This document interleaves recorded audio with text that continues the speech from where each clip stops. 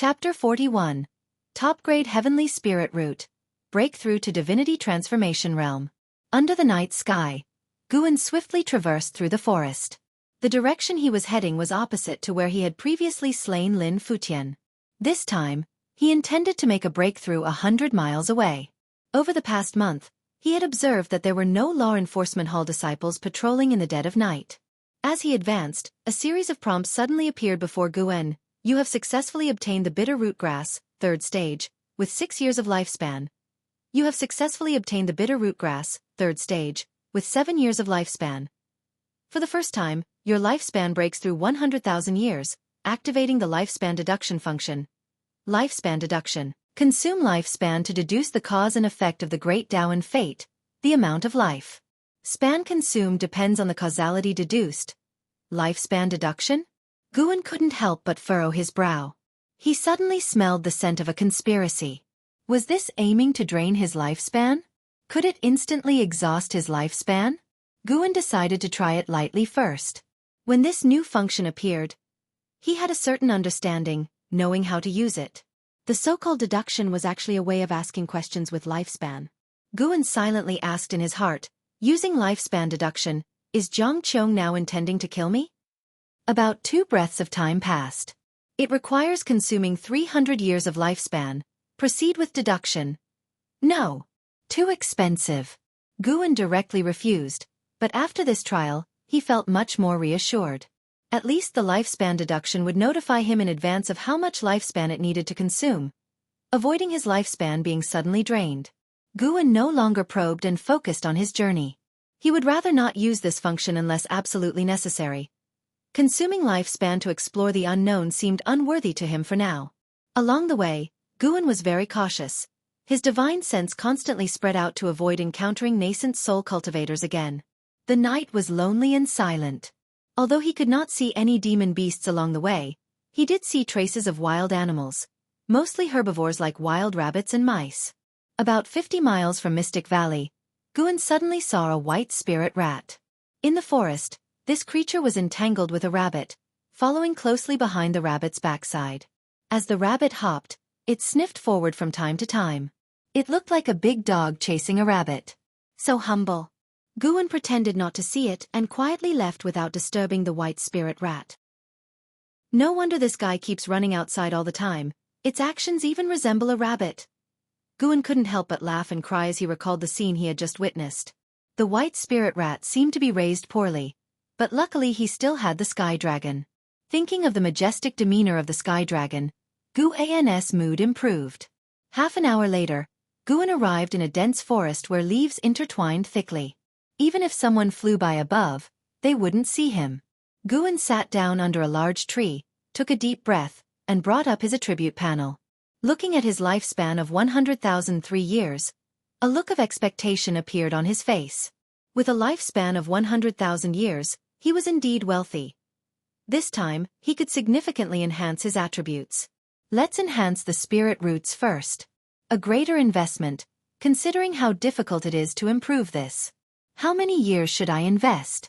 After hesitating for a moment, Guan decided to be generous and invest directly 10,000 years.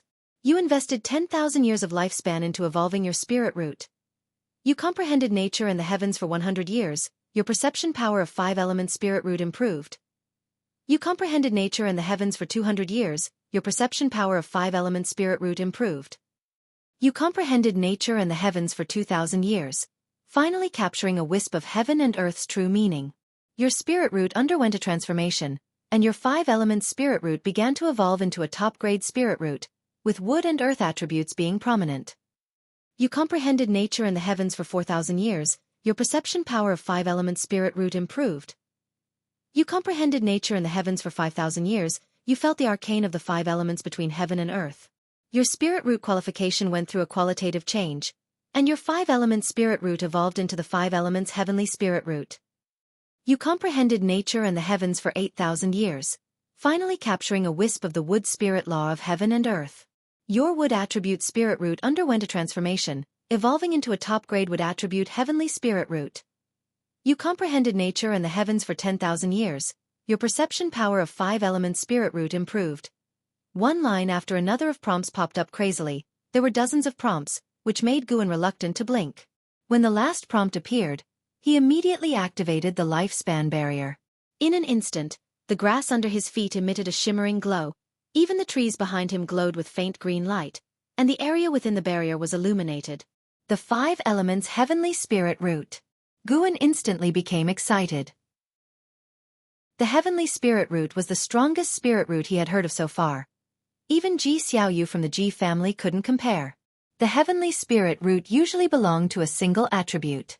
However, the cultivation speed of this single attribute was far beyond that of dual spirit roots, like night and day. According to Li Ya, the Heavenly Spirit Root was the darling of heaven and earth. It either required extraordinary fortune to be born or took generations of effort from a millennium-old family to have a chance to nurture such a spirit root. The Taizong dynasty currently had only one cultivator with a Heavenly Spirit Root, residing in the Supreme Sect.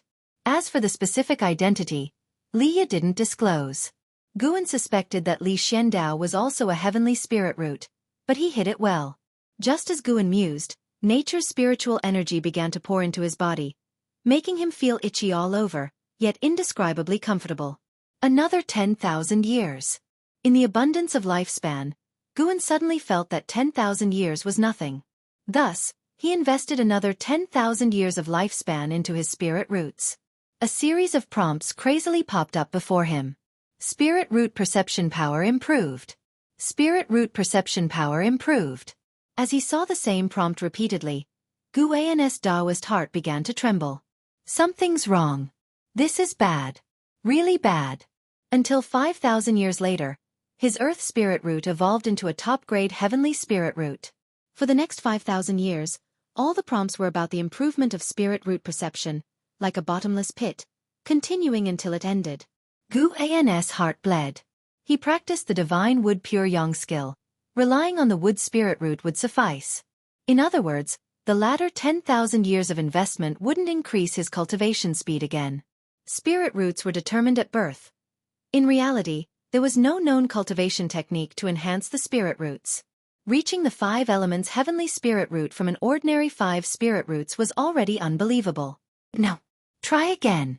I can't let this 10,000 years of lifespan go down the drain. Guan gritted his teeth and invested another 10,000 years of lifespan. Another series of prompts quickly popped up, and Guan's expression darkened. An investment of 10,000 years resulted in the Fire Spirit Root evolving into a top-grade Heavenly Spirit Root. Will it really take 10,000 years to enhance a single Spirit Root? Guan invested another 10,000 years of lifespan into his Spirit Roots.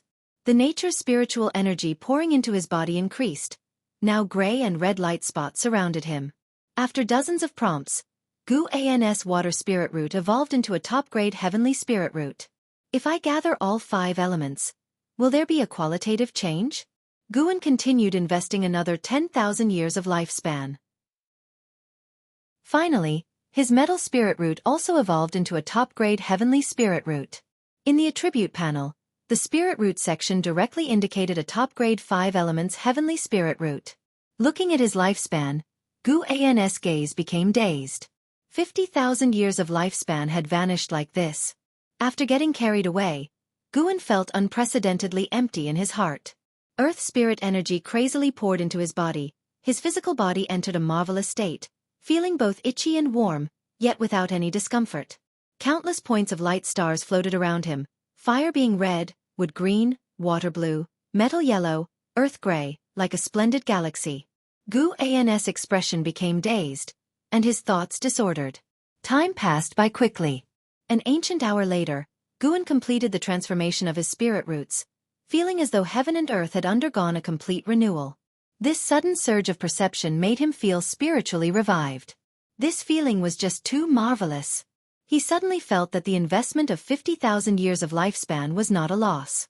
The top-grade 5 Elements Heavenly Spirit Root was enough to stand proudly in the Taizong dynasty. As for the entire mortal world, he couldn't say for sure, as he was still unsure of the world's vastness. Taking a deep breath, Guan shifted his gaze to the cultivation technique on his attribute panel.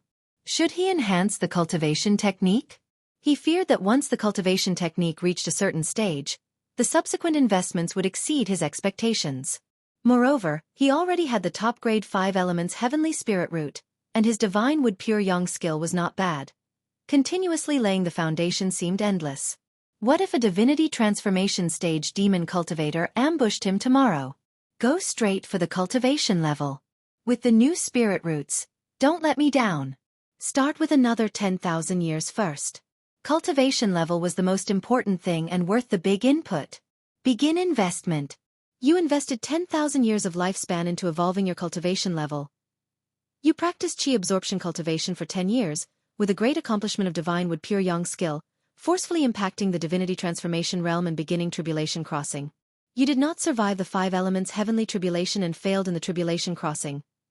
You practiced chi absorption cultivation for 100 years, with a great accomplishment of divine wood pure yang skill, forcefully impacting the divinity transformation realm and beginning tribulation crossing. You did not survive the 5 elements heavenly tribulation and failed in the tribulation crossing. Watching the constant prompts of tribulation crossing failure, Guan's expression remained calm. 1 tribulation crossing every 100 years, he could accept it. He could not believe he would fail 100 times. Fortunately, the situation was not as bad as he thought. You practiced chi absorption cultivation for 2,700 years, with a great accomplishment of divine wood pure yang skill, forcefully impacting the divinity transformation realm and beginning tribulation crossing. You survived the 5 elements heavenly tribulation, succeeded in the tribulation crossing, and broke through to the first layer of divinity transformation realm. You practiced chi absorption cultivation for 3,000 years, and your cultivation level broke through to the second layer of divinity transformation realm. You practiced chi absorption cultivation for 3,200 years, and your cultivation level broke through to the third layer of divinity transformation realm. You practiced chi absorption cultivation for 3,400 years, and your cultivation level broke through to the fourth layer of divinity transformation realm. You practiced chi absorption cultivation for 3,700 years, and your cultivation level broke through to the fifth layer of divinity transformation realm. You practiced chi absorption cultivation for 5,000 years, and your cultivation level broke through to the ninth layer of divinity transformation realm. You practiced chi absorption cultivation for 5,200 years, with a great accomplishment of divine wood pure yang skill, forcefully impacting the void crossing realm and beginning tribulation crossing.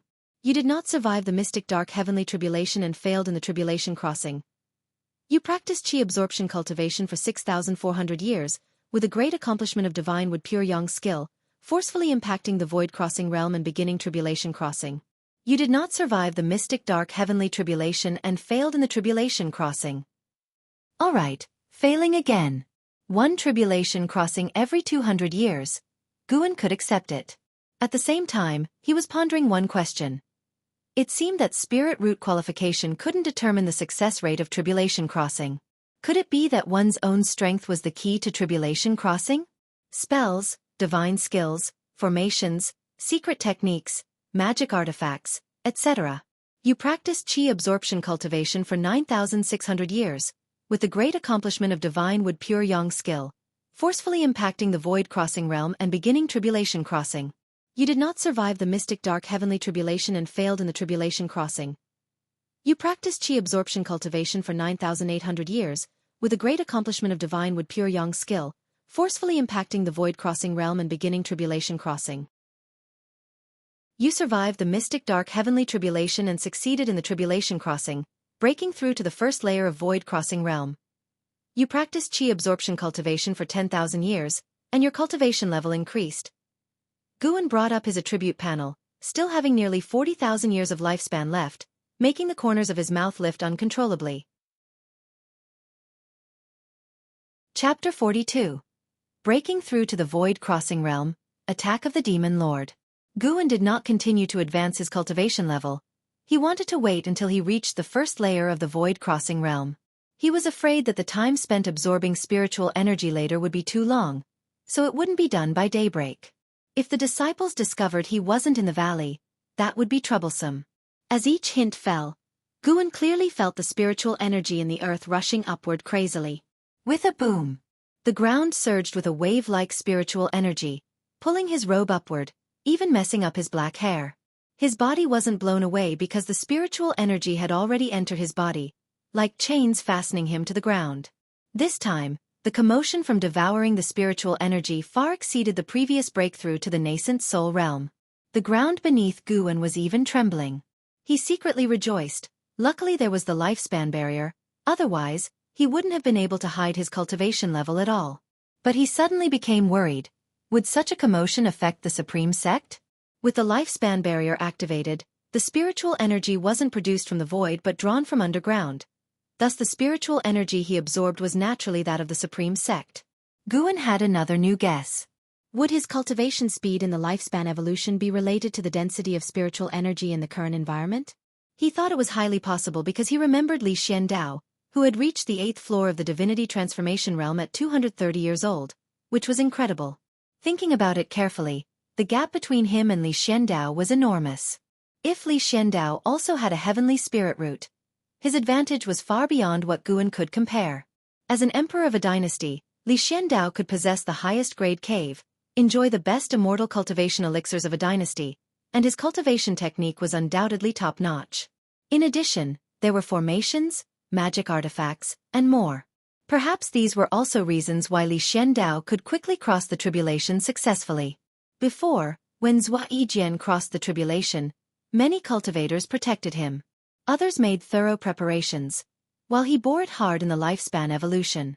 In reality, death meant complete annihilation, without another chance in 200 years. Comparing the lifespan evolution with Li Xiandao, Guwen seemed far inferior but couldn't be compared this way. Actually, Guwen had reached the first layer of the Void Crossing Realm at 34.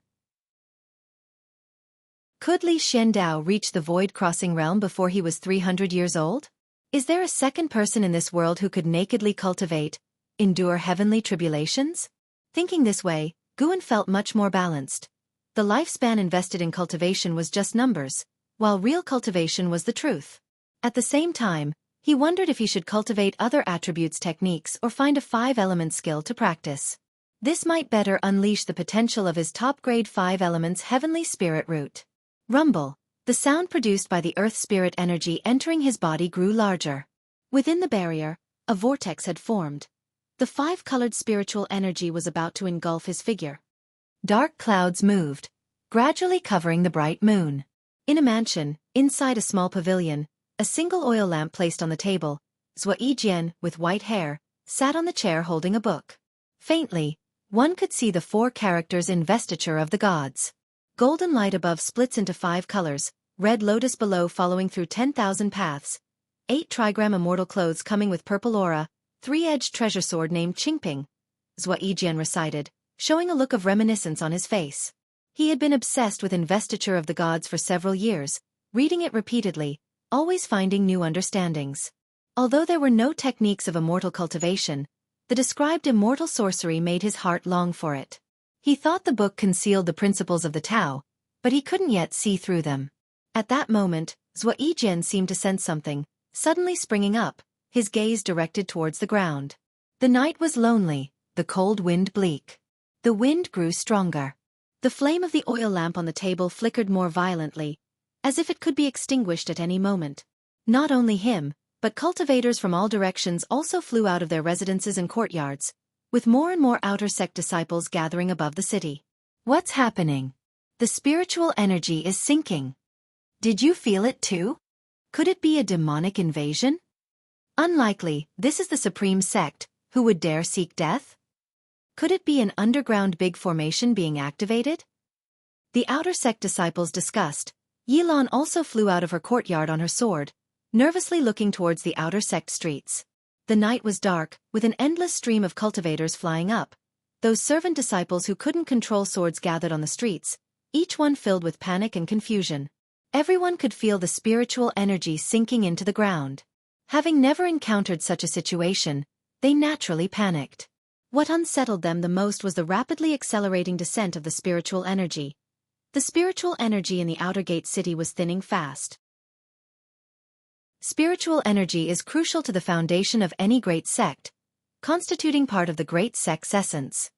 In the mountain forest, Guwen had already stepped into the Divinity Transformation Realm, and his nascent soul emerged from his body, floating above his head.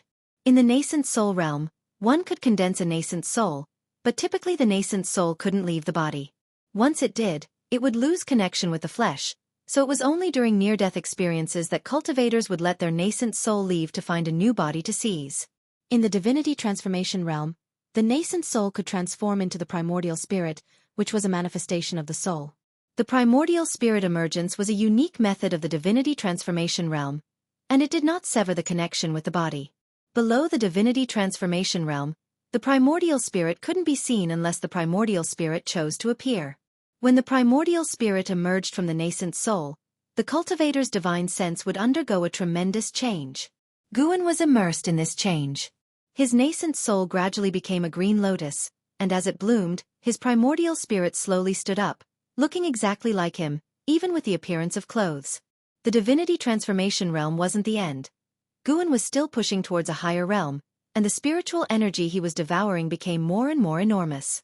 He noticed the forest outside the barrier started to tremble faintly too. This made him even more anxious. The commotion was too great.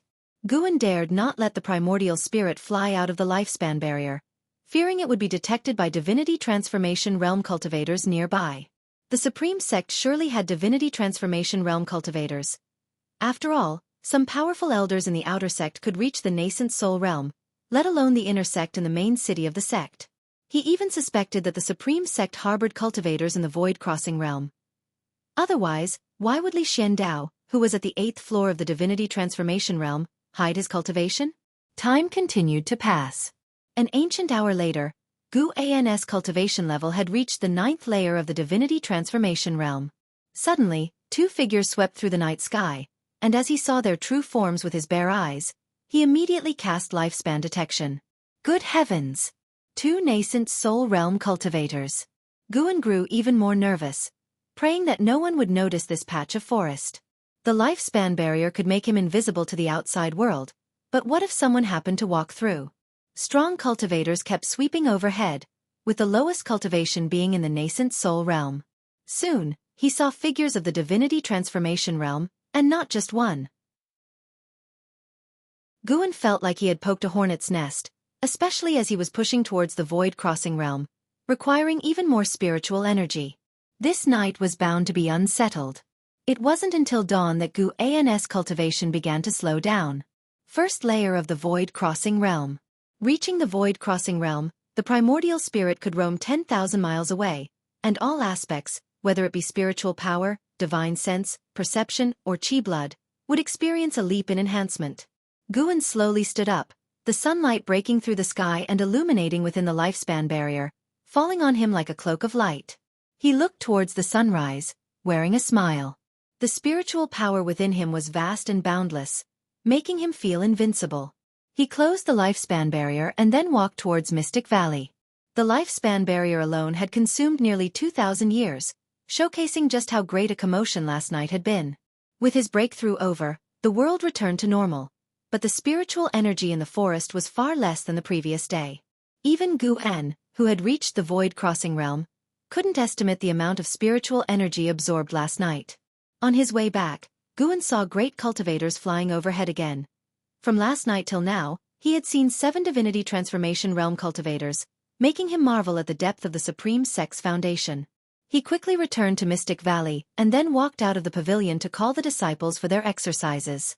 Master, the spiritual energy suddenly sank last night. Did you feel it? Yi Yan asked, frowning as he brought it up. Other disciples also spoke up, expressing their concerns as they had all felt it, fearing the abrupt collapse of Mystic Valley. Guan laughed and said, "This is the Supreme Sect, the safest place in the Taizong dynasty. How could it collapse?" Upon hearing this, the disciples' concerns eased considerably.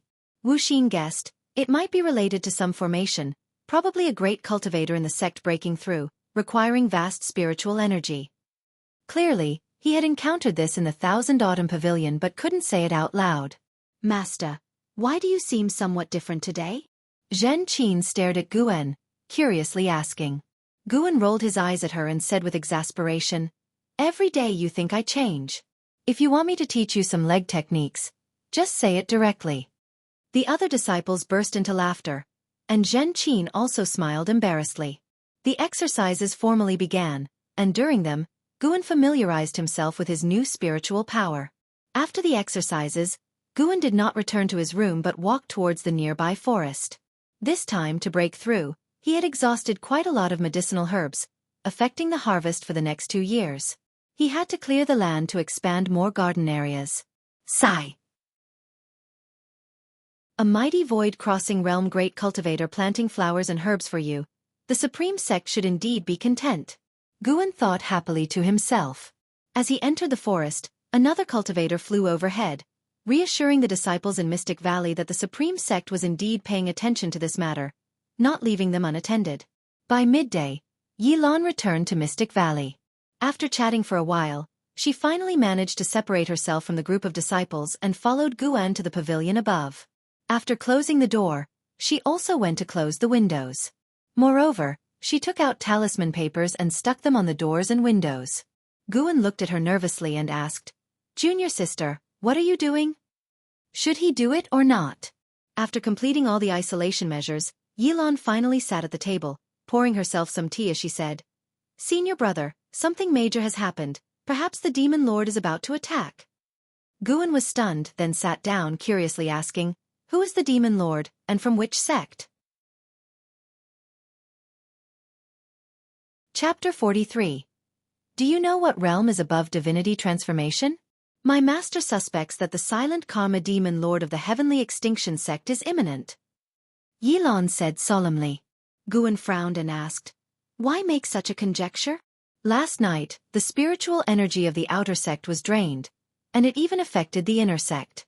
Coupled with the recent killing of Lin Futian from the Wanyin sect by the Flying Leaf Sword Immortal, all these incidents combined prove that the demon path is preparing to besiege the supreme sect. Draining the spiritual energy of the outer sect is the first step in their plan. Among the demon path, only the silent karma demon lord of the heavenly extinction sect can accomplish this. His heaven-swallowing demon skill is said to be able to make the life force of an area disappear within 1,000 miles, Yilan said, a look of fear flashing through her eyes. This. Guan was somewhat choked. It was he who killed Lin Futian and did what happened last night. Is the demon path taking the blame for him? Although Guan was passively forced to become a spy for the Thousand Autumn Pavilion, he never considered himself a demon cultivator. He thought for a moment and comforted her. "Junior sister, don't worry. If the sky falls, the tall ones will hold it up. The supreme sect is the #1 sect in the Taitsong dynasty. Even if the demon path attacks, how difficult would it be to shake the supreme sect?" Yilan took a deep breath and looked at Guan with a determined expression. She bit her lip and said, "Senior brother, let's elope. I am now at the Foundation Establishment realm. We can hide in the uninhabited forests and cultivate in isolation. I will help you reach the Foundation Establishment realm." Guan almost couldn't keep his expression in check. Good heavens! Is she trying to make a lifetime commitment with me by taking advantage of the situation? Guan said helplessly, "Junior sister, you're exaggerating. Besides, there is no completely safe place in this world. If we hide in the deep mountains and encounter a core formation realm demon cultivator, how can we respond? And you're just speculating. I don't think the demon path will attack. If the demon path really plans to besiege the supreme sect, shouldn't they be here by now? Making so much noise and not taking action, are they giving the supreme sect time to gather the great cultivators outside?" Yilan thought about it and felt it made sense. She thought for a moment and said, "How about you come to the outer sect to lay low with me?" Guan said seriously, "Junior sister, you really don't need to worry about me. Don't let me affect your cultivation. Remember this, if you truly care about me, then strive to become stronger and take care of me later. This is also for your own good." If an immortal cultivator doesn't prioritize cultivation, they will eventually encounter a situation where they are powerless. Yilan felt ashamed, realizing that she was indeed a bit hasty. "Senior brother, I am now at the 9th layer of the energy cultivation realm. It's not that easy for an average demon cultivator to kill me," Guan said with a proud smile. Yilan laughed out loud, then quickly covered her mouth and said, "Senior brother, a demon cultivator daring to infiltrate the supreme sect can't possibly be at the energy cultivation realm. Lin Futian, who was killed earlier, was said to be at the nascent soul realm." Guan snorted. "What? A nascent soul realm old monster doesn't need to lift a finger to kill me?" Yes, senior brother is the most powerful." Yilan laughed. the tension in her heart easing. Then, Guan inquired about the situation in the outer sect, and Yilan did not hide anything, telling him everything in detail. It was not until dusk that Guan saw her off. Originally, he planned to improve his cultivation and magic tonight, but hearing that the outer sect was already on guard, he dared not act recklessly and decided to lay low first. He still had a doubt in his mind. If he continued to break through while the nearby spiritual energy was drained, what would be the consequences? He guessed that the lifespan barrier might devour spiritual energy from further away, which would cause the Supreme Sect to take serious action. For the next 3 days, Guan stayed in the Mystic Valley and did not even go to the 8 scenic caves. Sky Dragon had already started cultivating. It didn't need to eat meat for many days, and besides, Guan had prepared a batch of mature green vine fruits for it, which it could eat when it got hungry. Guan and Sky Dragon had a soul resonance, so it could remember everything he instructed. Since its birth, it hadn't caused him any trouble and was a child he could rely on. This day at night, Guan was reading in the attic. With his exceptional 5 elements heavenly spirit root, just one breath could absorb the spiritual energy within a 10 radius and convert it into spiritual power very efficiently. Because the spiritual energy of the outer sect was still recovering, he could not cultivate and had to restrain himself. Suddenly, Guan sensed something and his eyes changed slightly. He did not get up but continued reading. After 30 minutes, a figure appeared outside his window. The person quietly pushed open the window and leaped inside. Guan immediately threw a lifespan detection toward him. Fuxiong, Foundation Establishment Realm 2nd Layer 160/198/240. After encountering Li Xiandao and Lin Futian, Guan had become more reliant on lifespan detection because there were too many tricksters in the immortal cultivation world. Fuxiong appeared to be around 50, of average height, dressed in black, with dark circles around his eyes and eagle-like eyes, giving off a feeling of deep scheming. He stood up, looked at Guan and asked, "Are you the Valley Master?" Guan frowned and asked, "I am." "Who are you, sir?" Fuxiong did not answer but scrutinized him. After a few seconds he suddenly said, "The 1000 Autumn Green Vine never regrets." Guan was silent. His divine sense had already spread out, confirming that Fuxiong came alone. He reluctantly replied, "The myriad spells silently seek the root." Upon hearing this, Fuxiong's face relaxed. He walked to the table and sat down as if he were at home. While pouring himself tea he asked, "Where is Cheng Xianden? Is he dead already?" Guan nodded and said, "Master has already left." "What business do you have with me, senior? Do you know the whereabouts of the green vine tree?"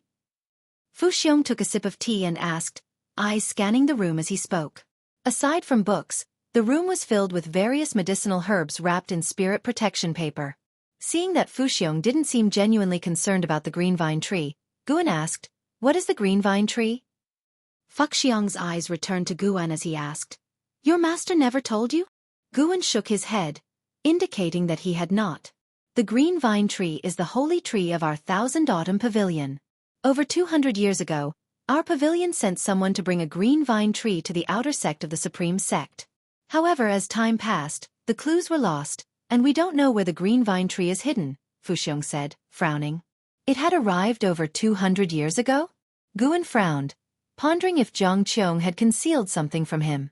Fuxiong sighed. "To be honest, my master is about to break through to the Divinity transformation realm. Tribulation crossing is extremely perilous. I want to find some green vine fruits to aid him." Guan, intrigued, asked, "What is the Divinity transformation realm?" "Above the foundation establishment is the core formation, and above that is the nascent soul. The stage beyond the nascent soul is Divinity transformation," Fuxiong said, stroking his beard with a smile, as if he were the one about to break through. "Is the tribulation crossing for nascent soul realm cultivators also dangerous? I heard that the nascent soul is already equivalent to an immortal." Guan said in astonishment. "Immortal? Still far from it. Foundation establishment to core formation also needs tribulation crossing. Any tribulation crossing is dangerous. A life or death situation. The higher the realm, the more perilous the lightning tribulation. My master has been preparing for 10 years to overcome it," Fuxiong said, his face showing signs of longing. Guan asked, "What preparations are needed? Can't you just directly undergo the tribulation crossing?" "How can that be possible?"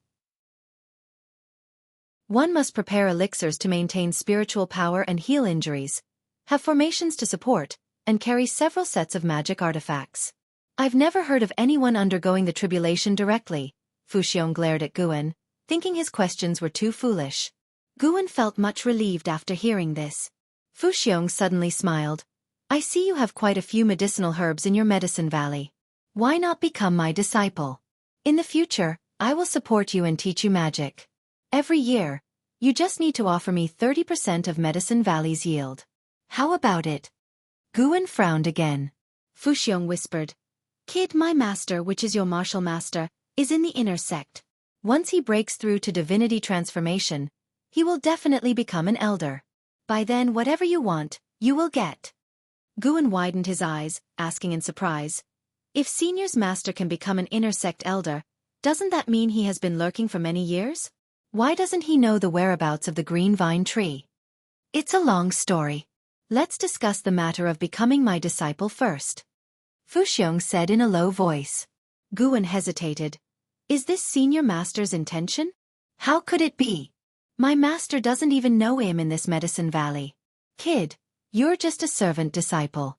How could someone as important as my master pay any attention to you? Fuxiong was very displeased. Guan stood up, looking down at him and asked, One last question. Fuxiong frowned and said in a deep voice, What question? He really wanted to kill this kid in front of him. So much nonsense. Do you know what realm is above divinity transformation? What? Fuxiong was stunned. Then suddenly enraged. How would he know the realm above divinity transformation? He thought the other was toying with him. Just as he was about to stand, Guan's right hand was already pressing down on his head. He looked up and saw that Guan's face was extremely cold, his eyes flashing with a chilling light, and his entire aura had dramatically changed. At this moment, Fuxiong felt like he was facing his master. No, his master wasn't this terrifying. He wanted to speak, but his consciousness quickly plunged into blankness, his eyes becoming vacant. Guan was using the soul-capturing skill. Although he previously couldn't master it, now with his exceptional 5 elements heavenly spirit root, he understood it quickly. Though not very proficient, it was enough to deal with Fuxiong. His spiritual power suppressed Fuxiong, and his divine sense forcefully intruded into Fuxiong's mind, searching aggressively.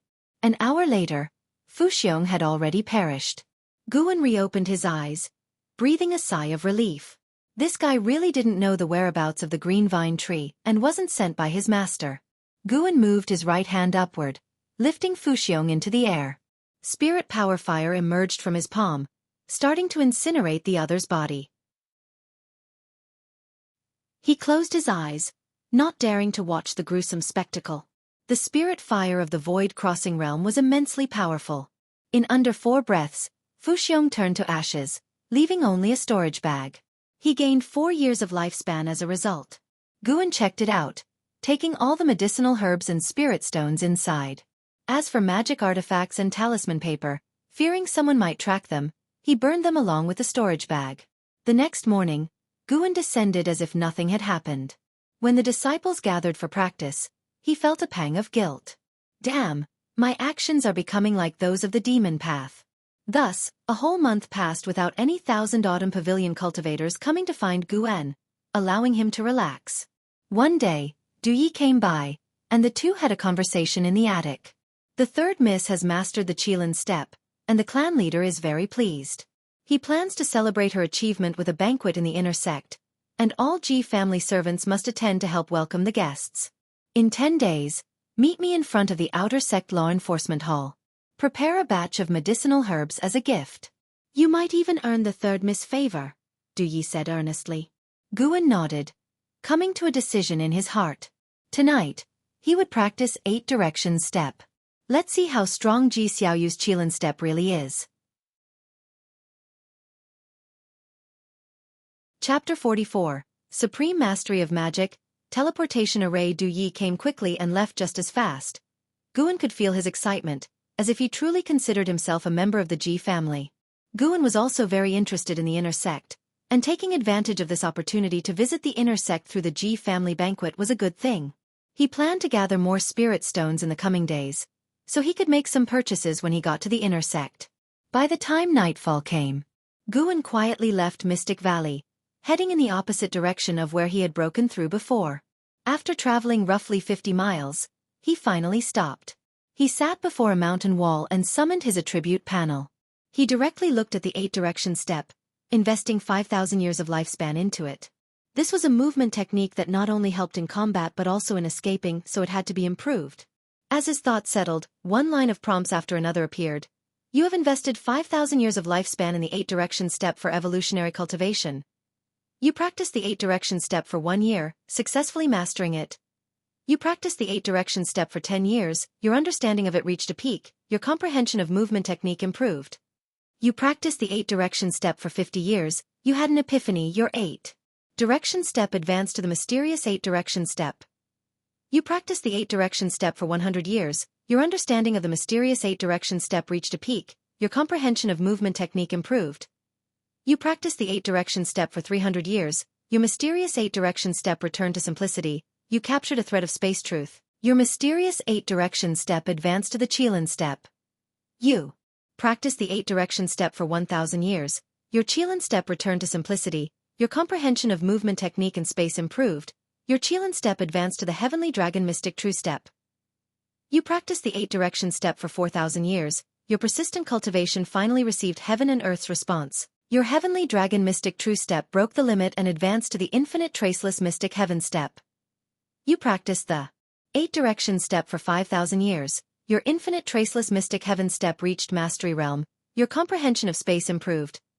8-direction step, mysterious 8-direction step, Qilan step, heavenly dragon mystic true step, infinite traceless mystic heaven step.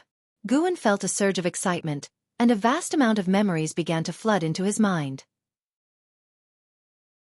He quickly activated the lifespan barrier and immersed himself into his inheritance.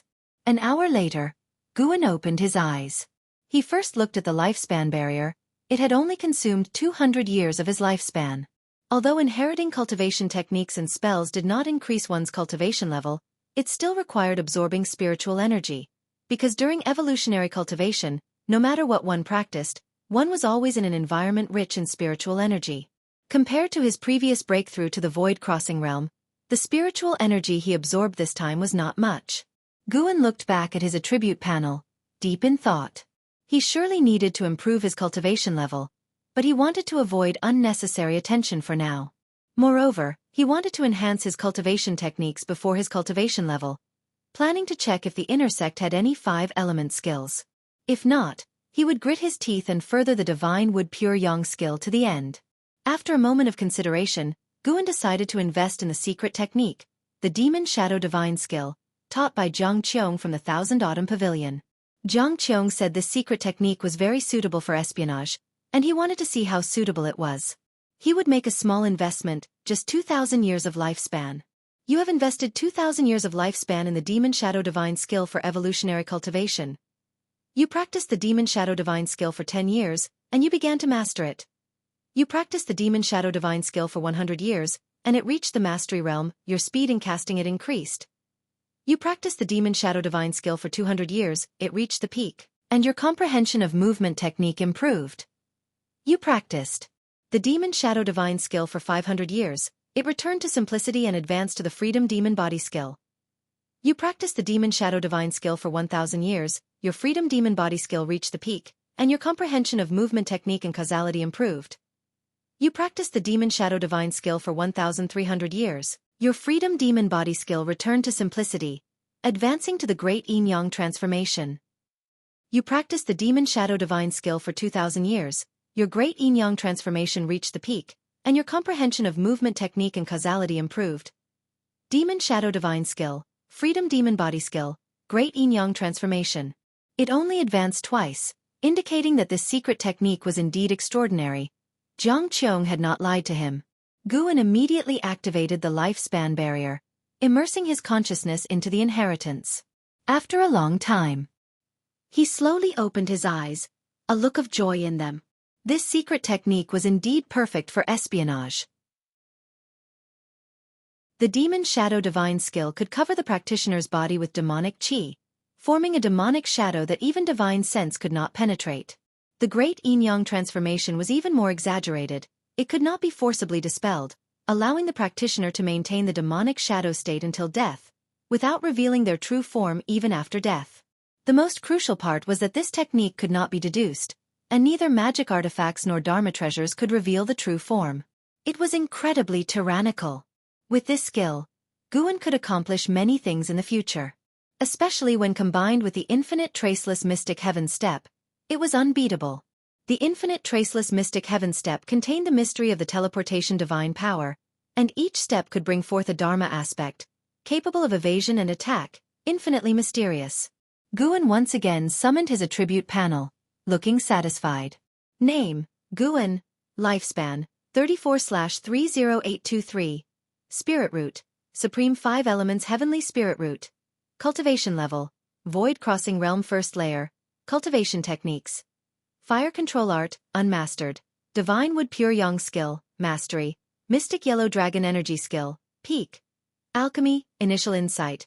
Myriad Poison Mystic Skill, Unmastered. Yin-Yang Art, Unmastered. Ultimate Skills: Gale Shadowless Leg, Proficient. Taitsong Divine Shocking Sword, Proficient. Infinite Traceless. Mystic Heaven Step, Mastery. Great Yin-Yang Transformation, Peak. Wood Spirit Sword Technique, Beginner. Z-Way Array Chronicles, Beginner. Spells: Soul Capturing Skill, Beginner. Sword Control Technique, Proficient. Enchanting Eyes, Unmastered. Poison Wood Array, Initial Insight. Wind Control Skill, Proficient. Corpse Control Skill, Unmastered. Divine Skills: Mystic Yellow Dragon Might, Minor Achievement. Tonight's harvest was quite fruitful. Guan deactivated the lifespan barrier, then stood up, taking a step forward. His figure vanished into thin air, reappearing in an instant several dozen feet away in the dense forest, then took another step and disappeared again. He seemed to be flickering continuously, showcasing the wonders of the infinite traceless mystic heaven step, and this was just a small try. The maximum distance he could cross was far greater than this. Soon, he returned to Mystic Valley. At noon, with the sun shining brightly, Guan stood in the city, looking at the towering buildings around him with curiosity in his eyes. The street he stood on was bustling with people, and there were even demon beasts in sight. In the sky, numerous cultivators were flying to and fro. Just this city alone probably had hundreds of thousands of people. The Supreme Sect had 4 inner sect cities, each with hundreds of thousands of disciples. It was truly astonishing. Guan suddenly felt he had underestimated the strength of the Supreme Sect and the vastness of the Taitsong dynasty. The 10-day period had already arrived. Long before yesterday, Guan had gone to the outer sect, where he had to assist the outer disciples in managing their caves. By the time he was done, it was already daylight, and by noon today, he found Du Yi, and the two of them used a teleportation array to reach the inner sect city directly. According to what Du Yi said, the outer sect city was thousands of miles away from the inner sect city, with the middle area inhabited by demon beasts raised by the Supreme Sect, along with some secret realms for disciples to train in and the medicine valley where high-rank medicinal herbs were cultivated. The teleportation array is a good thing. I must study it thoroughly. Guan thought to himself. He had just asked Du Yi, and in the inner sect, everything was available for purchase, including formations, provided he had enough spirit stones or spirit energy elixirs. In the immortal cultivation world, spirit energy elixirs were also a form of currency, capable of restoring a cultivator's spiritual power and serving as a substitute for spirit stones. Various sects had standardized the specifications for spirit energy elixirs, and each elixir contained spiritual energy equivalent to a low-grade spirit stone, with the same value. Since Li Xiandao invited him to manage the Medicine Valley, he had considered expanding the Medicine Valley. If every Medicine Valley had a teleportation array, it would be much more convenient. Guan, hurry up. Du Yi urged ahead, and Guan quickly followed his pace. Along the way, Du Yi introduced the buildings they passed. Guan listened attentively, planning to explore thoroughly in the coming days. The Ji family banquet would take days to conclude, so he had plenty of time to look around. Guan was not only listening but also performing lifespan detection. He did not see anyone in the Foundation Establishment realm. The worst cultivation level he saw was in the Core Formation realm. However, these Core Formation realm disciples were all over 200 years old. Walking through a few streets, Guan finally detected someone in the Foundation Establishment realm. That person was only 40 years old and already in the 9th layer of the Foundation establishment realm. Clearly a genius who entered the inner sect based on spirit root qualifications. Duyi seemed to be intentionally broadening Guan's horizons, walking at a slow pace, which Guan appreciated. An hour later, they arrived at a mansion, vast in size. The courtyard walls extended for miles, and the plaque above the gate had 2 large characters written on it. Ji Mansion. Oh dear, how bold. Could it be that all the Ji family's inner sect disciples lived here? Guan secretly wondered, having a bad intuition. If things continued like this, there would come a day when the supreme sect would suppress the Ji family. By then, he would truly become a spy for the Ji family. Although he was currently affiliated with the supreme sect, in his heart, the Ji family was certainly more important. The Ji family raised him, allowing him to grow into an adult and leading him to join the supreme sect, the #1 sect. Such kindness could not be repaid merely by offering low-rank medical herbs. Of course, Guan would not actively repay the Ji family, but if the Ji family needed him, as long as it was not excessive, he would not refuse. 2 Foundation establishment realm cultivators guarded the gate of Ji Mansion. Guan initiated lifespan detection and noted their ages were over 100 years.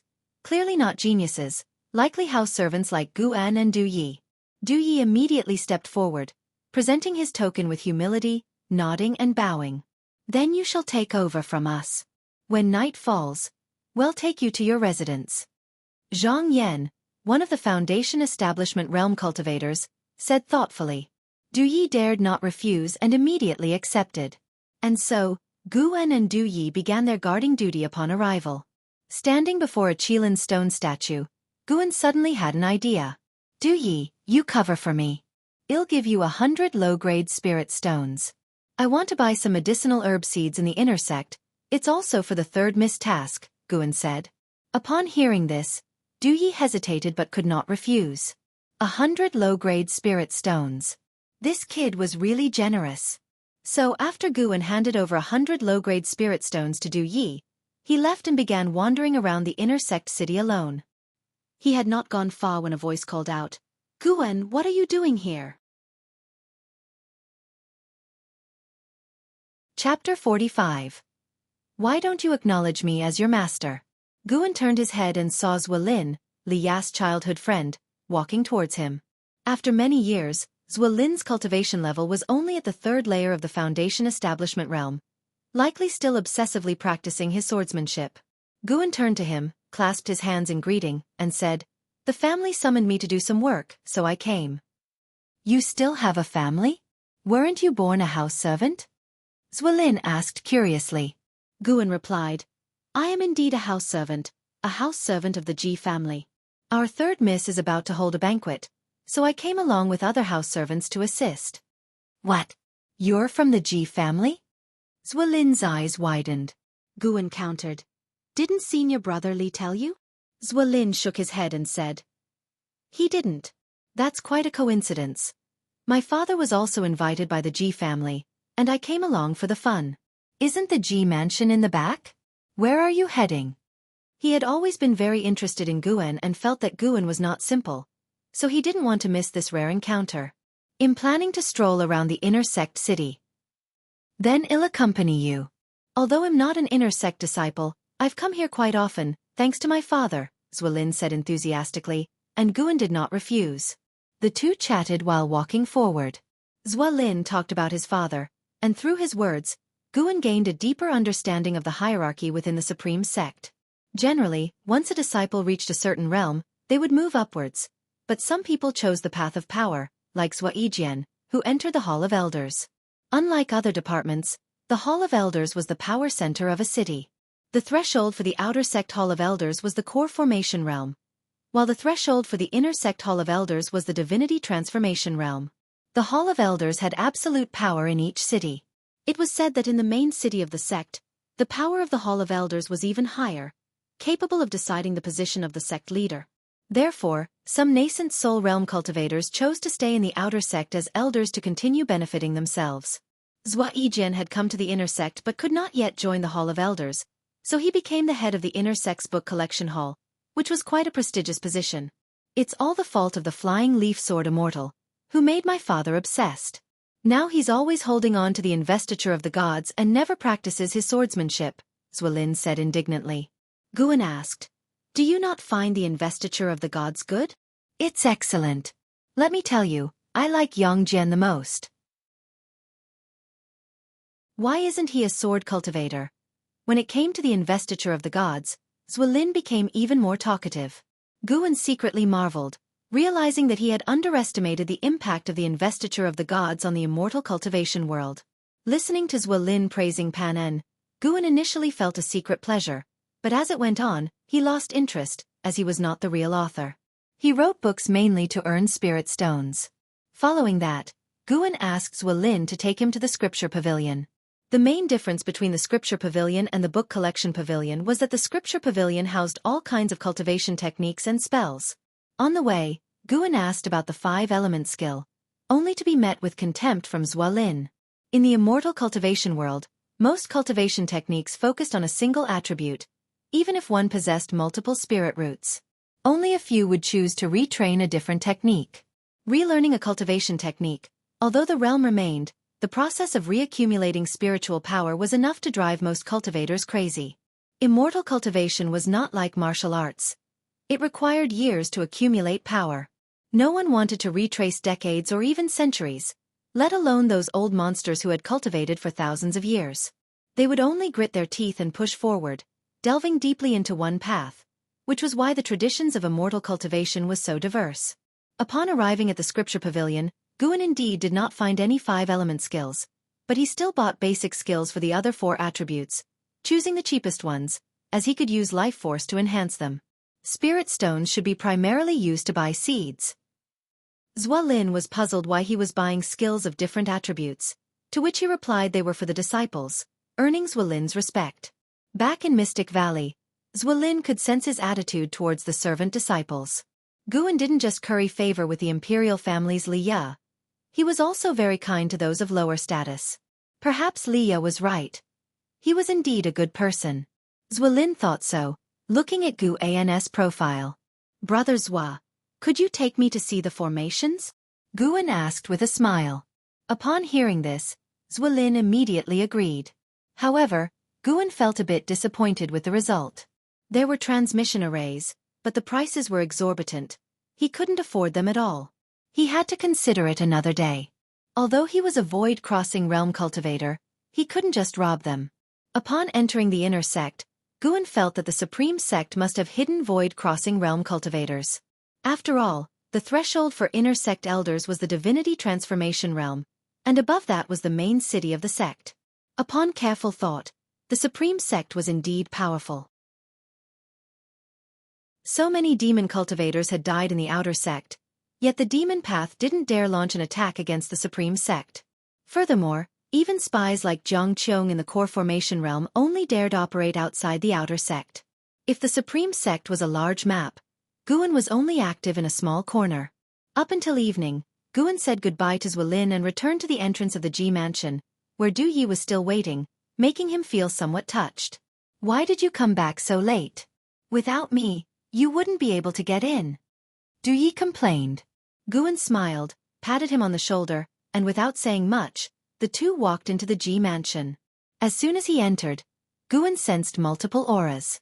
It turned out that the Ji mansion also had isolating restrictions. He even detected the aura of a divinity transformation realm. Along the way, he cast lifespan detection on everyone he encountered. There were many people in the Ji mansion, and many of them were geniuses.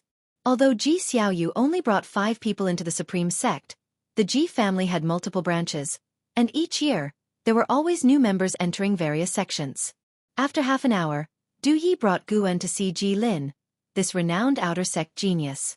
Ji Lin, Foundation Establishment Realm 9th Layer 36/330/900, 36 years old and at the 9th layer of the Foundation Establishment Realm, very strong. He likely took a lot of elixirs. Guan thought while looking at Ji Lin, who took out the prepared medicinal herbs. Ji Lin was not arrogant and had a good attitude towards Guan. He painted a rosy picture for Guan, who pretended to be excited, making this meeting end perfectly. Afterward, Du Yi brought Guan to their residence. The two lived in the same courtyard, but each had their own room. A quiet night passed. Early the next morning, just as the sky got light, Duyi pulled Guan out of the courtyard. The two waited at the main gate. They weren't the only ones. There were a dozen cultivators waiting too. Under the leader's arrangement, they stood in 2 rows, preparing to welcome the prestigious guests for today's banquet. An hour later, guests began to arrive. The first was a nascent soul realm cultivator. After that person entered the mansion, Guan overheard other house servants discussing that he was from the inner Sect law enforcement hall, a figure of considerable power. As time went on, more guests arrived. Each leading figure of the groups had a minimum cultivation level of the nascent soul realm, and there were quite a few from the Divinity transformation realm as well. No wonder Li Xiandao had to hide his cultivation level. Though he was at the 8th layer of the Divinity transformation realm, he was still far from invincible. One person's arrival caught Gu An's attention. It was Luo Xianxia, Fuxiang's master. Guan remembered his face from searching Fuxiang's soul. Luo Xianxia, Nascent Soul Realm 9th Layer 254/804/1300, 254 years old and at the 9th layer of the Nascent Soul Realm. He was quite the genius. The Ji family representative attending to the guests was clearly on good terms with Luo Xianxia. They exchanged pleasantries for a while. Who would have thought this man was a demon cultivator? Guan thought silently. Throughout, he never spoke, just stood there quietly, which was quite relaxing. Another half-hour passed, and Guan spotted another spy from the Thousand Autumn Pavilion. Jianghu. Jianghu, Nascent Soul Realm 1st Layer 192/700/2490. 7 years without seeing her, and she had managed to successfully pass the tribulation. Jianghu wore the attire of an inner Sect disciple. Her expression cold and devoid of the flirtatiousness she had when facing Guan before. She merely glanced at Guan, and the two had no interaction as she entered the Ji mansion. Why is she here? It shouldn't be just to celebrate, right? Guan pondered in confusion. Would Jianghu scheme against the Ji family? Pan. Suddenly, a voice full of joy caught Guan's attention. He saw Gu Yu, whom he had met once at the book collection hall in the outer Sect, walking towards him quickly. Behind Gu Yu was a middle-aged man dressed in luxurious clothing, exuding an extraordinary aura, although his breath was faint, clearly the result of some energy-concealing sorcery. Guan instinctively cast lifespan detection. Gu Zong, Void Crossing Realm 2nd Layer 690/1805/2800. What a guy! Void Crossing Realm. Sure enough, the Supreme Sect had concealed Void Crossing Realm cultivators. This man's surname was also Gu, obviously sharing blood with Gu Yu. Guan had suspected that Gu Yu was no ordinary person. Guan, are you of the Ji family? Gu Yu asked excitedly as he approached Guan. Guan nodded and said, I am merely a house servant. With your talent, why be a house servant? I'll have my father bring you into the inner Sect. Gu Yu said grandly, drawing the attention of the nearby Ji family members. Gu Yu turned to Gu Zong and said, Father, this is the person I often mention. Take him under your wing. The cultivators behind Gu Zong, all at the Nascent Soul and Divinity transformation realms, curiously studied Guan upon hearing this. Crap. How did it come to this guy? Guan cursed inwardly. Gu Zong frowned and said, Such behavior in public is unbecoming. Guan breathed a sigh of relief. Indeed, a great cultivator knew not to break the rules in public. Gu Zong looked at Guan, and his severe expression suddenly softened, replaced by a warm smile. He said, Little friend, I am Gu Zong. Would you accept me as your master? This statement caused everyone to react dramatically. Duyi looked at Guan in disbelief. The breath Guan had just released was held again. Senior, my spirit root qualification is mediocre. I'm afraid I'm not suitable to be your disciple, Guan said helplessly. Gu Zong smiled and said, I choose my disciples based on fate, not qualifications. What you've written is quite good.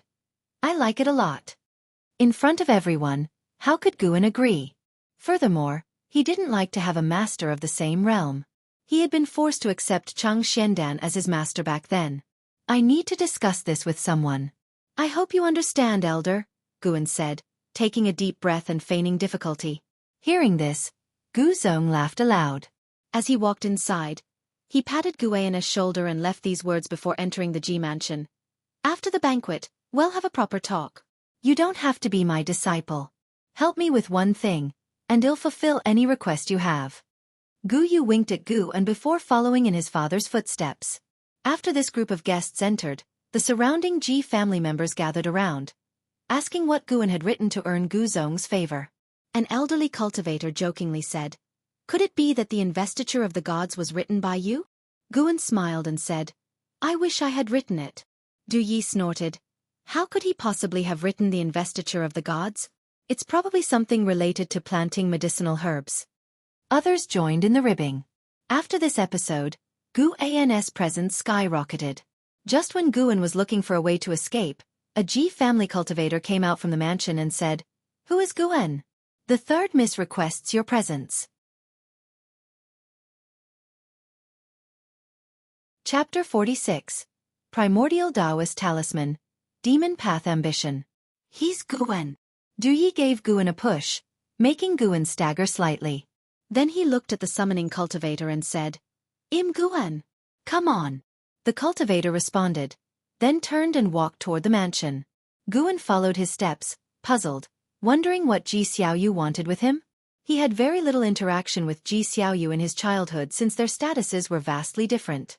After Guan left, the Ji family cultivators guarding the gate gathered around Du Yi. Inquiring about Guan, Du Yi's expression became somewhat unnatural as he answered them one by one. Meanwhile, Guan followed the summoning cultivator for 2 miles before arriving at Ji Xiaoyu's courtyard. The summoning cultivator stopped outside the courtyard gate, raised his hand to signal Guan to enter the courtyard, then turned and left.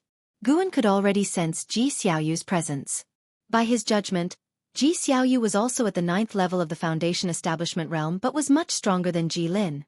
He stepped into the courtyard, which was filled with a bamboo grove and spring scenery, although it was autumn. Walking along the bamboo grove's path, he soon saw a pool surrounded by white spirit mist.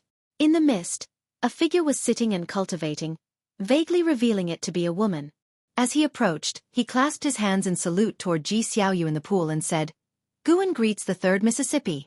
Ji Xiaoyu, dressed in green, sat cross-legged, hovering above the pool's surface, her hands forming a mudra on her knees.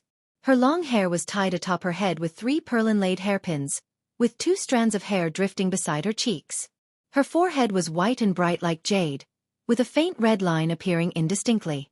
In terms of features, only Jiang Qiong could compare in Guan's mind. Unlike Jiang Qiong's ambiguous enchanting aura, Ji Xiaoyu was like a celestial maiden descended from the heavens. There was no emotion on her face, exuding an untouchable, sacred aura. Guan recalled the scene when he first met Ji Xiaoyu as a child. Even then, he felt Ji Xiaoyu was not like other children. Her eyes seemed seasoned by the years. He immediately used a lifespan detection skill. Ji Xiaoyu, Foundation Establishment Realm Level 934/830/8900. What the hell? An extreme lifespan of 8,900 years? The most crucial part was that she was only at the 9th level of the Foundation Establishment Realm. How could she have an 830-year lifespan? Guan was shocked, suddenly thinking that Ji Xiaoyu was not just a dual spirit root. You did well earlier. After the banquet, you should meet Gu Zong. You can apprentice under him. Ji Xiaoyu spoke without opening her eyes. Her voice was melodious, gentle, yet authoritative. This guy actually eavesdropped on the conversation at the gate. Guan inwardly scoffed, but outwardly he replied, "Third Miss, I truly do not wish to apprentice under him. I can see his identity is not simple, and his cultivation must be high. However, I have mediocre talent. If I apprentice under a renowned master, I might get into trouble. I just want to stay in my medicine valley and live out my days peacefully, contributing a batch of medicinal herbs to 3rd Miss annually, which already satisfies me." Upon hearing this, Ji Xiaoyu opened her eyes. The mist before her dispersed, and she turned her head, giving Guan a sideways glance. The corners of her eyes seemed drawn with a single stroke, slightly raised, adding a touch of intensity to her soft eyes. Her bright eyes seemed to want to see through Guan's heart. Guan slightly lowered his head, avoiding direct eye contact. It wasn't out of fear. It was just that his current apparent identity was a house servant at the 9th level of the energy cultivation realm. He had to keep up the act. Then don't apprentice, but you still have to meet Gu Zong since he wants to see you. This matter proves to be difficult for you, so tell me. Is there anything I can do for you? It'll certainly help if I can, Ji Xiaoyu said softly. Perhaps it was because Ji Xiaoyu saved Guan when they were young that Guan had a favorable impression of her. Hence, after hearing her words, he didn't hold back, saying, "Third miss, my mystic valley is too small. I want to plant more medicinal herbs. Can you help me get another medicine valley? But please, don't move me from Mystic Valley. I can't bear to leave my hard work behind." Hearing this, Ji Xiaoyu fell into silence. Guan wasn't in a hurry, patiently waiting for her response. If she couldn't help, he could always rely on Gu Zong. He could roughly guess why Gu Zong wanted to meet him. What would a writer be needed for? Ji Xiaoyu finally spoke. "I can't fully promise regarding the Medicine Valley. This area isn't the Ji family's land, and you don't want to leave your Mystic Valley. I will give it my best shot. Besides, you can make another request."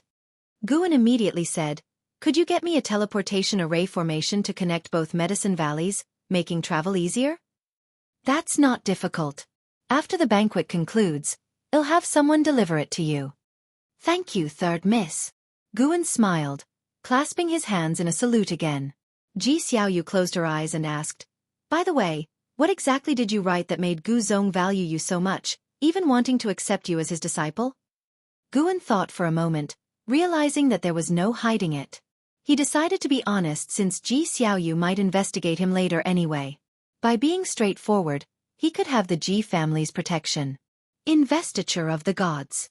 When Guan uttered these 4 words, Ji Xiaoyu's eyes widened, looking at him with amazement. "You wrote Investiture of the Gods? How do you know so much?" Ji Xiaoyu asked with a frown. Guan sighed helplessly. "I made it up. It's not real." Currently, many people believed that Investiture of the Gods depicted ancient history. Even people like Zuolin and Wuxin thought so, and it made Guan anxious for a while. If he hadn't checked the outer Sect's book collection hall and found no records related to Wuxia, he might have believed Investiture of the Gods was real. Made up? But the world you describe is so vast, and those Daoist sorceries are fascinating, Ji Xiaoyu said softly. Clearly, she also enjoyed reading Investiture of the Gods. Guan pretended to be awkward, unsure of how to respond. "You mustn't tell anyone else about this. The impact of Investiture of the Gods is immense. The name of Pan has spread throughout the Taizong dynasty, and other sects are looking for you," Ji Xiaoyu warned. She thought for a moment, then raised her right hand. The jade ring on her middle finger glowed, and a small bronze sword appeared in her palm. "This is a talisman treasure. You only need to infuse spiritual power to activate it. It can kill core formation realm cultivators. Keep it for self-defense." Ji Xiaoyu's words made Guan take a closer look at the bronze sword. It was his first time encountering such a talisman treasure. Jianghu had once mentioned that talisman treasures couldn't acknowledge a master and required stored spiritual power to be used. They were usually given by great cultivators to their juniors for protection. He hadn't expected to receive one today. He didn't refuse and accepted the bronze sword. "Go rest in your room. You don't need to guard the gates anymore." Ji Xiaoyu closed her eyes again, her tone returning to its earlier indifference. Guan raised his hand in a salute, then turned and left. After leaving the courtyard, Guan was secretly curious. He sensed something indescribable and elusive from Ji Xiaoyu that made one inexplicably want to possess it. He didn't dwell on it further and walked toward his own courtyard. As more guests arrived, the Ji mansion became livelier, with people everywhere. Cultivators in the Divinity transformation realm chatted and laughed with nascent soul cultivators accompanying them, while those in the core formation realm bustled about, highlighting the stark status differences brought by cultivation levels in the Ji mansion. As Guan walked, he suddenly saw someone. Jianghu. The two met in a corridor, facing each other. Guan remained calm, his expression unchanged, and Jianghu did the same. They brushed past each other, their shoulders almost touching. Suddenly, Guan felt a jade pendant being slipped into his left hand. "Use your divine sense to examine it in your room. Pretend we don't know each other." Jianghu's voice echoed in Guan's ear. She used the sound transmission skill. Guan clenched the jade pendant in his hand and walked away without looking back. The two parted ways as if they were strangers. In his room, Guan sat in meditation on his bed, clutching the jade pendant in his left hand with the back of his hand facing upwards. Even inside, he didn't let the pendant be exposed. He directed his divine sense into the jade pendant, soon frowning. Inside the pendant was a remnant of Jiang Qiong's divine sense, explaining why she had come to the Ji mansion. Jiang Qiong's target this time was Ji Xiaoyu. Not only her, but the Thousand Autumn Pavilion and other demonic path sects had also sent spies to seize the primordial Daoist talisman within Ji Xiaoyu. The primordial Daoist talisman was a unique power akin to a bloodline, inherent from birth. But once the possessor formed a core, the talisman would appear on the golden core. At this point, if the golden core was snatched, the talisman would leave the cultivator's body. According to Jiang Qiong, the Daoist talisman was an extremely rare phenomenon, encountered once in a millennium, even rarer than the heavenly spirit root, and held profound fate-altering capabilities. No wonder Ji Xiaoyu's lifespan was so absurd. It was because of the primordial Daoist talisman. Guan found himself in a dilemma. On one side was Jiang Qiong, and on the other was Ji Xiaoyu. Who should he support? Forget it. He decided not to get involved. Jiang Qiong wouldn't act until Ji Xiaoyu formed her core, and by then, he would be back in the Mystic Valley. He was very curious about the primordial Daoist talisman. The mysterious energy he had sensed from Ji Xiaoyu. Was that the talisman's aura? Even a great cultivator in the void-crossing realm like him couldn't help but desire it, indicating the immense power contained within the talisman. As time passed, the banquet proceeded smoothly, with the lurking demon cultivators making no rash moves. At midday, Ji Xiaoyu demonstrated the Qilin step for the guests, and Guan witnessed this from the courtyard. Ji Xiaoyu stepped out from the courtyard, each step ascending towards the sky. With every step, a Qilin Dharma aspect appeared beneath her feet.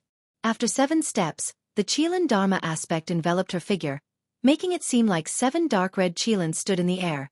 Quite a spectacular sight. With his enhanced vision, Guan could tell that Ji Xiaoyu could take 2 more steps. 9 steps were her current limit with the Qilin step. However, the ultimate limit of the Qilin step wasn't 9 steps. When practiced to the peak creation realm, one could take 1,000 steps, with 1,000 Qilins acting like clones to either attack or confuse the enemy.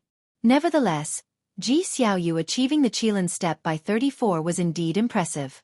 With it, she could easily dominate those at the same cultivation level. In the evening, Du Yi brought Gu Zong and Gu Yu to find Gu and Du Yi left after showing the way, not daring to interfere. An hour later, Gu Zong left with a satisfied smile. Guan escorted them to the courtyard gate. Gu Yu turned back, winking at Guan. Remember, in my story, I must have many beautiful companions. I'll find you within half a year, and the Medicine Valley I promised won't be small. Chapter 47 Demon Shadow Divine Skill. First showing of divine might. The purpose of Gu Zong seeking out Guan was to have him write his deeds into a book. Naturally, Guan did not refuse. After all, it was not as if he were asked to write Gu Zong as the protagonist of the investiture of the gods. In exchange, Gu Zong would promote Gu An's status to an outer disciple and grant him a Medicine Valley twice the size of Mystic Valley. Half a year later, Gu Yu would bring the items to Guan, writing a book in exchange for a Medicine Valley. Guan thought it was a good deal, especially since he usually had nothing to do. That night, after Du Yi returned to the house, he asked Guan what Gu Zong had wanted from him. Sect secrets, are you sure you want to probe? Guan asked meaningfully, scaring Du Yi so much that he shuddered and dared not ask again. The next morning, after the guests from Ji Mansion left, a cultivator approached Guan and handed him a storage bag. Saying it was from the 3rd Mississippi, Guan scanned it with his divine sense and found it contained materials for formations, quite abundant ones. Guan hesitated whether to remind Ji Xiaoyu, but seeing that the number of Ji family cultivators present today had not decreased but increased, with many even meditating on the eaves, he knew the Ji family had already sensed danger. Since that was the case, he did not need to worry about it. At midday, Guan followed Du Yi, still returning to the outer gate city via the teleportation array. After bidding farewell to Du Yi, Guan headed towards Mystic Valley. He had already begun to plan the planting schedule for the 2nd Medicine Valley in his mind. Coupled with Li Zuando's Medicine Valley, he would have 3 Medicine Valleys, which would inevitably lead to a significant increase in lifespan income in the future. Even though he had reached the first level of the Void Crossing realm, Guan still wouldn't mind having more lifespan. There must be many more levels above the Void Crossing realm, and the higher one goes, the more lifespan is needed. His goal was immortality, to climb to the peak of the immortal cultivation path. Standing on a flying sword, soaring through the world, Guan stood in the wind, carrying the dream of spring and autumn's longevity in his heart. When he returned to Mystic Valley, his brow furrowed. He controlled his sword to land, the flying sword following him into his storage bag. Not far away, Yi Yan, who was weeding, saw him and immediately ran over. "Master, you're finally back. Yesterday, an elder came to our Medicine Valley to stay temporarily," Yi Yan reported first. Guan nodded and said, "I know, you continue with your work." He noticed the surrounding mountains and forests of Mystic Valley had flags hidden among the weeds. Clearly, it was a formation. First, he sensed the other's aura, then pretended not to notice the formation, walking toward the direction of the cultivator's aura, quickly observing his medicinal herbs along the way. Good heavens! 6 4th-grade medicinal herbs were missing. Guan's eyes instantly turned cold. The other's cultivation level was not simple, a cultivator of the Divinity Transformation realm, but even if it was a Divinity Transformation cultivator, anyone who dared to steal his herbs had to pay the price. Guan arrived at Xiaochuan's courtyard, where he saw someone alchemy. The pill furnace looked ancient, half the height of a person, emitting wisps of green smoke. The alchemist was an elder, hunched, short and chubby, with white hair tied into a bun at the back by a grass rope. Qiu Qianli, 2nd-level Divinity Transformation 486/930/1050. After confirming that the other had no hidden cultivation, Guan immediately approached and asked, "May I know the senior's name and origin?" His tone was very abrupt, quite different from his usual attitude towards people. Qiu Qianli stood up, turned to Guan, and laughed. "This old man's name is Qiu Qianli. I passed by this Medicine Valley and wanted to stay for a few days." Guan asked, "Is senior from the Supreme Sect?" Because Ji Xiaoyu was about to form a core formation, he had to doubt the other's identity. Usually, Divinity Transformation cultivators wouldn't come to his Medicine Valley. The busy disciples noticed the commotion and all glanced toward the courtyard. They could sense that Qiu Qianli had an unusual background, so they were relieved when they saw Guan return. "What about you? Are you the owner of this Medicine Valley?" Qiu Qianli asked with a smile. Guan replied, "Yes, senior. Why don't you answer me?" Qiu Qianli shook his head and laughed, muttering to himself, "An individual cultivator in the Qi cultivation realm dares to talk to this old man like that." He suddenly squatted and struck the ground with his palm. Instantly, the ground trembled, and the flags hidden in the woods around them vibrated, releasing demonic qi. The demonic qi quickly rose, forming a demonic web that covered the entire Mystic Valley. Then the web turned transparent, as if nothing had happened. "What do you want to do?" Guan pretended to be panicked and asked. The disciples in the distance sensed something was amiss and immediately ran over. Xiaochuan and Yi Yan were the first to arrive, followed by Wuxin, Zhen Qin, and Su Han. Others who arrived did not dare to get close, watching nervously from the courtyard's exterior. Su Han stood in front with a sword in hand, but from his trembling legs, it was clear he was very nervous. Zhen Qin's face turned pale with fear, but she still stood in front of Guan, making him want to laugh. Such a silly girl. Qiu Qianli's right palm was enveloped in sinister demonic qi. He stood up slowly, showing a ferocious smile. "Since the Valley Master has returned, this old man will no longer hide. If you want to live, then behave yourselves. Otherwise, this old man will skin you and extract your souls, leaving you to beg for life but unable to die." Feeling his terrifying aura, all the disciples were filled with dread. Wuxin gathered his courage and asked, "We are all servant disciples. Even if you refine our souls, it won't benefit you. Let's talk properly. What do you want us to do?" He was afraid Guan couldn't see through the other's cultivation, so he spoke first. Qiu Qianli sneered, "You're smart. From now on, stay in the valley and await my orders. This old man needs to use your Medicine Valley to refine elixirs. Don't think about escaping. My formation is invisible and colorless. Even core formation cultivators would turn into a pool of blood upon touching it." Everyone had seen the formation just now, so they believed his words. Qiu Qianli looked at Guan, sneering. Valley Master, this old man now tells you, this old man is from the Wanyin Sect. What do you think? The Wanyin Sect. Truly haunting. Guan had hardly killed anyone in his life, except for Fuxiong, and everyone else was from the Wanyin Sect. Guan pretended to be frightened and gritted his teeth. Please forgive my previous offense, Senior. As long as you don't harm my disciples, feel free to ask for anything, even refining my soul first. Hearing this, the disciples panicked but dared not speak out, fearing they would anger Qiu Qianli. Wuxia clenched his fists inside his sleeves, regretting, if only I had practiced diligently, achieving greatness in cultivation, how could I let senior brother? Zhenqin, Xiaochuan, Su Han, and Yi Yan had similar thoughts. Qiu Qianli laughed, a scornful laugh. Guan quickly said, Senior, I have 5th grade medicinal herbs in my room, perfect for medicinal primer. Do you need them? Not bad. You are sensible. Go quickly. Qiu Qianli waved his sleeve. Guan immediately ran towards his building. Others watched Qiu Qianli warily, afraid he would act unpredictably. Qiu Qianli picked at his ear and then looked at Zhenqin, laughing. Little girl, come here and assist this old man. Seeing his sinister smile, Zhenqin felt disgusted and more terrified. What should she do? Judging by the formation just now, no one in the valley could handle this demonic cultivator. Just as Zhenqin was feeling uneasy, a purple-black figure appeared beside Qiu Qianli out of thin air. Qiu Qianli's pupils shrank, instinctively turning to look. So fast. How is this possible?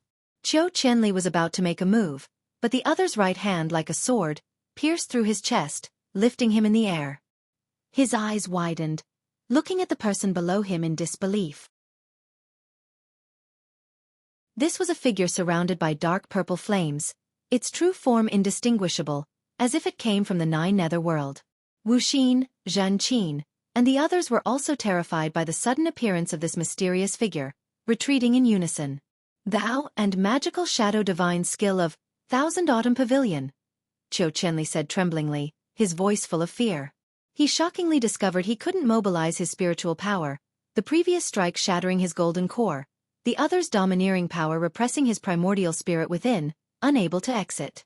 The opponent must be above the Divinity transformation realm. Using the great yin-yang transformation, Guan glanced at Wuxia. Wuxia seemed to realize something, his face changing drastically.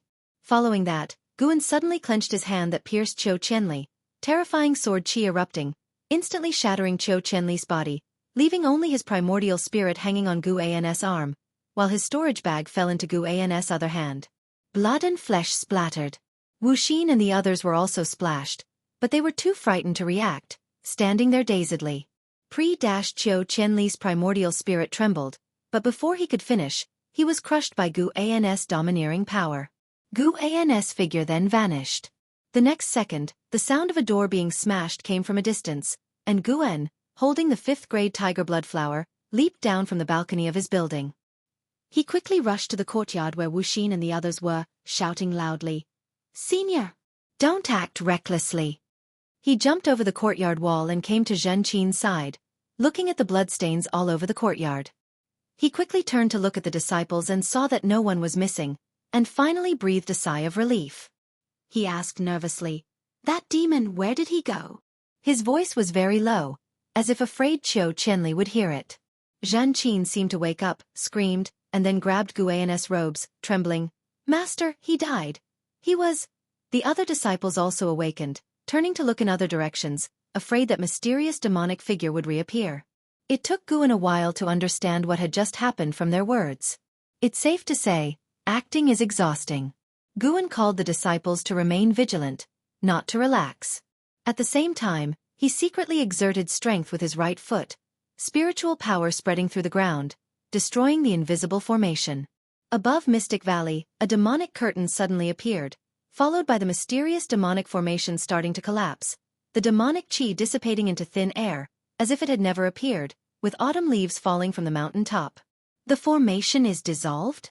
Yi Yan asked cautiously. Wuxia took a deep breath, looking at Guan. Senior brother, let's talk somewhere else.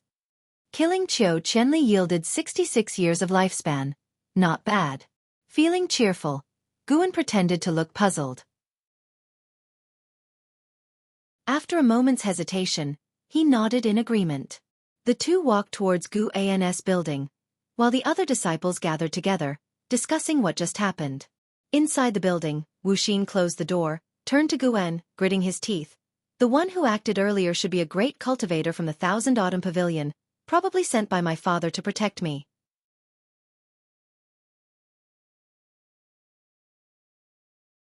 Chapter 48. Yongwood Primordial Skill, Void Crossing Realm 9th Layer. Looking at Wuxia's complex expression, Guan wanted to laugh, but years of acting experience kept him from breaking character. Guan's expression constantly changed, from shock, to a sigh of relief, and finally to tension. Wuxia noticed his senior brother's changing expressions, feeling more awkward, but he did not regret revealing this matter. Since opening his heart last time, Wuxia felt that his senior brother had become the closest person to him, and there should be no secrets between them. This matter must not be spoken about, or I won't be able to protect you. Guan took a deep breath and said seriously. Wuxia nodded solemnly, recalling the previous battle with a shiver of fear.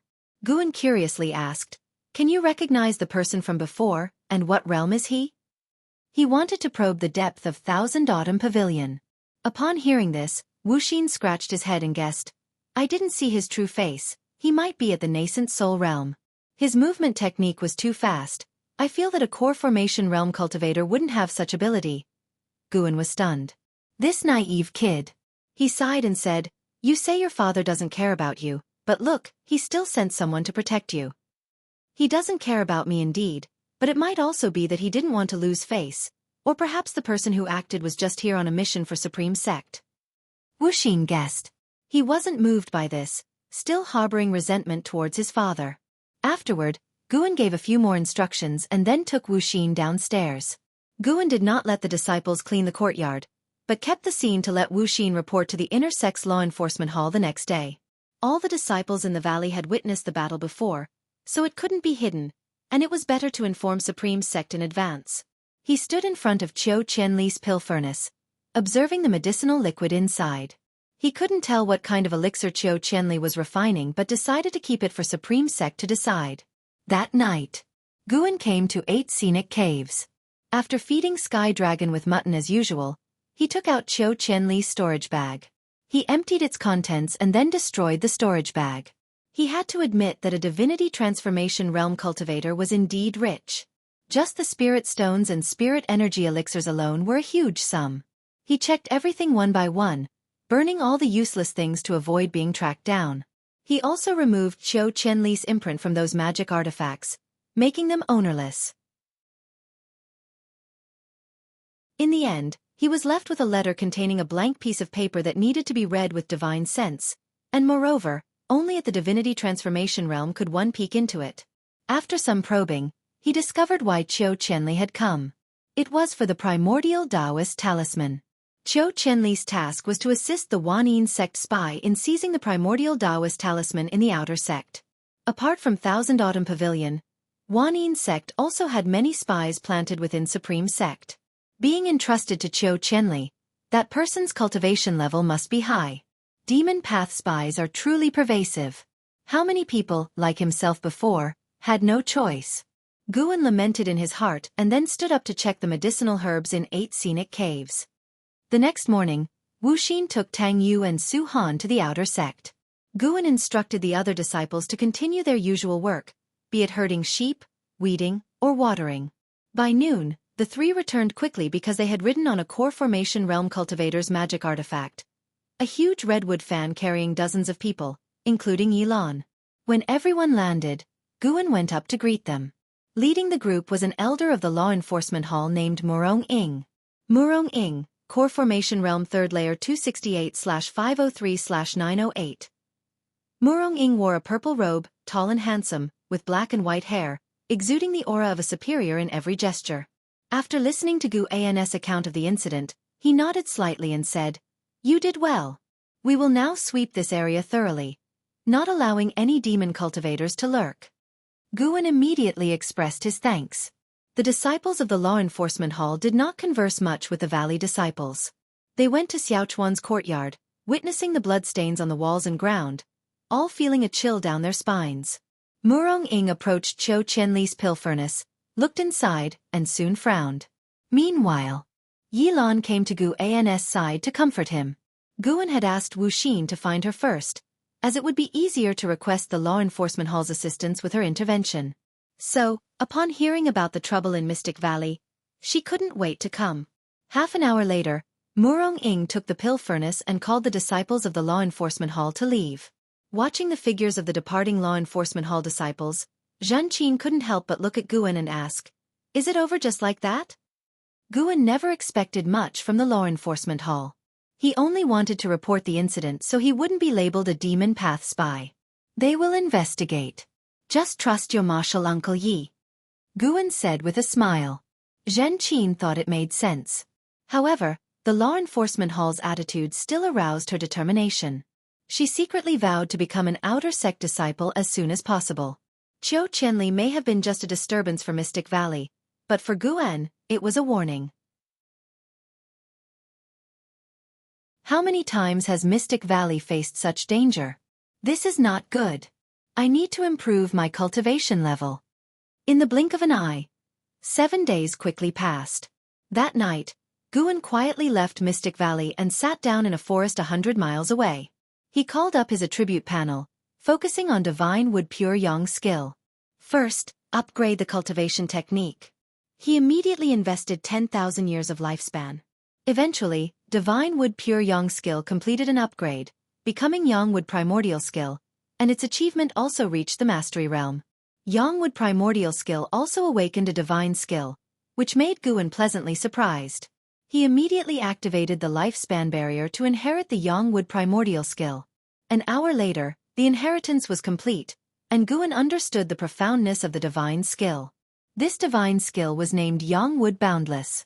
It could inject spiritual power into the earth, forming Yang Wood that covered the land and could devour the essence energy of living beings, and even spiritual power. It was extremely terrifying, capable of covering 10,000 miles as long as the caster's spiritual power was sufficient. A very domineering divine skill. Guan really liked it. Guan continued to look at the cultivation level on the attribute panel. He planned to raise his cultivation level to the 9th level of Crossing Void Realm. As for breaking through, he feared the commotion would be too large, especially since he only had a little over 20,000 years of lifespan left. He first invested 1,000 years of lifespan, successfully advancing from the first layer to the 4th layer of Crossing Void Realm, which was quite good. However, after investing another 1,000 years of lifespan, his cultivation level only reached the 5th layer of Crossing Void Realm. In the end, after calculating, he used a total of 7,500 years of lifespan, reaching the 9th layer of Crossing Void Realm. He had a little over 13,000 years of lifespan left, so he stopped there. As the nature's spiritual energy poured into him, he began to carefully comprehend the mysteries within his body. He couldn't always rely on increasing his lifespan. He also wanted to establish his own understanding of cultivation. The nature's spiritual energy flowed into his body, gathering on his golden core, generating spiritual power, and nurturing his muscles, bones, and primordial spirit. His cultivation level continued to improve as a result. Even in the Crossing Void Realm, the cultivator's golden core remained in the Dantian, and after reaching the Crossing Void Realm, Guan could feel the importance of the golden core even more. This made him think of the golden core Dao in Daoist mythology. The core formation realm might have just laid the foundation, while the true mysteries of the golden core needed to be explored at higher realms, just like the spirit root. Guan always felt that cultivating a single spirit root to a certain stage would hit a wall. Immortals couldn't be all-powerful with just one attribute, could they? The primordial spirit and golden core were the same. The primordial spirit was the manifestation of the soul, allowing the cultivator to break free from the mortal constraints of the flesh. Guan wanted to try in the future if he could integrate the Yang Wood primordial skill with other attribute skills to create a 5-element skill that perfectly matched his superior 5 elements heavenly spirit root. 2 hours later, Guan successfully reached the 9th layer of Crossing Void Realm, draining the nature's spiritual energy. The outer sect would probably be alarmed again. This was also good. A supreme sect would certainly be more vigilant, increasing the pressure on demon path spies and improving Ji Xiaoyu's success rate in tribulation crossing. Guan secretly felt that he had also helped Ji Xiaoyu out. Sure enough, the next morning, While Guan was leading the disciples in their exercises, he saw many great cultivators flying over Mystic Valley, and the disciples were discussing the subsidence of spiritual energy from the previous day. From the first layer to the 9th layer of crossing Void Realm, the amount of spiritual energy consumed was comparable to, if not greater than, advancing from the first layer of Divinity transformation to the first layer of crossing Void Realm. Supreme Sect's outer sect experiencing 2 such events back-to-back would surely leave them in a tizzy. Guan intended to continue accumulating lifespan, so he wasn't worried about being discovered. Next was the grand development of Medicine Valley. In the bleak autumn wind, Mystic Valley lived a secluded life. Since the calamity of Qiu Qianli, the valley disciples had been cultivating more diligently. A month quickly went by. One day, Guan was studying the Ziwei Array Chronicles under a tree, with the white spirit rat napping nearby. It had grown as big as a fat dog. While reading the Ziwei Array Chronicles with one hand, he petted the white spirit rat with the other, feeling quite comfortable. Suddenly, Guan seemed to sense something, raising his eyes to look afar, in the direction of the inner sect. He felt the strong presence of a crossing Void Realm cultivator in battle. It seemed Ji Xiaoyu had successfully formed her core, and various demon path spies couldn't hold back and were now engaged in a fierce battle. Guan couldn't help but think of Jiang Qiong, hoping she wouldn't be reckless. With her cultivation level at the first layer of nascent soul realm, it would be difficult to seize Ji Xiaoyu's golden core. The inner sect was far from the outer sect, and the disciples of Mystic Valley, unaware of the battle, continued their cultivation. As night fell, Guan could still feel the battle's presence in the distance, indicating how intense it was. Cold wind blew in from outside the window. Guan sat at his desk reading, when he heard footsteps outside. "Senior brother, may I come in?" Wuxia's voice came through. Guan responded, "Come in." Quickly, he switched the green hero travelogue in his hand to Chang Zuandan's 100 Herbs collection. Wuxia pushed the door open, then closed it behind him. Walking to the desk, he saw the 100 Herbs collection in Guan in his hand, secretly admiring his senior brother's dedication, his resolve growing even firmer. "My senior brother is so studious, I must help him." Guan looked up and asked, "It's so late, what brings you here?" Wuxia took a deep breath and said, "Senior brother, you've been stuck at the 9th layer of energy cultivation realm for some time now, right?" Guan raised an eyebrow. "What do you mean? Are you not satisfied with your senior disciple position and now eyeing my position as Valley Master?" Wuxia continued, "Senior brother, actually I am a genius, but I have cultivated a divine skill that suppresses the growth of my cultivation level. This skill accumulates strength for a later burst. It has the profound ability to change fate."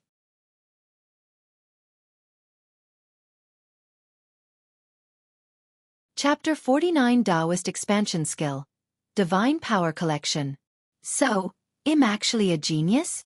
Upon hearing Wuxia's words, Guan almost burst into laughter. He chuckled and said, "In my eyes, you've always been a genius. Are you planning to teach me your cultivation technique?" Wuxia nodded and said, "When I say genius, I mean compared to others in the valley. But compared to my brothers and sisters, my talent is quite ordinary. The technique I practice is called Daoist Expansion Skill, taught by a divine monk. Once I start cultivating this technique, my cultivation realm won't increase, but my cultivation will keep accumulating.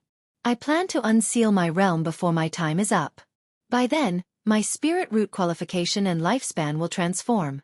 However, once unsealed, the Daoist Expansion Skill will lose its effects."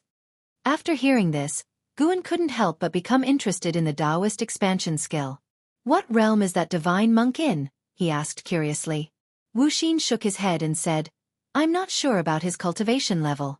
He calls himself the Immortal Seeking Taoist. If he's a Taoist, why is he called a divine monk? He accepted tonsure and wears a kasaya. How could he be a Taoist?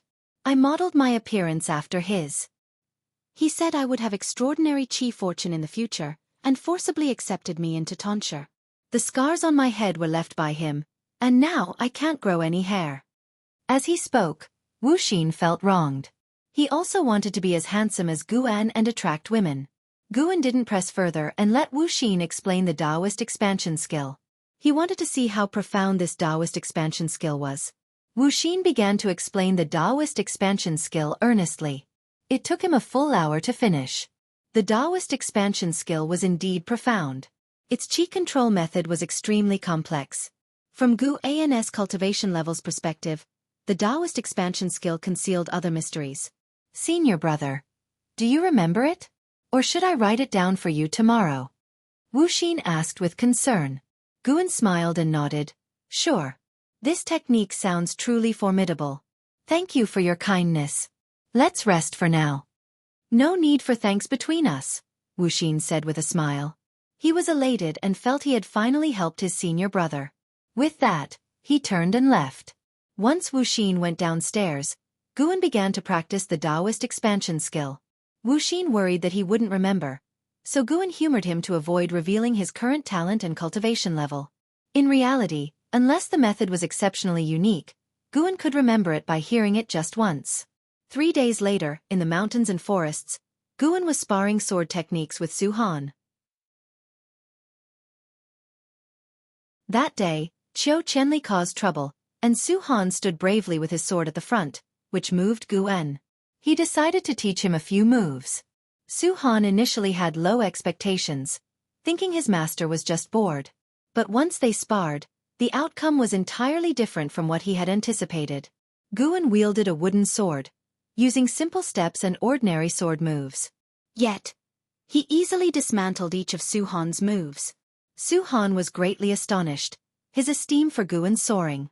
After dozens of moves, Guan flicked Su Han's sword out of his hand, sending it to the ground.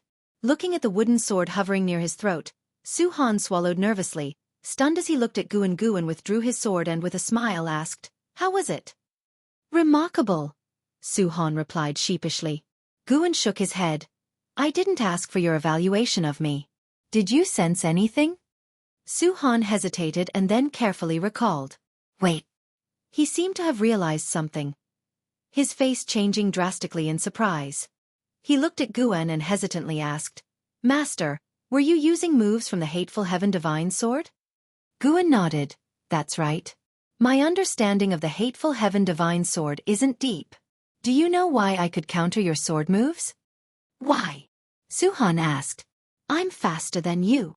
"But do you feel I'm slower than you, yet I always counter your moves?" "Yes, Master, I really feel you're slower, but still. Think carefully. I seem slow because you're watching me, but my eyes are on your sword. Before you strike, I've already judged your sword's trajectory. When you attack, I do too. As the defender, my sword covers less distance, so when our swords clash, I seem slower but can still catch up to you." Guan explained patiently. Su Han frowned, meticulously recalling their sparring. Su Han soon understood. Indeed, from the moment their swords rose, the outcome was decided. Looking up at Guan with admiration, Su Han sighed. "Master, you are truly incredible. You became better than me at the Hateful Heaven Divine Sword after just looking at its manual once." Guan stepped closer and smiled. "I've also practiced swordsmanship, so I understand better than you. But keep this to yourself. I have some grudges, and others shouldn't know I know swordsmanship." Touched, Su Han quickly knelt on one knee, raising his hand in vow. "I swear never to reveal that Master knows swordsmanship. If I do, may I be struck by lightning and live a lonely life." Guan hastily helped him up, exasperatedly saying, "No need to swear. Your word is enough for me." Despite his words, he was satisfied with Su Han's attitude. With his cautious nature, guiding Su Han in sword training was already risky. Su Han scratched his head, smiling sheepishly. Guan continued to instruct Su Han in swordsmanship. Though he didn't practice the Hateful Heaven Divine Sword diligently, his mastery of the Taitsong Divine Shocking Sword made it easy to give pointers. After half an hour, Guan left the forest, leaving Su Han to train alone. He went to the valley entrance, his eyes locking on a wooden railing in a garden where someone stood, accompanied by the servant disciple Yongmin Jiangqiong. How dare this rascal openly enter Mystic Valley in broad daylight? Guan silently cursed. He had noticed Jiangqiong approaching Mystic Valley, and thus ended his session with Su Han early.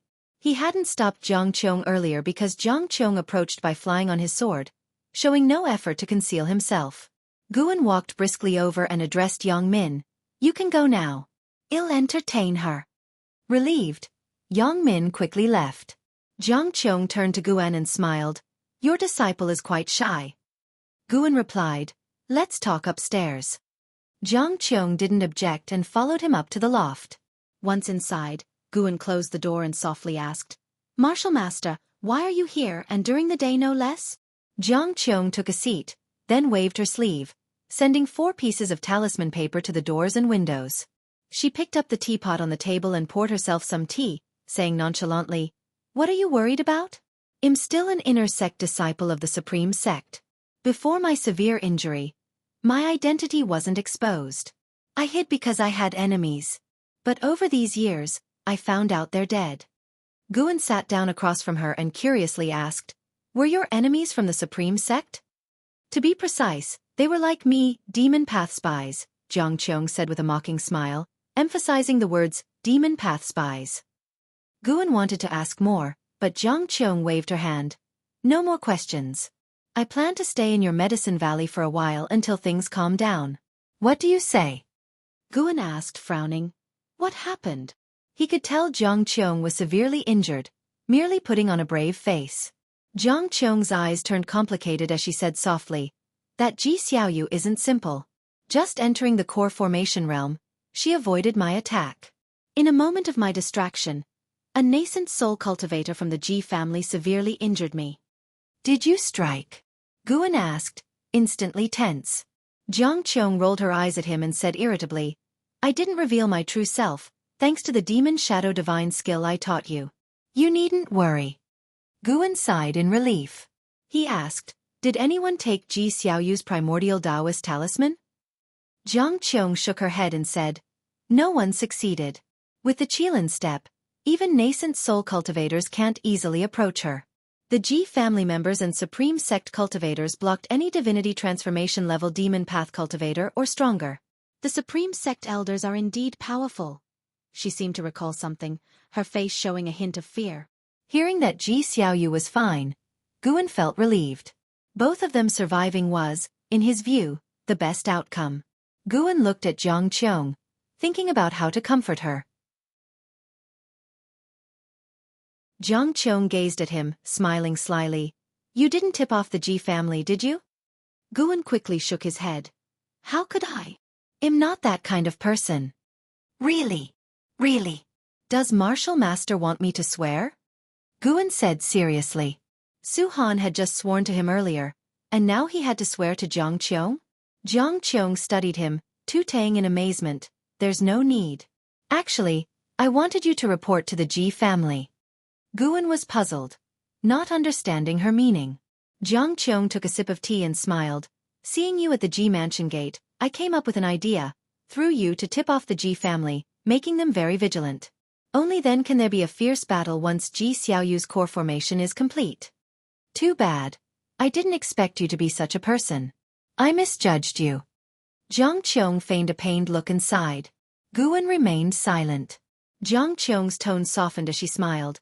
But this shows you favor me more, and I didn't care for you in vain. From now on, I will treat you well. Congratulations. You've won your Martial Master's heart. Martial Master, please don't talk nonsense. Haha, look at you, bound by the rules of the righteous path. Can't even take a joke. Jiang Qiong covered her mouth, laughing, leaving Guan feeling helpless. Just then, Jiang Qiong reached into her storage bag at her waist and placed a piece of bronze on the table. The bronze piece was square with chipped edges, engraved with densely packed tiny characters. Jiang Qiong's eyes burned with eagerness. This is my true purpose for going to the Ji mansion. It's the Ji family's divine power collection, containing one of their 10 great divine powers. It was a gift from the Ji family's clan leader to Ji Xiaoyu. This item requires the direct bloodline of the Ji family to activate. Of course, someone above the Divinity transformation realm can forcibly break the restriction within. Passing down Ji Xiaoyu's Qilin step and this divine power collection, it seems they're preparing her to join the Holy Land. Divine power collection? Gu An's eyes couldn't help but gaze at the bronze piece, filled with curiosity. Jiang Qiong pushed the bronze piece towards Guan, saying, Keep this for now. Hide it in the 8 scenic caves. When I get the direct bloodline of the Ji family's essence blood, it'll come to you. Keeping this on me is risky.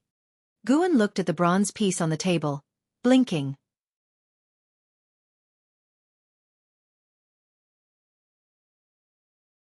Chapter 50 Heaven and Earth Path Gang. Tianya Valley. Guan put the bronze fragment into his storage bag and asked, "Are the Ji family's 10 divine abilities really that strong, that even a genius like you from the Thousand Autumn Pavilion would be so envious?" Jianghu glanced at the wooden cabinet beside her and said softly, "Very strong. Moreover, they are not something you can master just because you want to. In the Ji family, anyone who can master even one divine ability, regardless of their status, will get the Ji family's special cultivation and be moved into the main family. In the Taizong dynasty, all the sects combined would struggle to overturn the supreme sect. The same goes for the clans. The disparity is vast. 3 major clans reign supreme over the dynasty, one of which is the Ji family." Listening to her, Guan suddenly suspected that there might be spies from the Ji family within the Thousand Autumn Pavilion as well. Indeed, it was the demon path. Following her words, Guan asked, "Who are the other 2 families?" "The Zhou and Gu families." "Why not the Li family?" The Li family is just a puppet." Jianghu spoke with disdain for the Li family, which gave Guan a new understanding of the Taizong dynasty. The royal family isn't the strongest family? Indeed, though Li Zuando's lifespan limit was strong, it couldn't compare with Ji Xiaoyu. Ji Xiaoyu was currently the most terrifyingly talented person Guan had encountered. The Gu Zong was probably related to the Gu family, and the void-crossing realm mastery evident how deep the Gu family's strength ran. As for the Zhou family, Guan hadn't come into contact with them yet. Taking this opportunity, Guan continued to inquire about the world of immortal cultivation from Jianghu, who answered everything one by one. After about half an hour, Jianghu grew impatient. "Why do you have so many questions? Quickly find me a place to stay." Jianghu glared at him. It was the first time Guan heard her refer to herself as old lady. It seemed her injuries were becoming unbearable. Thus, Guan took Jianghu downstairs and personally arranged a place for her to stay. After she settled down, Jianghu began to cultivate her energies to heal and didn't come out of her room again. Xianxia, on the other hand, found Guan and curiously asked about Jianghu's identity. Guan only mentioned that she was an inner sect disciple, which was enough to awe Xianxia. Soon, the news of an inner sect disciple arriving at Mystic Valley spread quickly among all the disciples, and they also heard that the inner sect disciple was very beautiful. Late at night, Guan entered the 8 scenic caves alone and buried the bronze fragment in the ground. He planned to investigate the Ji family's divine power collection after Jianghu left. Autumn passed into winter, and white snow began to fall from the sky. After nearly a month of recuperation in Mystic Valley, Jianghu bid farewell to Guan. As Guan watched her leave on her sword, he noticed she was heading in the opposite direction of the inner sect, likely leaving the supreme sect. Guan glanced toward Xianxia's house, where he could sense she was cultivating some kind of miracle skill that Jianghu had taught her. Before leaving, Jianghu had explained that Xianxia had pestered her to learn it. After watching for a while, Guan headed towards the mountain forest to check on the demon sheep roaming there. The demon path should have dispersed, and now it was time to return to a peaceful farming life. Guan wouldn't be complacent just because he was at the void-crossing realm 9th layer. He felt it wasn't enough and was already looking forward to the functions that a million-year lifespan might unlock, hoping for something powerful. In the days that followed, he occasionally left the valley to tend to the caves of the outer sect disciples and to purchase high-rank medicinal herb seeds from the outer sect. The winter snow grew heavier, blanketing the world in a pale expanse. One night, Guan quietly entered the 8 scenic caves. He dug out the bronze fragment from the soil and brought it to the green vine tree, where he sat down to meditate. The sky dragon approached, nudging him. Guan suddenly noticed that the sky dragon's body had begun to widen, which wasn't a good sign. He started to admonish the sky dragon not to overeat, as he didn't want to raise a fat dragon. After playing around with the sky dragon for a while, Guan finally began using his divine sense to probe the bronze fragment. Jianghu hadn't lied to him. The bronze fragment indeed housed a powerful restriction, one that couldn't be forcefully broken by anyone below the void-crossing realm. Guan had already decided that if the divine ability could only be taught to one person, he would learn it first and then teach Jianghu. If it could be used repeatedly, he would pretend he hadn't touched it. Boom! The powerful divine sense of a void-crossing realm ninth layer penetrated the bronze fragment, and the mysterious restriction lasted for just a moment before being forcibly broken. When the restriction was shattered, a huge influx of information surged into his mind. This influx of information was extremely complex and chaotic, with various pieces of information rudely breaking into his mind, causing him to frown slightly. Even after breaking the restriction, it still required sorting through the information, possibly serving as another test. Guan's divine sense was strong and could capture minute connections, and after a while, he managed to sort it out. This divine ability was called the Heaven and Earth Path Gang. The snow piled up heavily, with this year's snowfall far exceeding previous years, forcing Guan to lead the disciples to shovel the snow. Unless it was an emergency, they didn't use spiritual power. As Guan said, this also counted as a form of cultivation. The heavy snow fell for half a day before it finally eased. Guan stood in front of the wooden fence, looking at his medicinal herbs. Not a single herb was damaged, which brought a smile to his face. After watching for a while, Guan's gaze shifted to the entrance of the valley, where he saw a man wearing a rain hat and cloak, carrying a long gun wrapped in cloth, walking in. Luo Hun, Core Formation Realm 8th Layer 66/400/2803. A maximum lifespan of 2,803 years. Impressive. Guan immediately walked over and came to Luo Hun, cupping his hands in greeting. Just as he was about to inquire, the other person spoke first. Who is the Valley Master, Guan? Luo Hun's voice sounded young, but it was full of vigor. Guan responded, I am. Who might you be? Luo Hun raised his head, revealing a handsome face under the rain hat, but his left cheek bore a brand with the character for prisoner. The Emperor sent me. You have an ancient hour to prepare, then come with me, Luo Hun said expressionlessly. After speaking, he walked past Guan and continued into the valley. A gleam of joy flashed in Guan's eyes. Finally it has come. He was eager to see how big Li Zuando's Medicine Valley was. He immediately went to find Wuxia, who had already become the first disciple of Mystic Valley, capable of overseeing the entire valley. The so-called first disciple was a position, not necessarily the disciple of the Valley Master. Just like the first disciple of the Supreme Sect, who had the strongest strength, but wasn't the disciple of the sect leader. Upon hearing that Guan was leaving for a while, Wuxia was excited, and Guan gave him many instructions, especially that the medicinal herbs needed to be left for him to harvest personally. Wuxia knew that his senior brother had few hobbies, one of which was harvesting, and promised not to touch the herbs. Luo Hun then approached Yi Yan, who was practicing staff techniques with a long stick, a family skill. Seeing Luo Hun approach, Yi Yan quickly stopped and looked at him nervously. Luo Hun pulled out a secret book from his pocket and tossed it to him, saying, You have good bone structure, you can practice this. Yi Yan caught the secret book and replied, But I am just a mixed spirit root.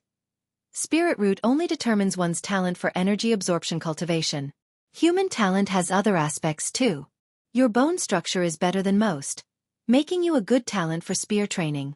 Once you master it, you can join the military in Songzhou, make meritorious contributions, and then exchange for heavenly materials and earthly treasures to cleanse your marrow and change your life grid. Luo Hun's words excited Yi Yan, and he promptly thanked him. Luo Hun nodded slightly and then walked around, observing the medicinal herbs planted in Medicine Valley. After about half an hour, Guan found him and said they were ready to leave. Luo Hun raised his hand, removing the long gun from his back, which gleamed in his hand with golden light, drawing the disciples' attention. Show off, Guan thought to himself. Luo Hun leaped into the air, stepping on the long gun, and glanced towards Guan in the snow below, saying, Come up. Guan immediately jumped up, landing behind him, standing on the gun shaft. Luo Hun spurred his spiritual power, and the long gun carried them swiftly away, crossing the mountains and leaving a long streak against the snowy sky. Disciples in the valley gathered and curiously discussed Luo Hun's identity. The sky was cold, and Guan's black hair was blown backward, revealing a fair and handsome face. Not bad, your control over spiritual power is very fine, you stand very stably. Luo Hun's voice sounded, his back facing Guan, his tone tinged with admiration. Guan responded casually, I usually enjoy sword control techniques, so I have studied it. Although your cultivation is low, having caught the Emperor's eye, you must have some outstanding qualities. When you reach Medicine Valley, feel free to do your best. I will protect the valley. Luo Han began talking about Medicine Valley, and Guan listened carefully. According to Luo Han, this Medicine Valley was very important to the Emperor. The Emperor planned to cultivate a group of geniuses within the valley for future use. If Guan performed well, he could also obtain a batch of precious medicinal herbs. Guan sensed that Luo Han had deep respect for Li Xiandao, which made him curious about the prisoner brand on Luo Han's face. Li Xuando's Medicine Valley was called Tianya Valley. Though near the Supreme Sect, it was thousands of miles from Mystic Valley, located in a demon beast-infested mountainous area. Guan suggested establishing a teleportation array in Tianya Valley to connect it to Mystic Valley, but Luo Han rejected the idea, stating that Tianya Valley's existence must remain unknown to the Supreme Sect. This made Guan want to complain. You've planted it near the Supreme Sect, yet you want to keep it hidden? But then he thought of the 8 scenic caves, guessing that Li Xiandao likely set up high-rank formations. To accommodate Guan, Luo Han flew at a moderate speed. Night fell, but he continued flying. Guan sensed that this area's forests were filled with demon energy, with creatures comparable to the core formation realm. Sure enough. Suddenly, a third-tier demon bird attacked from behind, but Luo Han struck out with a punch, his spiritual power forming a golden spear shadow that tore the demon bird apart, capturing its demon core with ease. After showing his power, no other demons dared to disturb them.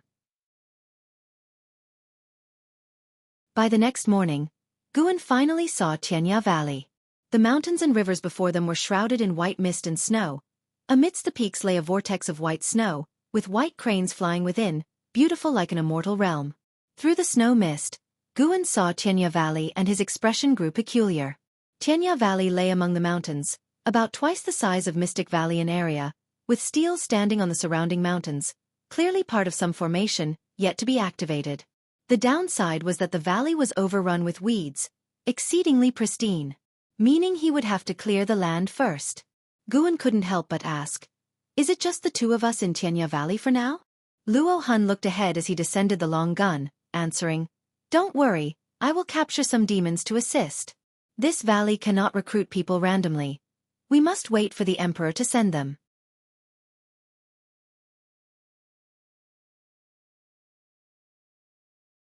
Chapter 51.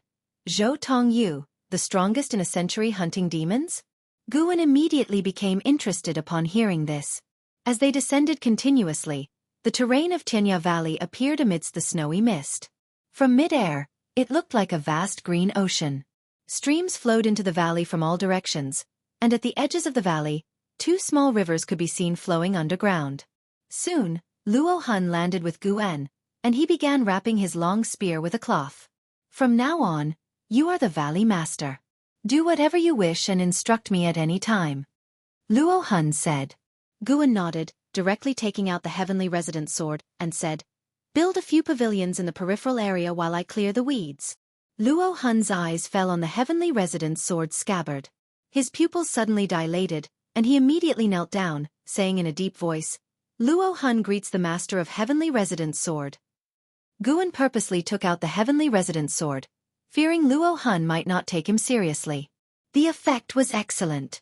"What are you doing? Quickly rise." Guan feigned panic and hurriedly helped Luo Han up. After standing up, Luo Han's eyes were filled with complexity. He muttered, "I never expected His Majesty would give you the heavenly residence sword." Guan asked in surprise, "Why such a big reaction?" Luo Han replied, "Taizong has 3 emperor swords. Seeing the sword is like seeing the emperor. They are the heavenly inquiry, heavenly residence, and heavenly punishment. His Majesty holds the heavenly punishment sword, while the Crown Prince has the heavenly inquiry sword. Without His Majesty's permission, no one can possess the sword. Hence, seeing the sword is like seeing the emperor." Upon hearing this, Guan suddenly realized that Li Ya's status in Li Xuando's heart was very high, comparable to the Crown Prince's. If Li Xiandao didn't agree, it would be hard for Li Ya to inherit the heavenly residence sword. But this sword is now in his hands. Guan wondered if Li Xiandao had other plans? Guan habitually considered the worst scenarios, so he thought Li Xuando's intentions were not simple. After all, An emperor's heart is as deep as the sea. I see, then let's get to work.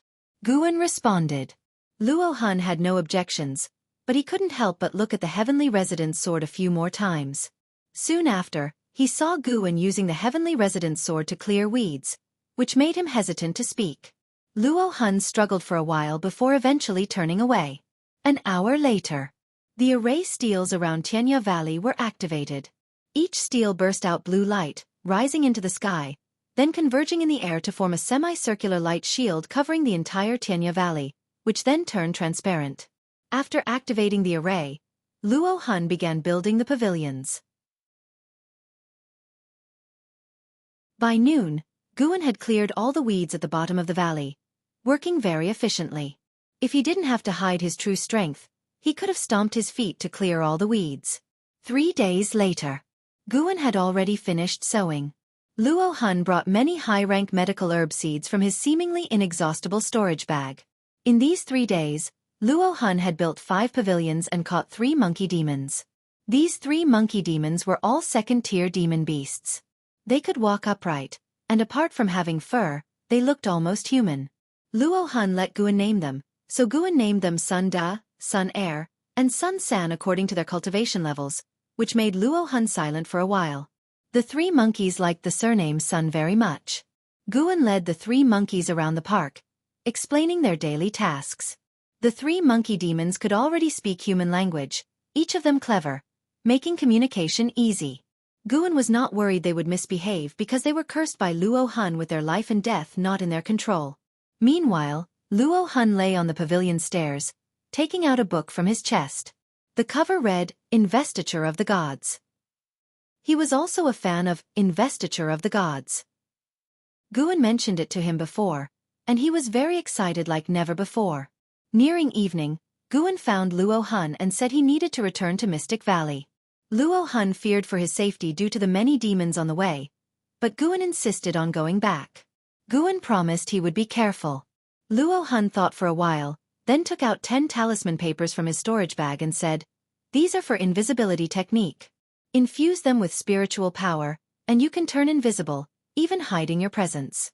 Unless encountered by a 3rd level or higher core formation realm cultivator, it will be hard to detect you. Each paper lasts for 5 hours. Use them sparingly, as you need to return." Guan accepted the talismans and thanked him with cupped fists. Still worried, Luo Han said, "How about establishing foundation first? I have foundation establishment pills here." Guan shook his head. "I have my own foundation establishment pills. Don't worry about me. I remember the way back. I have plenty of spirit energy elixirs."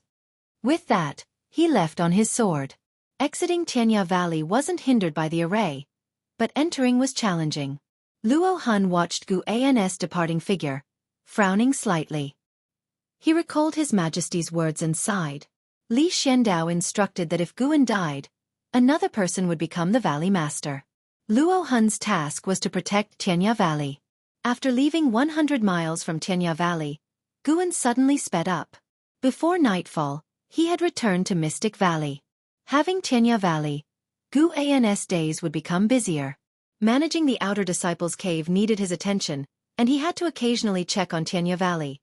He couldn't fully trust the monkeys.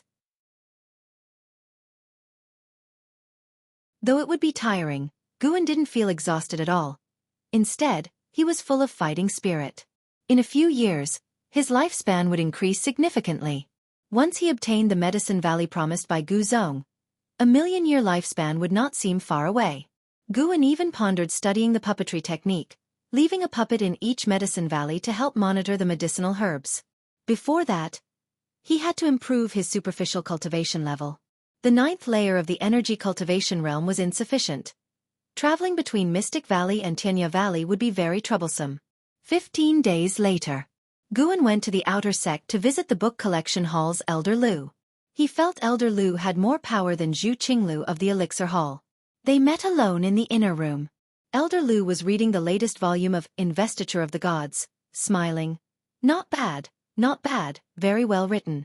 Just flipping through makes me excited." Guan hesitated before saying, "Elder Lu, I have a request." Without looking up, Elder Lu asked, "What is it?"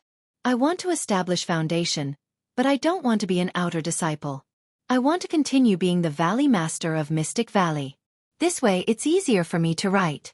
Going out on missions as an outer disciple, I'm afraid of dying outside. Is that all? Can Elder Lu manage it? Of course. Hee.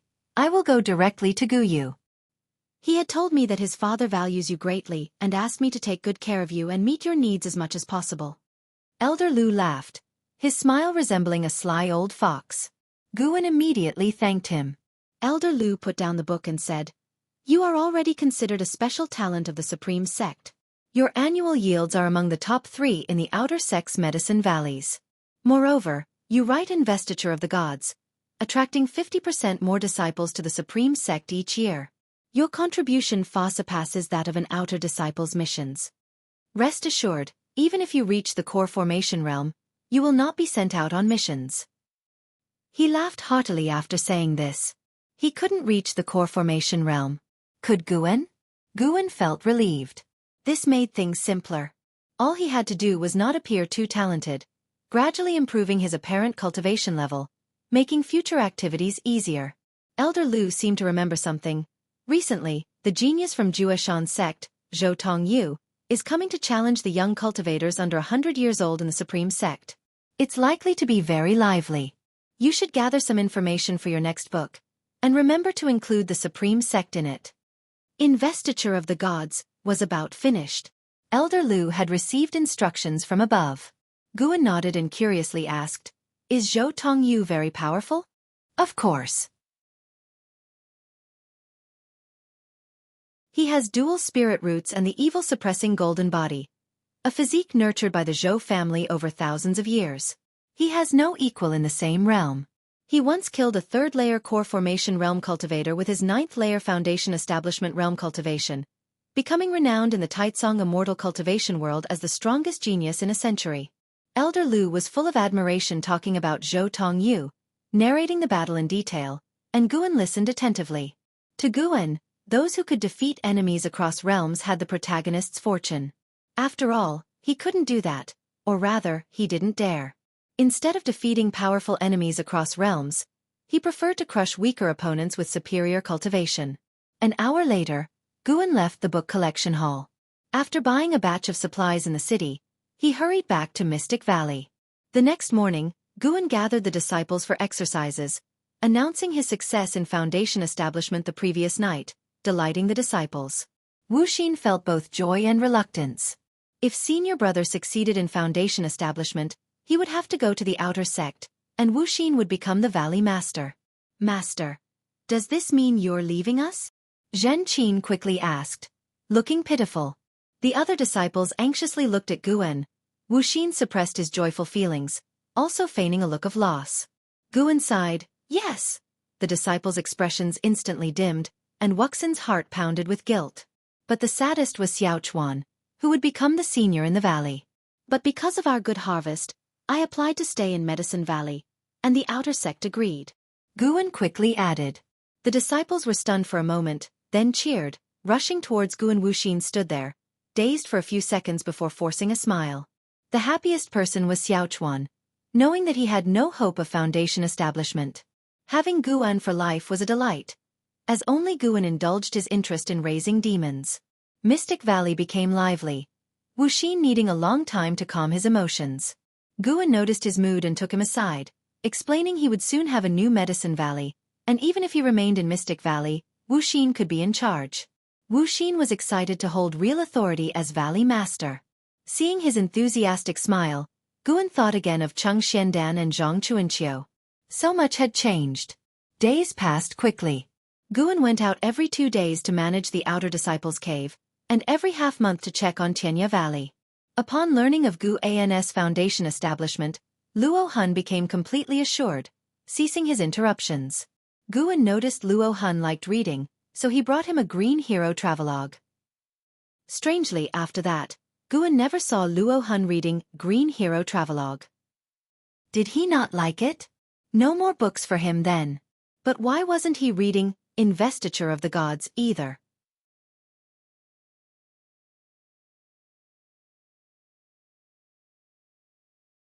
Chapter 52. The Civil War, Third Medicine Valley. Winter passed and spring came. Another year of the Spring Festival was approaching. Mystic Valley welcomed the Spring Festival, with disciples busy preparing.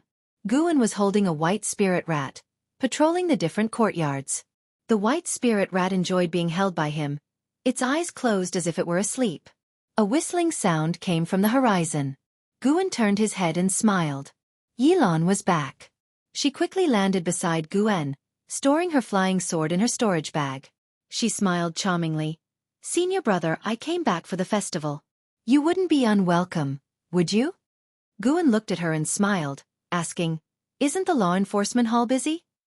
"No matter how busy, I can always spare a few days.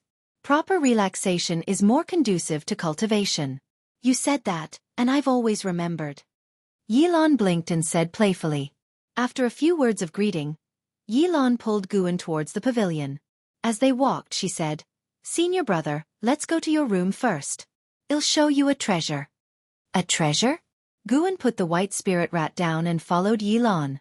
As they climbed up to the pavilion and entered the room, Yilan didn't close the door, which made Guan breathe a sigh of relief. Yilan walked to the table and took a brocade box out of her storage bag. She turned sideways and looked at Guan with a proud smile. "Senior brother, this is a foundation establishment gift I specially prepared for you." "Why go to such trouble?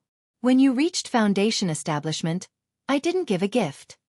Without your foundation establishment pill, could I have achieved foundation establishment? I'm not like those geniuses who can force foundation establishment with their spirit root qualification." Yilan shook her head and laughed. Hearing this, Guan did not decline further. He walked to her side, curiously looking at the brocade box. Yilan opened the brocade box. Inside was a herb root that looked like ginseng. If not carefully sensed, it was hard to detect the faint spiritual energy within. Human face tree, revival state 0/600/22,000. 22,000 years of maximum lifespan? Guan raised his eyebrows. It was the first time he saw the words revival state. Yilan introduced, "This is the root of a 6th-grade spirit tree. Once buried in the ground for several years, it can regrow and enhance the spiritual energy of the area." Guan curiously asked, "Such a precious treasure, where did you get it?" Yilan blinked and said, "Recently, while capturing demon path traders, I found it in the cave of a trader from the Thousand Autumn Pavilion. I didn't report it." "Isn't that improper?" "Don't worry. Other disciples of the Law Enforcement Hall also keep some items. It's tacitly approved as long as they don't take too much, and no one knows about this treasure." Hearing this, Guan felt less burdened. He thought for a moment and said, "If you need any medicinal herbs, feel free to tell me. I'll soon have a second Medicine Valley. We can help each other in the future." Yilan smiled, "Sure, I'll go find others now. I brought gifts for them too." Guan nodded, and Yilan immediately left.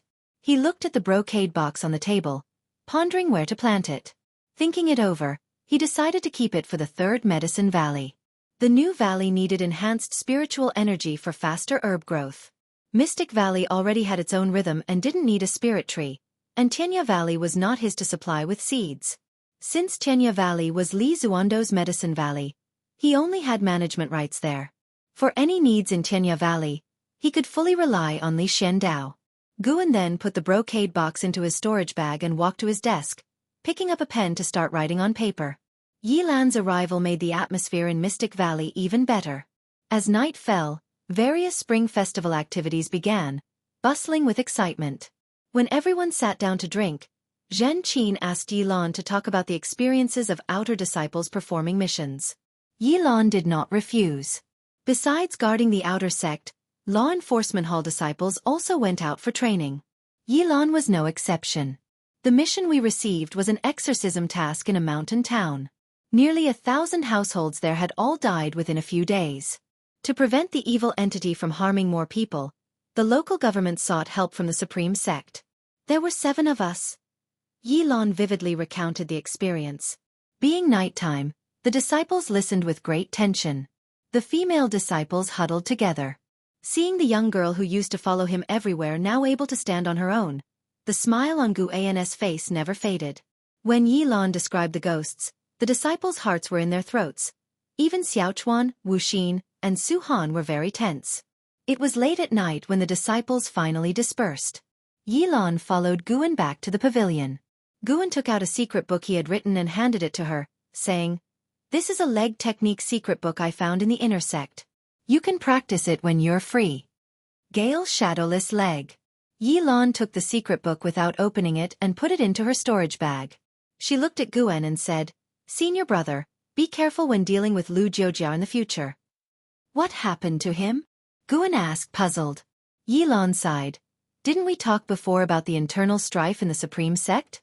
Those opposing the sect leader are secretly recruiting disciples. Lu Jiujia has taken an elder from the outer sect Hall of Elders as his master. That elder serves the sect leader's adversaries. Over time, a great chaos is bound to erupt within the Supreme Sect.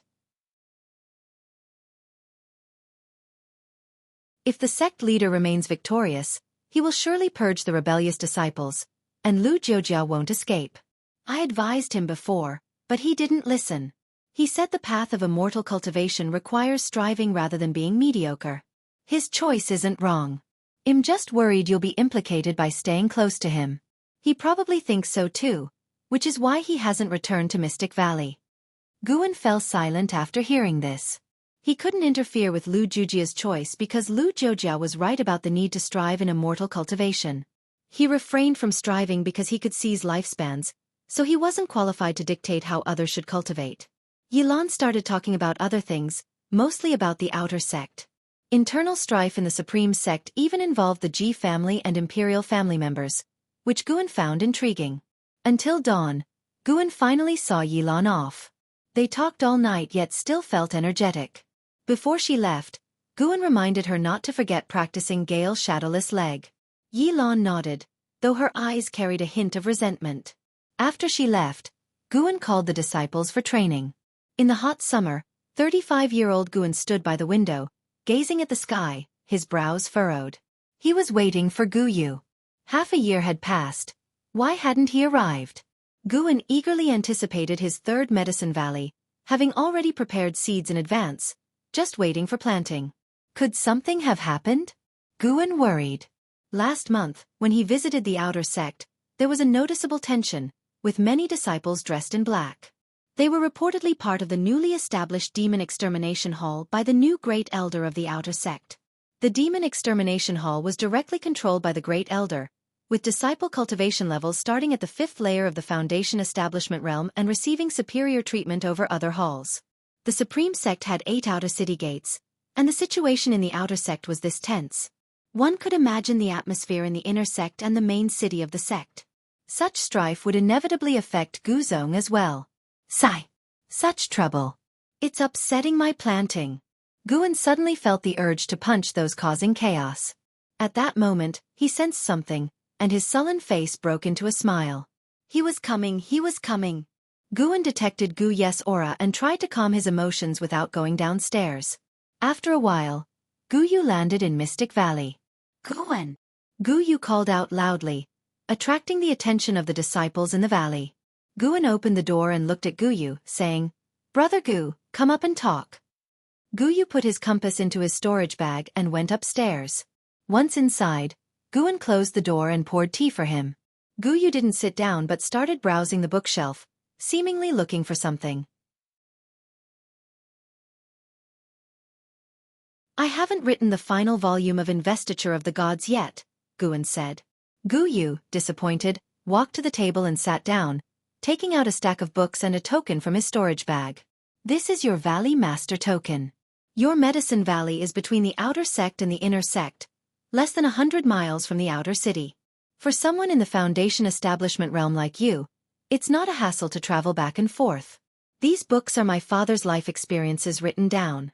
You can refer to them. My father said you don't have to stick to the facts. You can adapt them or even create stories based on his experiences." Gu Yu explained, with a playful look, hinting at Guan with his eyes. Guan placed the teacup in front of him and picked up the Valley Master token. Unlike the bronze token of Mystic Valley, this token was silver-white with several layers of restrictions within it. "It'll take you to the Medicine Valley later. If you get lost, Just inject your divine sense into the token, and it will guide you. Gu Yu drank a cup of tea and continued speaking. Guan nodded eagerly, excited to see his new medicine valley. Gu Yu seemed to remember something and said, "Oh, when you write about me, include Zhou Tongyu. Write that he is the strongest genius of the young generation in the immortal cultivation world, but he especially admires me and follows my lead." Gu An's face twitched. "That's not appropriate. I'm afraid writing that will cause trouble. Whatever you want, just ask, and I'll satisfy you. It's not about the price. 100 top-grade spirit stones. If he sees it, he'll definitely investigate me. 1,000 top-grade spirit stones. This is all my savings. How about a homophone?" Upon hearing this, Gu Yu raised an eyebrow. "Sure, but you can only change one character." "Deal." Guan agreed but wouldn't slander Zhou Tongyu in the book. He considered making them rivals who admire each other, ensuring not to offend either party. He could tell Gu Yu didn't harbor true enmity towards Zhou Tongyu. Otherwise, he would depict Zhou Tongyu as a small minion, not praise him as the strongest genius. Gu Yu probably just felt jealous. Making them brothers who occasionally competed would likely please Gu Yu. After a short rest, the two set off, controlling their swords to leave Mystic Valley.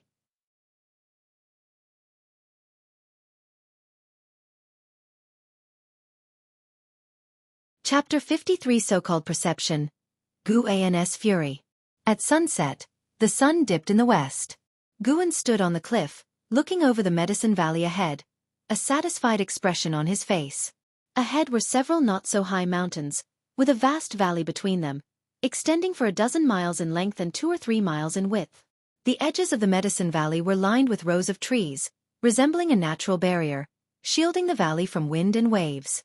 Standing next to him, Gu Yu said, "There are cave dwellings of inner Sect disciples nearby, more than one in number. As long as you don't leave the 100-mile radius, you won't encounter any demon beasts." Guan nodded. His eyes filled with anticipation. What he saw was not the Medicine Valley, but an unending number of lifespans.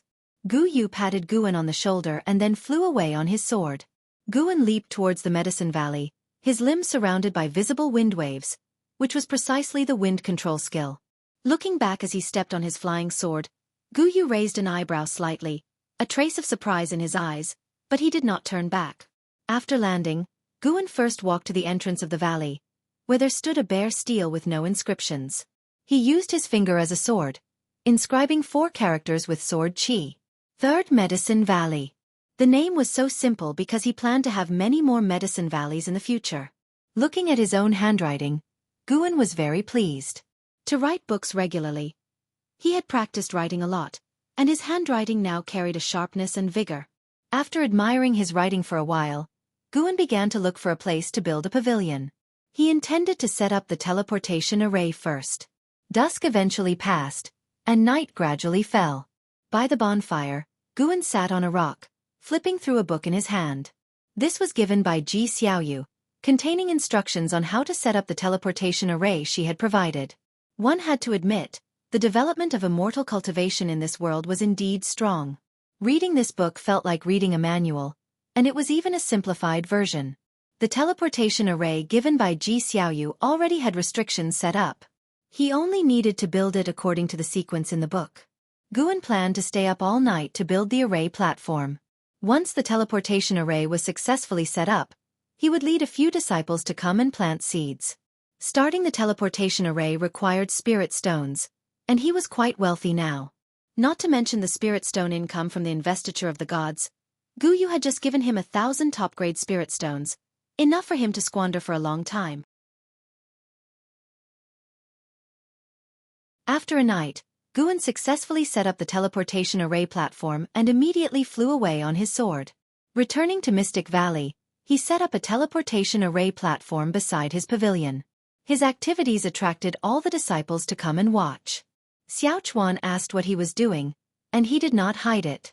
Hearing that Guan was about to take over another Medicine Valley and set up a teleportation array, all the disciples became interested and asked one after another. Guan answered them while setting up the array platform. By noon, Guan had successfully set it up. In front of everyone, he placed spirit stones into the grooves on the array pillars, and after placing them correctly, he infused spiritual power into the activation mechanism. Rumble, the teleportation array started, the ground slightly trembled, and on the array platform, 2 array pillars burst with strong light, converging to form a light curtain. Guan turned around, scanning the crowd, and said, Wu Xin, go to the outer sect and recruit 3 servant disciples. Su Han, Zhen Qin, Yi Yan, come with me. The others stay in Mystic Valley. Hearing this, Zhan Qin and the other 2 excitedly stepped forward and followed Guan into the teleportation array. Not long after, the teleportation light curtain dissipated, and the array platform returned to calm. On the other side, in the third Medicine Valley, Guan started instructing the 3 disciples to weed, while he focused on building the rooms. Su Han used a sword, Yi Yan used a spear, and Zhen Qin used leg techniques to weed. Since Luo Han had taught Yi Yan a spear technique, he couldn't help but ask Guan for an iron spear. This spear, which Guan bought from the outer sect, was not an ordinary iron spear. It could withstand spiritual power and could be considered the lowest grade magic artifact. Guan was not interested in spear techniques, so he did not watch Yi Yan practice. Since he started practicing the spear, Yi Yan's strength improved rapidly. Guan first saw a true genius in Mystic Valley. Yi Yan's cultivation level still improved slowly, but his actual combat power rose quickly. After just 6 months of practicing the spear, both Tang Yu and Su Han combined were no match for him, which greatly discouraged the 2. This made Guan think about his own comprehension. Comprehension was the only thing that couldn't be directly enhanced by lifespan. In this world, it seemed spirit root qualification wasn't everything. The reason Guan asked Su Han, Zhen Qin, and Yi Yan to come was partly to guide them. During the Qiu Qianli disaster, their performance had earned his favor. He decided to cultivate them well and help them go further. The third Medicine Valley was situated between the inner and outer sects. The spiritual energy here was more abundant and could help them cultivate. Occasionally, Guan could also give them special lessons. The 3 had the kind of character that could endure hardship. Before completing the weeding task, they did not rest, even secretly competing to see who could work faster. After they weeded out all the weeds, Guan had already built 4 pavilions. The 4 gathered in front of the buildings to rest. Su Han looked at Yi Yan with a hint of defiance in his eyes. Yi Yan, however, was much calmer. Since he started practicing the spear, he had become more reserved.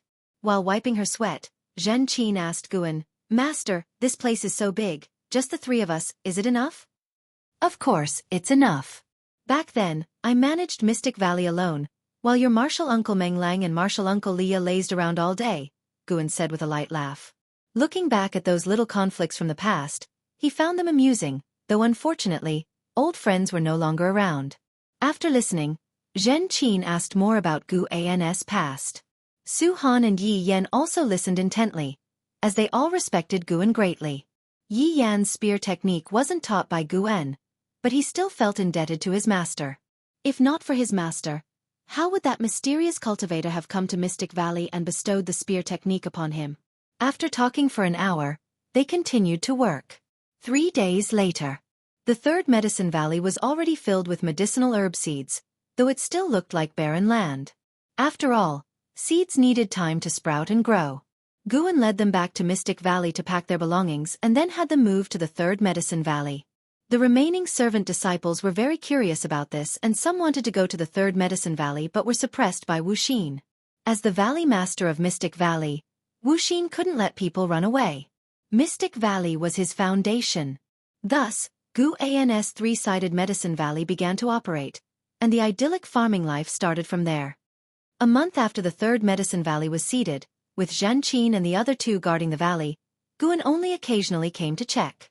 They needed to spend only a little time each day inspecting various areas.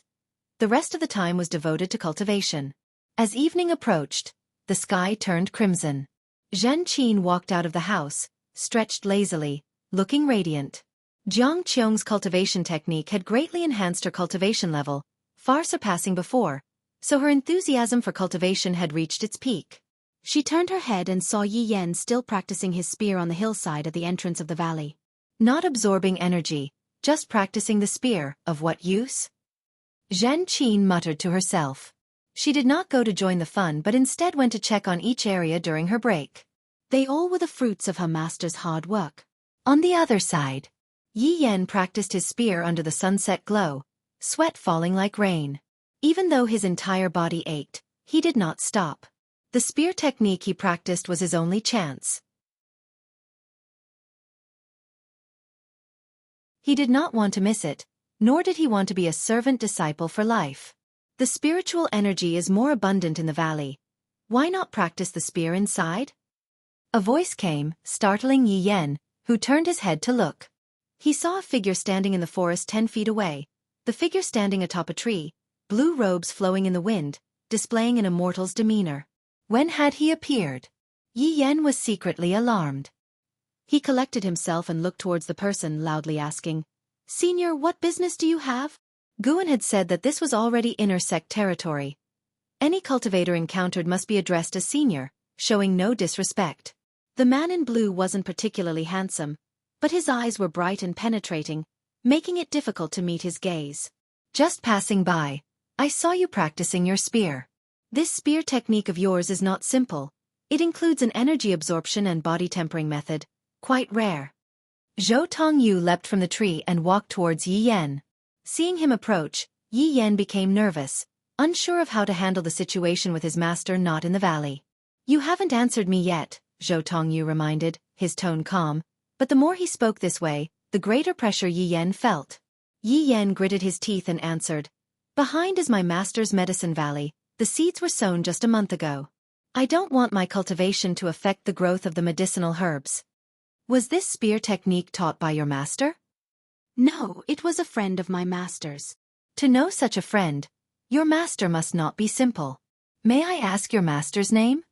"My master is named Guan." While answering, Yi Yan was puzzled as to what the other was exactly aiming for. Zhou Tongyu stopped and beckoned with a hand, saying, "How about a spar? I won't use spiritual power or magic artifacts, just techniques. How about it?" Yi Yan frowned, hesitating. "Are you afraid?" Zhou Tongji's words stirred Yi Yan's fighting spirit. He hadn't feared even the great cultivators of the demon path back then. How could he fear this person? At noon, Guan arrived at the third medicine valley through the teleportation array. He first scanned all areas with his divine sense, and seeing no issues, he looked for his disciples. Quickly, he was drawn to Yi Yan practicing at the entrance of the valley. He walked over, and Yi Yan, noticing his approach, turned his back to him. "Yener, how did you get injured?" Guan asked upon arriving. Yi Yan hesitated for a moment before choosing to look at Guan, showing a face covered in bruises, even with a handprint on his left cheek. He recounted what happened the previous evening to Guan, who became furious upon hearing it. Someone dared to bully his disciple. "What is his name? Will he come again?" "I don't know. He didn't say. He only mentioned that he would come looking for me again when he had time." "Don't worry, Master has your back." Guan patted Yi Yan on the shoulder and then gave him some healing pills. In the following days, Guan stayed in the third medicine valley, but the one who beat Yi Yan never showed up. However, after Guan went to the outer sect to manage his cave and returned, he found that Yi Yan had been beaten again. The person struck and then left. This happened repeatedly over the next 2 months, with Yi Yan getting beaten 4 times, always when Guan was absent. Guan began to suspect the other was deliberately avoiding him. One noon, Guan was reading under a tree, with a slope below connecting to the valley entrance, where Yi Yan was seen practicing his spear. Suddenly, Guan sensed something. His eyebrow twitched, thinking finally he has come.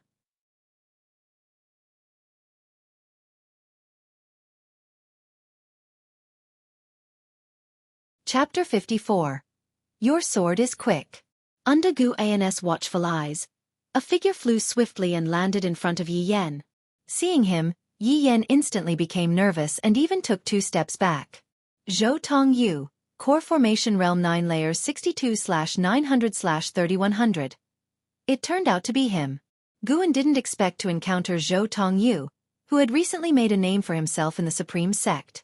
Zhou Tongyu had been challenging and defeating the young disciples everywhere, earning a reputation that even extended to the outer sect. Because the Jueshan sect, which Zhou Tongyu belonged to, was also a reputable sect and had a good relationship with the Supreme Sect. The great cultivators of the Supreme Sect couldn't target him specifically. Consequently, Zhou Tongyu roamed freely in the Supreme Sect for half a year without anyone being able to punish him. Zhou Tongyu only engaged in combat and did not kill anyone. Moreover, he claimed only to challenge those under the age of 100.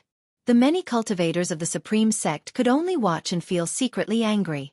The entire Supreme Sect was being suppressed by Zhou Tongyu. No one dared to question his rules. After all, his opponents were under 100 years old, but he still had 38 years to reach 100. When he challenged the 99-year-old disciples of the Supreme Sect, it was actually making the Supreme Sect seem at an advantage. Even so, no one could defeat him. Zhou Tongyu glanced at Guan on the nearby hillside, his expression calm. Guan put the book in his bosom, then stood up and walked down. He came between Zhou Tongyu and Yi Yan, turned to look at Zhou Tongyu, clasped his fist, and said, "I am Guan, Yi Yan's master. May I know how my disciple has offended you, senior?" Yi Yan looked at Guan standing in front of him and felt deeply moved. Guan had previously mentioned that the cultivators here were all inner sect disciples, implying they were of core formation realm cultivation. For Guan, who was only at the first layer of the foundation establishment realm, to stand up to a core formation realm cultivator on his behalf, how could Yi Yan not be moved? "You are his master? Your cultivation disappoints me." Zhou Tongyu scrutinized Guan, frowning. Guan replied, "My disciple is only at the Qi cultivation realm. As his master, how high can my cultivation be?" Zhou Tongyu snorted, "I did not bully your disciple, I see potential in him." At these words, Yi Yan's face turned green, wanting to speak but holding back. Guan stared at him and said, "If you intend to guide him, you can be straightforward. My disciple can remember your kindness, but you didn't say, and you struck hard. Perhaps you genuinely wanted to guide him, but in your heart, you must look down on him, so you didn't bother to explain." If Zhou Tongyu were the top genius of the Supreme Sect, Guan might have considered it more, but he wasn't. Guan did not want to provoke Zhou Tongyu for no reason, but if Zhou Tongyu bullied him, he would not be merciful. Zhou Tongyu frowned even more upon hearing Guan's words. He wanted to refute, but he understood that Guan saw through him. He did look down on Yi Yan somewhat and only guided him on a whim. "Humph, it seems you're here to question me. Very well, same rules, no use of spiritual power, just techniques. If you can defeat me, I will apologize to your disciple and give him a complete body-refining sorcery." "How's that?" Zhou Tongyu said coldly, staring at Guan. "Master, let it go." Yi Yan hurriedly said. He knew Zhou Tongjia's strength best, even in techniques, was unfathomable. Guan asked, "Only techniques?" "Correct." Seeing Guan interested, Zhou Tongyu grinned, though somewhat sinisterly. Guan frowned and said, "If you lose, you can't mention losing to me, and don't come to pester me and my disciple again." "Heh, want to compare techniques with me?" Zhou Tongyu laughed and said, "Agreed, now take your weapon." Guan raised his right hand, summoned a tree branch from the forest, and held it like a sword. His left hand gestured towards Zhou Tongyu. Zhou Tongyu immediately walked towards Guan. The distance between them began to shorten. Yi Yan hurriedly stepped aside, afraid of hindering his master. When they were less than 7 steps apart, Zhou Tongyu suddenly accelerated, stepping in front of Guan, punching towards Guan's abdomen with his right hand. Though he did not use spiritual power, this punch roared like tigers and leopards. Even before his fist reached Guan, Guan felt a fierce force surging towards him. Whoosh! Zhou Tongjia's fist stopped. His pupils trembled violently, and he looked shocked. Yi Yan's eyes widened, unable to believe what he was seeing. Guan's body slightly leaned back, the tree branch in his hand pressed against Zhou Tongjia's throat. While Zhou Tongjia's fist was still 2 feet away from Guan, "If I had a real sword, would it have hurt you?" Guan asked calmly, making Zhou Tongjia's expression change. After a few moments, Zhou Tongyu withdrew his fist, followed by Guan retracting his sword. Zhou Tongyu took a deep breath, looked at Yi Yan, and said, "Sorry, I was too much." He took out a secret book from his storage bag and threw it to Yi Yan, then looked at Guan again. "Your sword is fast. Who exactly are you?" Guan threw the tree branch into the forest and said calmly, I am just a cultivator with mediocre spirit root qualification, not fond of energy absorption, and I practice sword techniques daily. Though my techniques aren't exquisite, they are fast enough. Without the rules, I wouldn't be your match.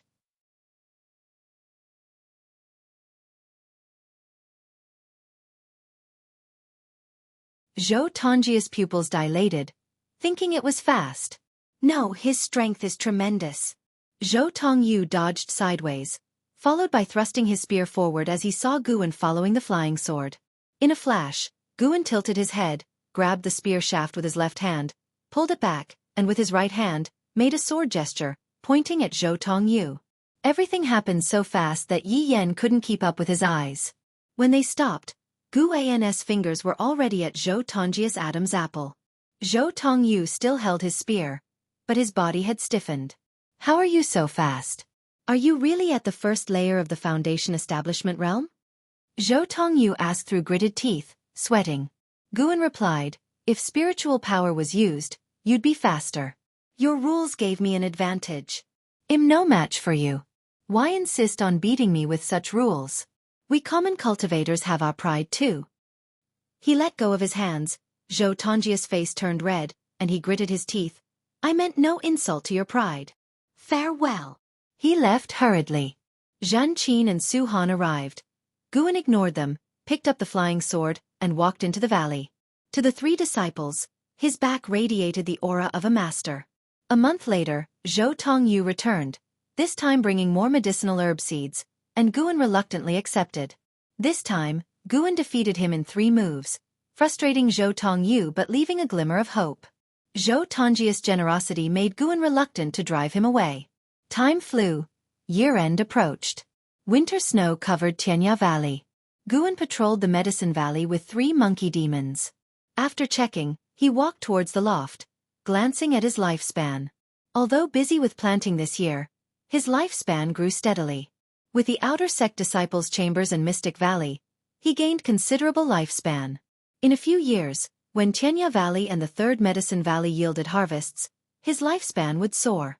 Just as Guan reached the loft, Luo Hun approached, looking embarrassed and hesitant. Where is your book recently? You want to read? I thought you didn't like it. The Medicine Valley is boring.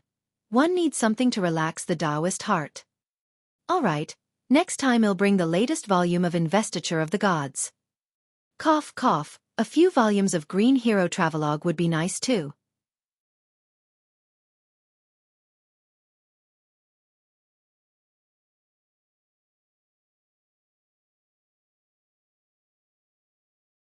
It seems you've worked hard, Leah said, pinching Guan's shoulder with a satisfied smile.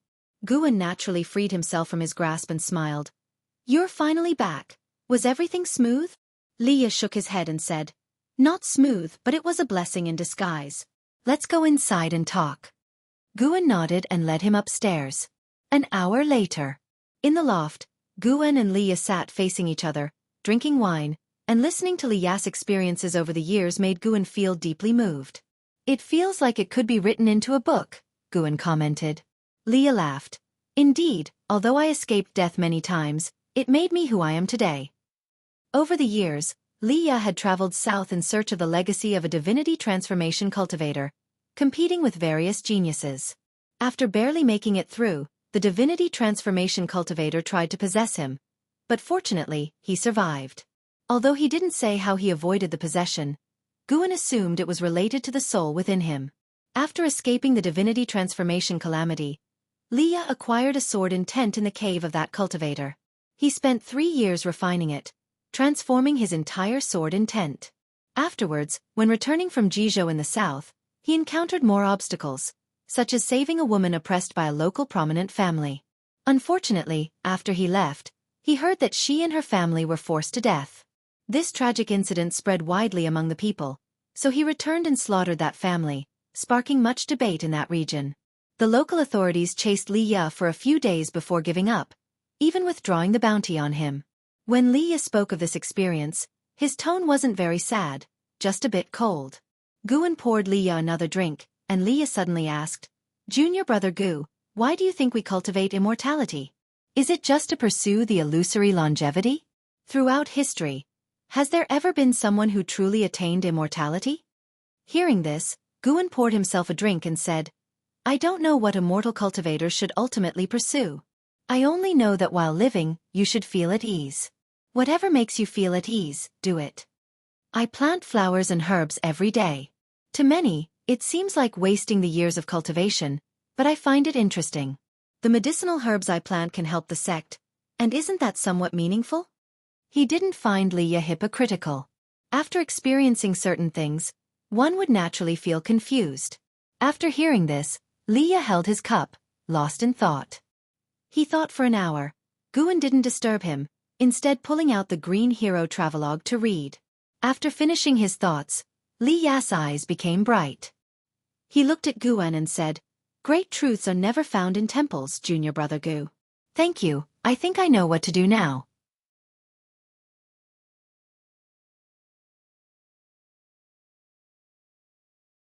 Zhou Tongjia's face twitched. For some reason, their words felt harsh to him. He took a deep breath and said, Your supreme sect is about to undergo major changes. Be careful, take care. If fate allows, we will meet again. Having said that, he leaped and transformed into a light beam, flying towards the sky. The three disciples were stunned by his movement technique and watched in a daze as he left. Guan waved his hand and said, Disperse now, practice well, and form your foundation establishment soon, so you won't be unworthy of meeting him again. The three promptly paid respects and left. Guan pondered Zhou Tongjia's words. Major changes in the Supreme Sect? He hoped it wouldn't affect his Medicine Valley. Turning around, he headed towards his tower. After entering the room, he closed the door, walked to the desk, and took out a pen and paper, beginning to draft Gu Zong and his son's book. The final volume of Investiture of the Gods had already been sent to the book collection hall. Next, it was time to write a new book. After the Investiture of the Gods, the next obvious choice was Journey to the West, but he feared its impact might be too significant, so he decided to set it aside for now and write a novel about Gu Zong and his son to cool things down, making Panan look less like an immortal reincarnate. Recently, the Outer Sect disciples had praised Panan as if he were an immortal incarnate, making Guan uneasy. He planned to use classic web novel plots from his previous life for the second book. Gu Zong had cultivated for 500 years, renowned in the immortal cultivation world, and was the Supreme Sect's strongest elder. In the year his Daoist friend gave birth to a son, the demon path invaded, and the Supreme Sect faced annihilation. Gu Zong used his divine skills to call upon the powers of heaven and earth, wiping out the demon path, but he fell into a space rift caused by his divine skills. The world believed him dead, not knowing that he had landed on a deserted island overseas, where he accidentally discovered an immortal's legacy.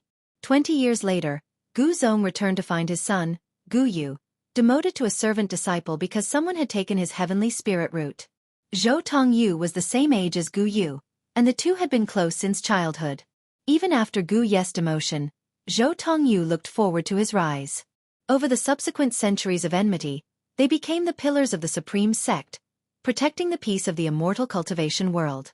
After pondering, Gu Yu's eyes sparkled. He began writing. Chapter 1, The Fallen Genius. The year after Zhou Tongyu left, in the spring, Guan went to the Outer Sect to submit his manuscript. Lu Chong was very interested in his Supreme Immortal Venerable and chatted with him for a long time.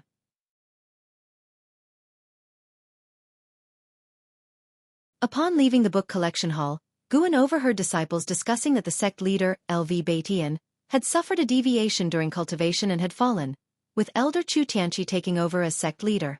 Guan was shocked. The sect leader had been killed? He quickly left the outer gate city and headed for the Third Medicine Valley.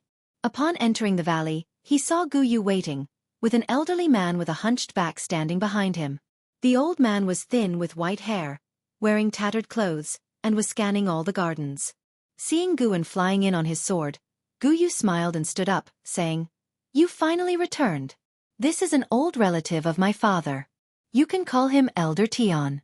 His spirit root qualification is poor, destined never to reach foundation establishment. He will stay in the Medicine Valley and assist you, so feel free to give him any task. Guan's eyes turned to the old man, his expression changing slightly. LV Bait Ian, Energy Cultivation Realm 6th Layer 742/850/3200.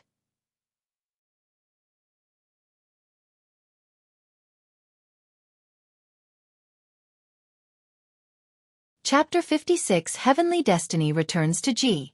LV Daotian. Isn't that the recently deceased sect leader? Guan speculated many possibilities, but his expression did not change much. He curiously asked, since he is your father's distant relative, why not arrange a better place for him? This medicine valley is dirty and tiring. Gu Yu smiled and said, the Supreme Sect wasn't built by my father, and being placed in this medicine valley is already better than the medicine valley in the outer sect. From his demeanor, it seemed that he didn't know Elder Tian's true identity. Guan found it difficult to refuse directly. Refusing would mean he knew Elder Tian's true identity. Gu Yu pulled Guan upstairs, and throughout, Elder Tian did not look back at Guan even once. After entering the room, Gu Yu closed the door. He turned around excitedly and asked, how is it? The book should be ready, right? Guan smiled and said, it's ready. After deep consideration, I made you the protagonist. Really? Really, you'll be able to see it soon. Guan nodded with a smile. The name Panan was already famous in the Taitsong Immortal Cultivation world. His second book, with the name Supreme Sect in it, would definitely be heavily promoted by the sect. This book was to satisfy the upper echelons. After this one, Guan wouldn't write about them anymore. It was worth mentioning that the book collection hall had allotted him an additional 20% of the profits this time. This was conceded by the Supreme Sect. Upon hearing Gu An's words, Gu Yu became immediately exhilarated. He took out a spirit stone from his storage bag and heavily placed it on the table, saying, thank you. Guan glanced at the spirit stone on the table, raising his eyebrows. What a rich spiritual energy. Gu Yu proudly smiled and said, this is a supreme-grade spirit stone, equivalent in value to 100 top-grade spirit stones. I only have 2 of these, given to me by my mother. Sincere enough, right? You can write without worries. I can handle everything else for you. 100 top-grade spirit stones? Guan was stunned. This guy was truly extravagant. The wealth disparity in the immortal cultivation world was just too vast. 1 supreme-grade spirit stone was equivalent to 1 million low-grade spirit stones, while a servant disciple's monthly salary was just 1 low-grade spirit stone. Rich fool. Guan felt a pang of envy but accepted the supreme-grade spirit stone with a smile, saying, I won't let you down. Gu Yu became highly excited and began asking about the book's details, but Guan kept his lips tight, making Gu Yu even more eager. Not long after, Gu Yu left, and Guan guessed he was heading to the book collection hall. After bidding farewell to Gu Yu, Guan came in front of Elder Tian and introduced himself. Elder Tian did the same, maintaining a respectful demeanor, with no sign of being the Supreme Sect leader. The 742 years old Elder Tian had a current lifespan of 850 years, meaning he could live only another 108 years. Guan speculated it was related to his injuries. At the sect leader's level, the current lifespan should be near 2,000 years. Then, Guan took him on a tour, introducing the situation of Medicine Valley and explaining what he should usually do. Elder Tian listened carefully, occasionally asking about the types of herbs they passed by, seeming genuinely interested in farming life. Could it be he truly fell from grace due to deviation? When Guan previously heard of the sect leader's plight, he instinctively thought the sect leader had been ambushed. After all, the sect leader's struggle with the elders had lasted for many years. Now looking at Elder Tian's state, it didn't seem so. Lifespan detection couldn't lie to him. The person before him was indeed the sect leader, LV Daotian. The arrival of Elder Tian did not change the rhythm of life in the Third Medicine Valley. Zhan and the other 2 mostly spent their time cultivating and rarely interacted with him. However, Guan would chat with Elder Tian every time he returned. Half a year passed quickly. Autumn arrived, and falling leaves drifted into Tianya Valley. Guan stood on the path in the garden, watching 3 monkey demons sweep the fallen leaves. In the distance, Luo Hun sat on the hillside, holding the green hero travelogue and reading intently. His spear stood beside him, absorbing strands of spiritual energy that formed a faint vortex. Suddenly, Guan sensed something, glancing into the distance. He looked only once before retracting his gaze. Soon after, a figure walked from the mouth of the valley. The person was dressed in a black and white long robe, exuding elegance, holding a folding fan. Li Xian Dao. After many years, The Emperor of Taikang's demeanor was still the same. Guan turned his head and cast a lifespan detection. Divinity Transformation Realm. 9 layers. On the hillside, Luo Han also noticed Li Zuando's arrival. He quickly stood up, put the green hero travelogue into his storage bag, and then descended the mountain, spear in hand. Luo Han first paid respects to Li Xiandao, followed by Guan. As Li Xiandao walked towards the Medicine Valley Pavilion, he turned to Guan beside him and asked, "How is it? Are you satisfied with this Medicine Valley of mine?" Guan replied, "Very satisfied, it exceeded my expectations. Some high-rank medicinal herbs are completely new to me. Fortunately, Your Majesty provided me with a medicinal herb chronicles." Have you forgotten how I previously instructed you? Uncle. That's more like it. Li Xiandao laughed heartily, while the expression of Luo Han, standing on the other side, turned subtle. Uncle. Luo Han seemed to realize something, and his gaze became strange. The three of them, chatting and laughing, arrived in front of the pavilion. Li Xiandao sat down at the stone table, and Luo Han immediately poured wine for him. Li Xiandao raised his hand, signaling Guan to sit as well. He looked at Guan and asked, "Li Ya should have returned to the Supreme Sect, right?" Guan nodded and said, "He returned last year. Did he tell you about his experiences over the years?" "Yes, Uncle should have sent people to follow him, right?" "Who would dare to follow him? It's just that there are informants everywhere. Tell me, how could a Foundation Establishment Realm Cultivator escape from the possession of a Divinity Transformation Realm Great Cultivator? What secret is he hiding?" As Li Xiandao asked this, he lifted his wine cup, drank it in one gulp, and then smiled at Guan. Guan frowned and said, "Secret? He didn't tell me, and it's not something I can ask directly." Li Xiandao smiled knowingly and said, "This son of mine has been of ordinary talent since childhood, the least talented among all my children. But ever since he joined the Supreme Sect, he has soared, constantly surprising me. His growth pleases me greatly. I just fear he might be taken advantage of by someone with ill intentions." Looking at his expression, Guan found it hard to judge his attitude toward Li Ya. However, regardless, Guan's heart was certainly inclined towards Li Ya. "Then I'll try to subtly inquire in the future," Guan said thoughtfully. He said so but had no intention of actually asking. Li Xiandao nodded in satisfaction. He turned to Luo Han standing nearby and asked with a smile, "Luo Han, do you think Li Ya has the potential to be the crown prince?" Luo Han's expression changed slightly, and he responded in a deep voice, "Your servant dare not speak out of turn. You really are no fun." Li Xiandao shook his head and laughed. His gaze then turned to Guan, who quickly said, "Uncle, please don't ask me such questions. I don't want to get involved in trouble. I just want to grow herbs and flowers for you." "Ha ha ha." Li Xiandao laughed heartily, grabbing the wine jar beside him and pouring it directly into his mouth, much more boldly than before. Then, he picked up another wine jar and continued to drink. Guan sensed something was wrong. This emperor had concerns. Luo Han noticed it too and frowned as he asked, "Your Majesty, has something happened?" After drinking 3 jars of wine in one go, Li Xiandao laughed and said, "There's no big deal. You've read The Investiture of the Gods, haven't you?" Luo Han nodded and said, "It's well written. Didn't you like it too?"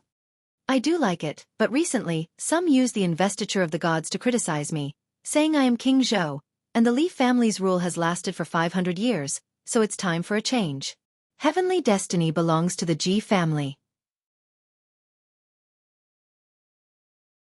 In recent years, the Ji family has frequently sent their disciples to various places to slay demons and exterminate evil, earning a great reputation and popular support. Li Xiandao chuckled. Guan's heart skipped a beat. Luo Han was furious and said in a deep voice, "Your Majesty, who says that the heavenly destiny belongs to the Ji family? Your servant is ready to take orders at any time, even if it means killing Pan En." "Good heavens! I won't bring you the green hero travelogue again." Guan was inwardly indignant, while his face showed a look of concern. Li Xiandao snorted and said, "Foolish, killing Pan En would only confirm that I am narrow-minded, unable to tolerate even a writer."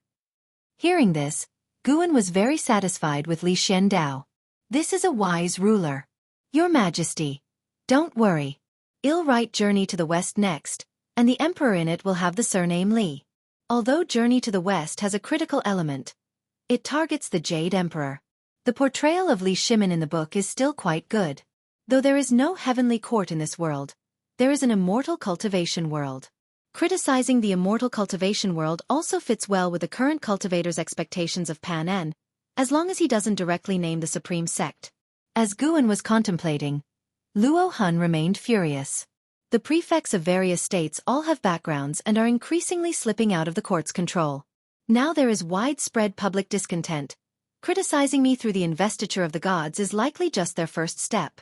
One day, swords will be pointed directly at me. I need to build my own power.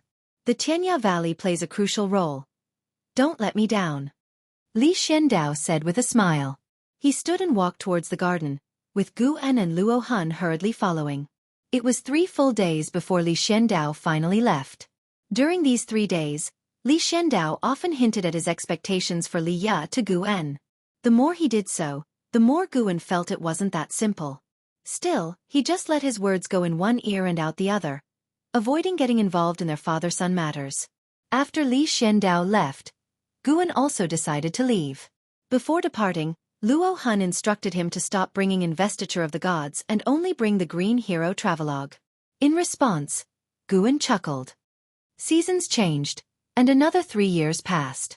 This year, Tianya Valley saw the first batch of medicinal herbs mature, and Gu En harvested nearly 5,000 years of lifespan in one go, leaving him in a pleasant mood. Starting this year, his annual lifespan income would soar. Currently, his total lifespan had exceeded 70,000 years, and he was set to keep striving for 1,000,000 years. On that day, Gu En took Su Han and Zhen Qin to the outer sect. Both had reached foundation establishment. Besides continuous cultivation, Gu En had also refined many low-rank elixirs for them, aiding their smooth foundation establishment. After sending them to the Hall of Elders in the outer sect, he turned to leave. Servant disciples had to register their identities at the Hall of Elders to officially become outer disciples. As he walked past a street, a familiar voice called out, "Senior brother, long time no see." Gu En turned and saw LV Jiojia, dressed in black from the Demon Extermination Hall, walking towards him, followed by 6 disciples from the same hall. "How have you been?" Gu En asked with a smile. Since the change in the sect leader, the Demon Extermination Hall had gained momentum, even surpassing the Law Enforcement Hall. It was common to encounter their members in the outer gate city. LV Jiojia came up to him, nodding and said, "Pretty good. Master just promoted me. Besides better treatment, I have more authority now. Senior brother, if you ever need anything, feel free to come to me." He took out a black token from his storage bag and handed it to Gu En.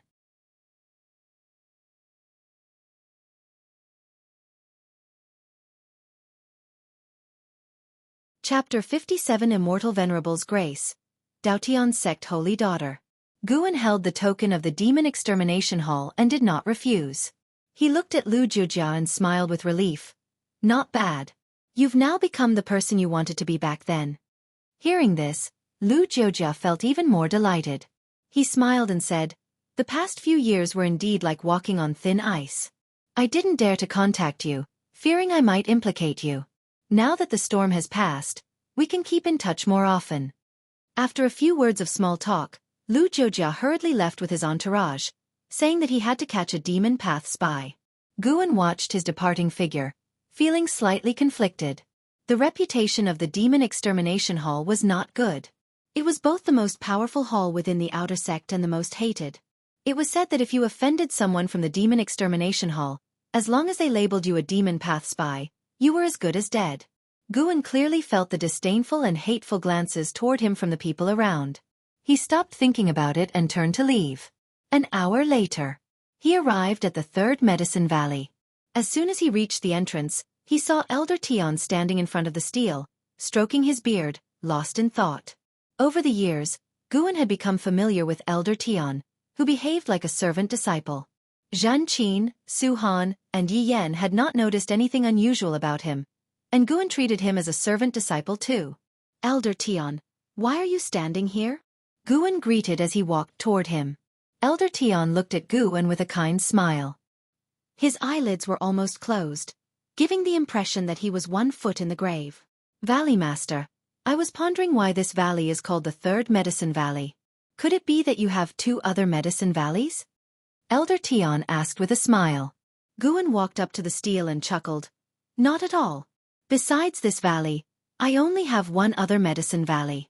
The reason it's called the Third Medicine Valley is my principle in life, which is not to strive for first or second, but to aim for third. I believe that being too prominent attracts trouble. The top 3 are all excellent, but third place is the safest. When Elder Tian heard this, his eyelids lifted slightly as he fell into thought. Guan patted his shoulder and smiled. Today I brought roasted chicken and fine wine for us to taste. This spirit chicken cost me 10 low-grade spirit stones from the outer sect. Elder Tian snapped out of his thoughts and followed him. Yi Yan was not practicing his spear technique at the valley entrance but on a path in the central garden.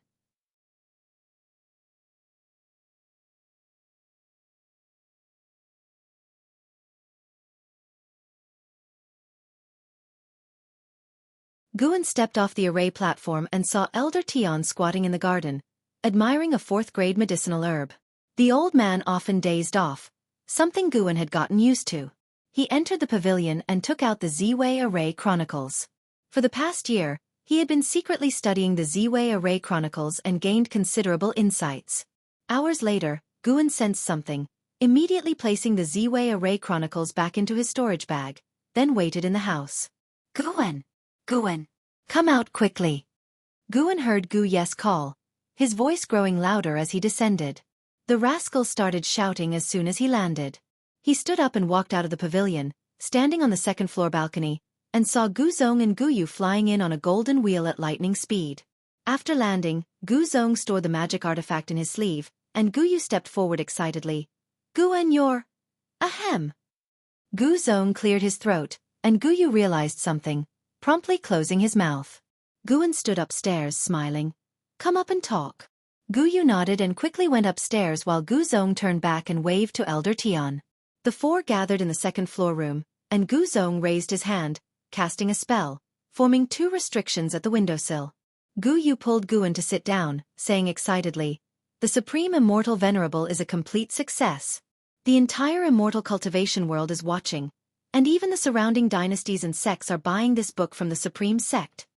Ha ha ha, a few years ago, when Supreme Immortal Venerable first came out, many mocked Panan for losing his talent. Who would have thought that now, everyone would be eager to read it, all expecting me, Gu Yu, to prove my genius. Seeing his excitement, Guan couldn't help but smile. The success of the Supreme Immortal Venerable didn't surprise him at all. After all, such stories of meteoric rise and face-slapping strong opponents were an enormous emotional shock to the Immortal Cultivation world. Gu Zong said, We came today not just for this matter, but it's related. The holy daughter of the Daotian sect is coming to the Supreme Sect to cultivate. She's coming for you. Daotian sect is from the Taizong dynasty's neighboring Great Yu dynasty, the leading sect in Great Yu. The holy daughter is the Daotian sect hierarch's daughter. Her coming will establish a long-term friendly relationship between the Supreme Sect and Daotian sect. At that time, I'll have to introduce the holy daughter of Daotian sect to you. Don't worry. This matter won't spread out. You will only need to meet her once. She's promised not to reveal your identity. Guan felt a headache coming on. I've become a part of foreign diplomacy? Gu Zong stroked his beard and laughed. The Supreme Immortal Venerable significantly boosted the development of the Supreme Sect. The Hall of Elders greatly appreciates you. If you can convince the holy daughter of the Daotian sect to stay, the Hall of Elders will reward you with a 7th-grade spirit tree seedling. Once grown, this tree will notably enhance the local spiritual energy, making it not difficult for you to achieve core formation, despite your qualifications. Originally, you were to receive a cultivation technique or high-rank Dharma artifact, but you said you avoid conflict and prefer gardening, so it was changed to a 7th-grade spirit tree. This tree will benefit the entire Medicine Valley. Its advantages immeasurable.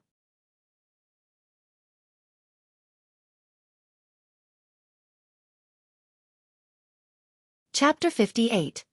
If you were the sect leader, what would you do? 7th Order Spirit Tree. This is the grade of the green vine tree. How could the Supreme Sect have a spirit tree comparable to the holy tree of the Thousand Autumn Pavilion? Could it be that the green vine tree in the 8 scenic caves isn't a true holy tree or hasn't fully matured yet? Guan was immediately excited.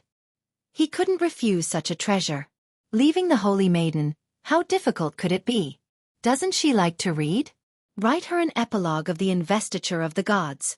When will the holy maiden arrive? Guan took a deep breath and asked. He didn't show the joy in his heart. Instead, he pretended to be worried and deep in thought. Elder Guzong laughed and said, "She will be here within a year at most. You don't need to feel pressured." Gu Yu teased from the side, "Don't worry about being asked to pledge yourself to her. The cultivation gap is obvious. She just likes your books." Guan nodded. He wasn't that narcissistic. There were many people in the world who liked the investiture of the gods. Elder Guzong looked at Elder Tian standing nearby and asked, "How have you been here?" Elder Tian nodded and said, "Pretty good. The Valley Master treats me well." Guan felt helpless. Elder Guzong had brought in a distant relative. Was he afraid Guan wouldn't suspect anything? No way. If you're going to play along, do it thoroughly. Guan looked at Elder Guzong and hesitated to speak. Elder Guzong seemed to notice his confusion and laughed. "He has long known your identity as Pan En. It's because he likes the investiture of the gods that I allowed him to come here. Besides him, only the Hall of Elders knows. Don't worry. We are more afraid of your identity being exposed than you are." Before the investiture of the gods appeared, disciples had always written books. But the impact that Pan En brought was unprecedented. No one had thought that books could bring more disciples, cultivation resources, and even assist the sect in diplomatic relations with other powers. Especially after the Supreme Immortal Venerable was published, the entire world's eyes were on the Supreme Sect. Standing at a high position, Elder Guzong could see the clearest. Guan breathed a sigh of relief. Gu Yu suddenly said, "Zhou Tongyu treats Gu Yu quite well. I take back what I said before. Don't let Gu Yu bully him." Guan looked at him with a strange expression. Elder Guzong laughed. "My image is not bad either. No matter where I go, I can hear people mentioning my name, asking when I will return to deal with those evildoers for my son." Cough cough, revealing it early would spoil the suspense. True. Guan changed the topic and inquired about the holy maiden of the Daotian sect.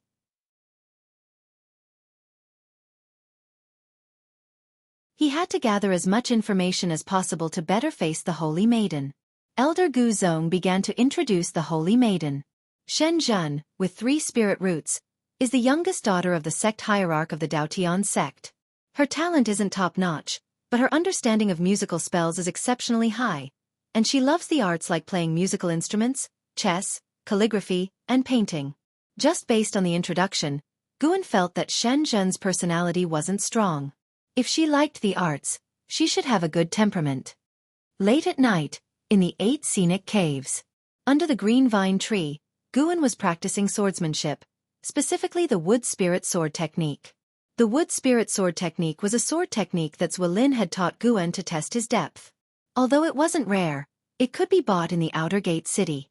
Since it was of the wood attribute, Guan decided to practice it himself and not invest his lifespan into it. However, isn't real-world time also lifespan? With his extraordinary Taitsong Divine Shocking Swordsmanship achievement and his current top-grade 5 elements Heavenly Spirit root, Guan found a sense of genius in the wood spirit sword technique. He had already mastered the wood spirit sword technique and was now pursuing a higher realm. Every cultivation technique, spell, and ultimate skill had minor realms.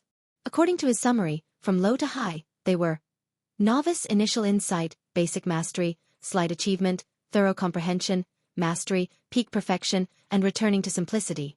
It felt like leveling up in a game, which Guan found very interesting. The one Zhonglong Sky Dragon watched Gu An's sword practice from the tree. Now, it had the majesty of a true dragon. Guan moved within a 3 zhong radius under the tree, creating afterimages.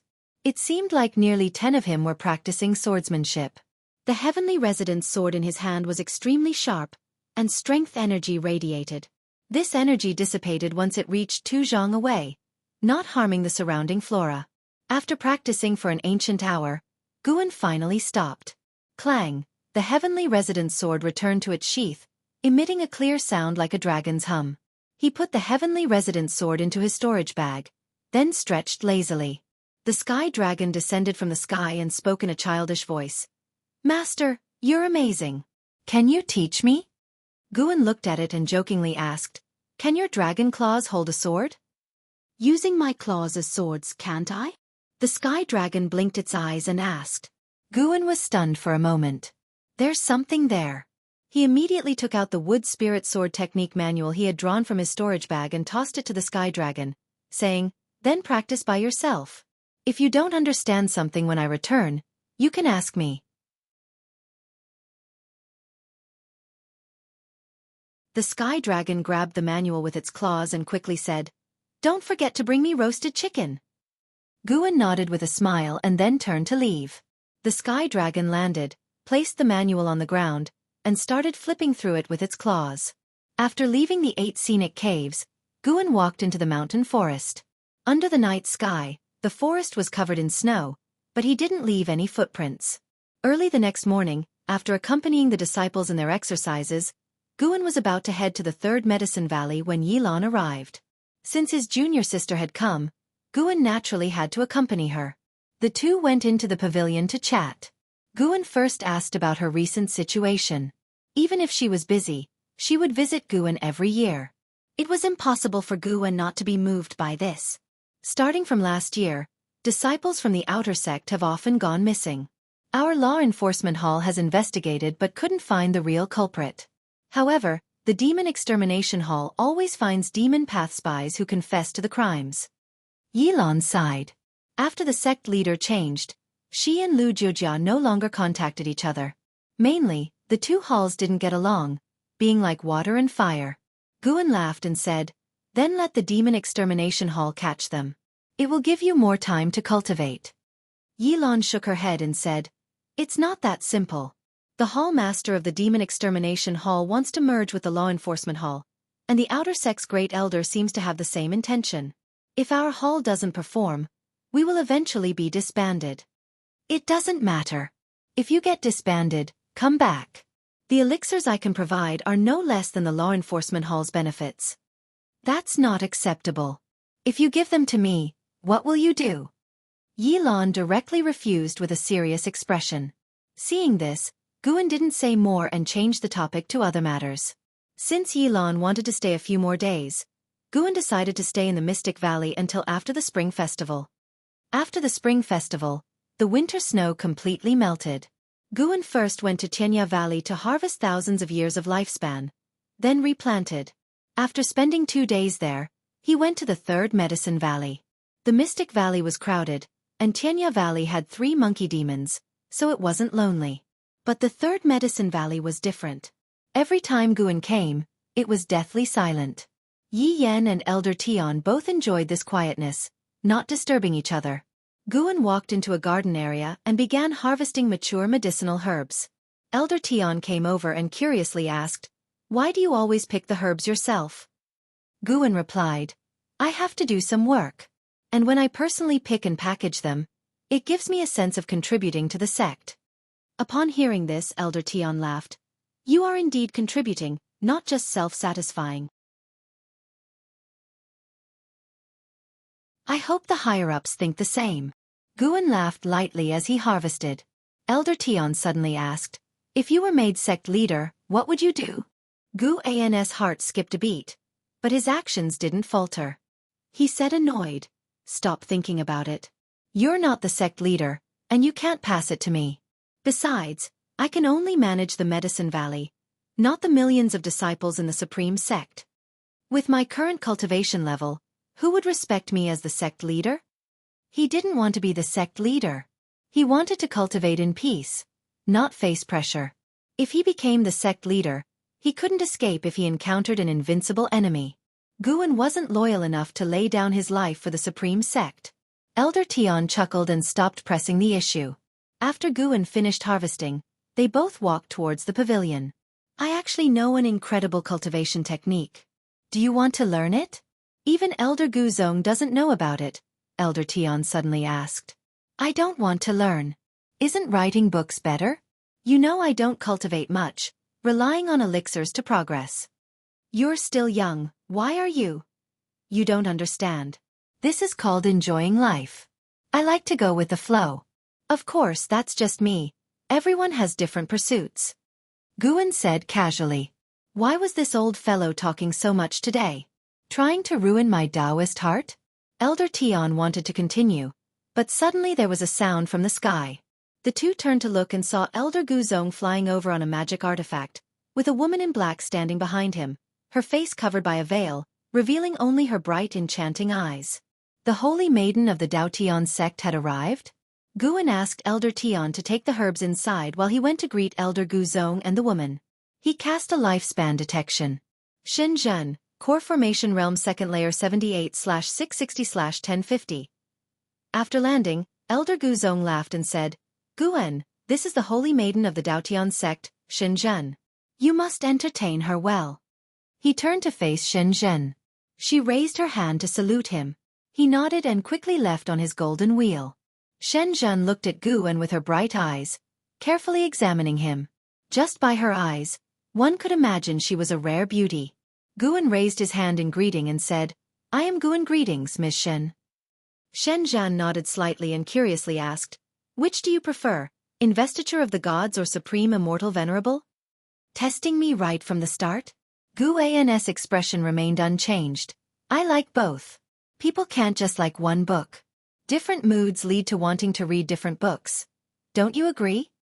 Shenzhen's eyes lit up. I actually wrote a book too. Would you like to read it? Shenzhen blinked her eyes and asked. Guan naturally didn't refuse. Shall we look at it upstairs? Shenzhen nodded and followed Guan to the second floor of the pavilion.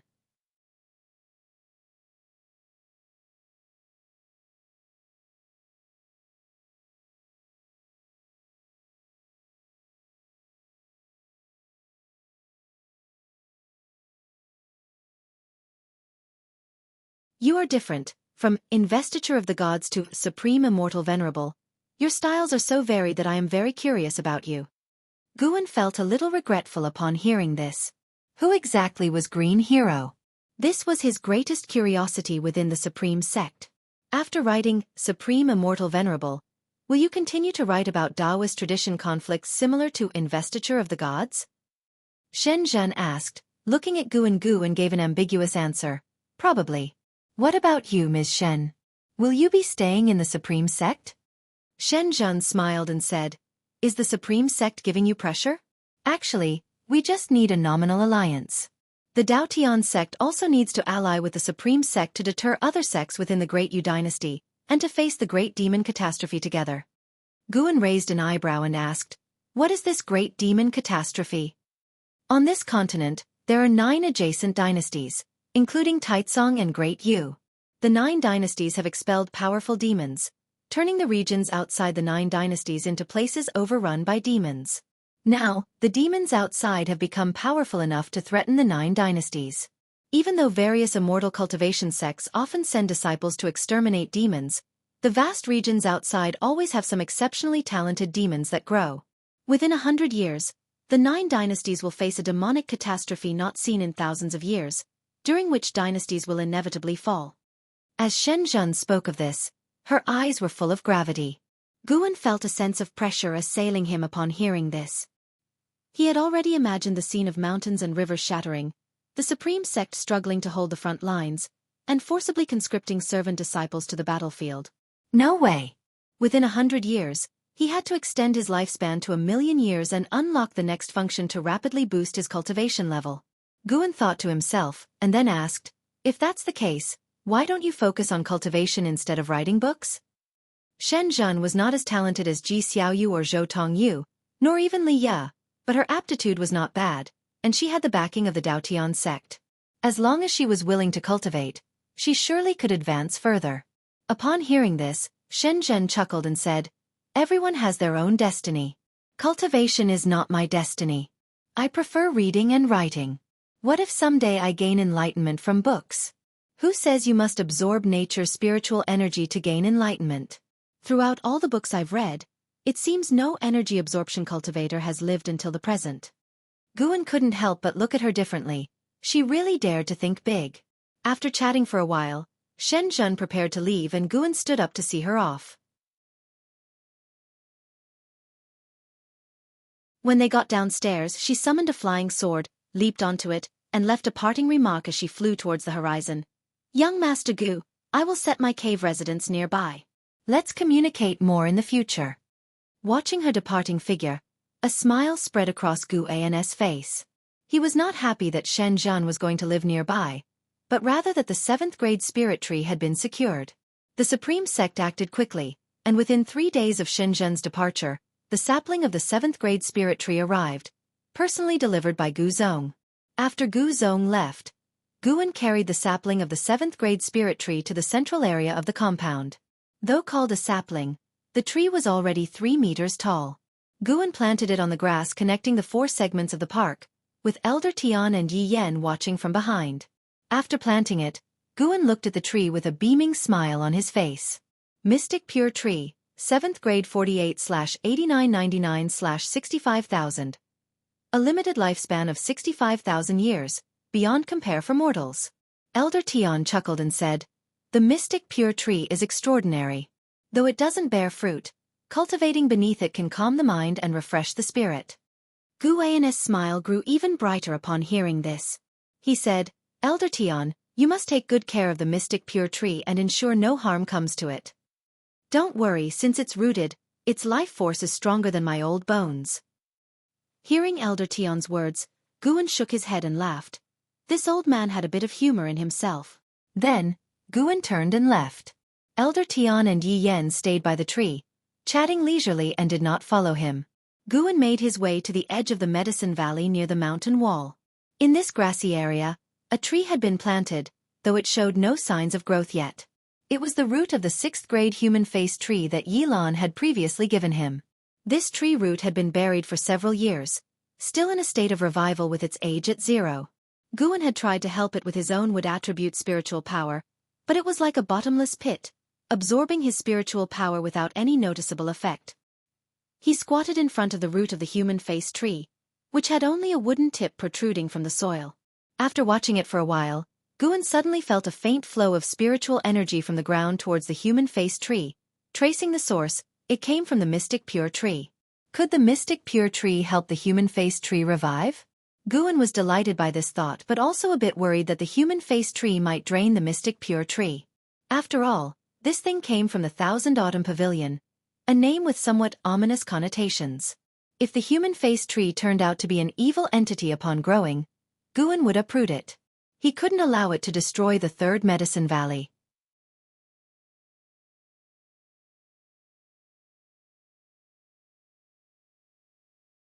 Watching his retreating figure, Guan didn't think much of it and headed back towards the 3rd Medicine Valley. Once he arrived at the 3rd Medicine Valley, he released the 3 spirit dogs he had just bought. All 3 had 2nd grade demon beast bloodlines, making them quite expensive. "I'll be staying in the Mystic Valley for a while, so you take care of them," Guan instructed Elder Tian. Elder Tian nodded, and Guan turned towards the transmission array platform. Whether it was an illusion or not, Guan noticed that Elder Tian's gaze towards him seemed filled with concern. Before he could ponder it further, the formation activated, bringing him to the Mystic Valley. As soon as he arrived at the Mystic Valley, Guan felt a familiar presence. "Liya." He stepped down from the array platform and looked towards the distance, seeing Liya instructing disciples on sword practice, with even Xiaochuan participating. After giving some instructions, Liya turned and headed towards Guan. When they met, Guan asked curiously, "What brings you here?" "Core Formation Realm. First layer." Reaching the Core Formation Realm at 45, just 5 years behind Jianghu. Liya smiled lightly and said, "I came here to protect you. I heard that the demon lord from the Heavenly Extinction Sect has infiltrated the outer gate, and I was worried about you. I plan to go to the inner sect only after this matter is resolved."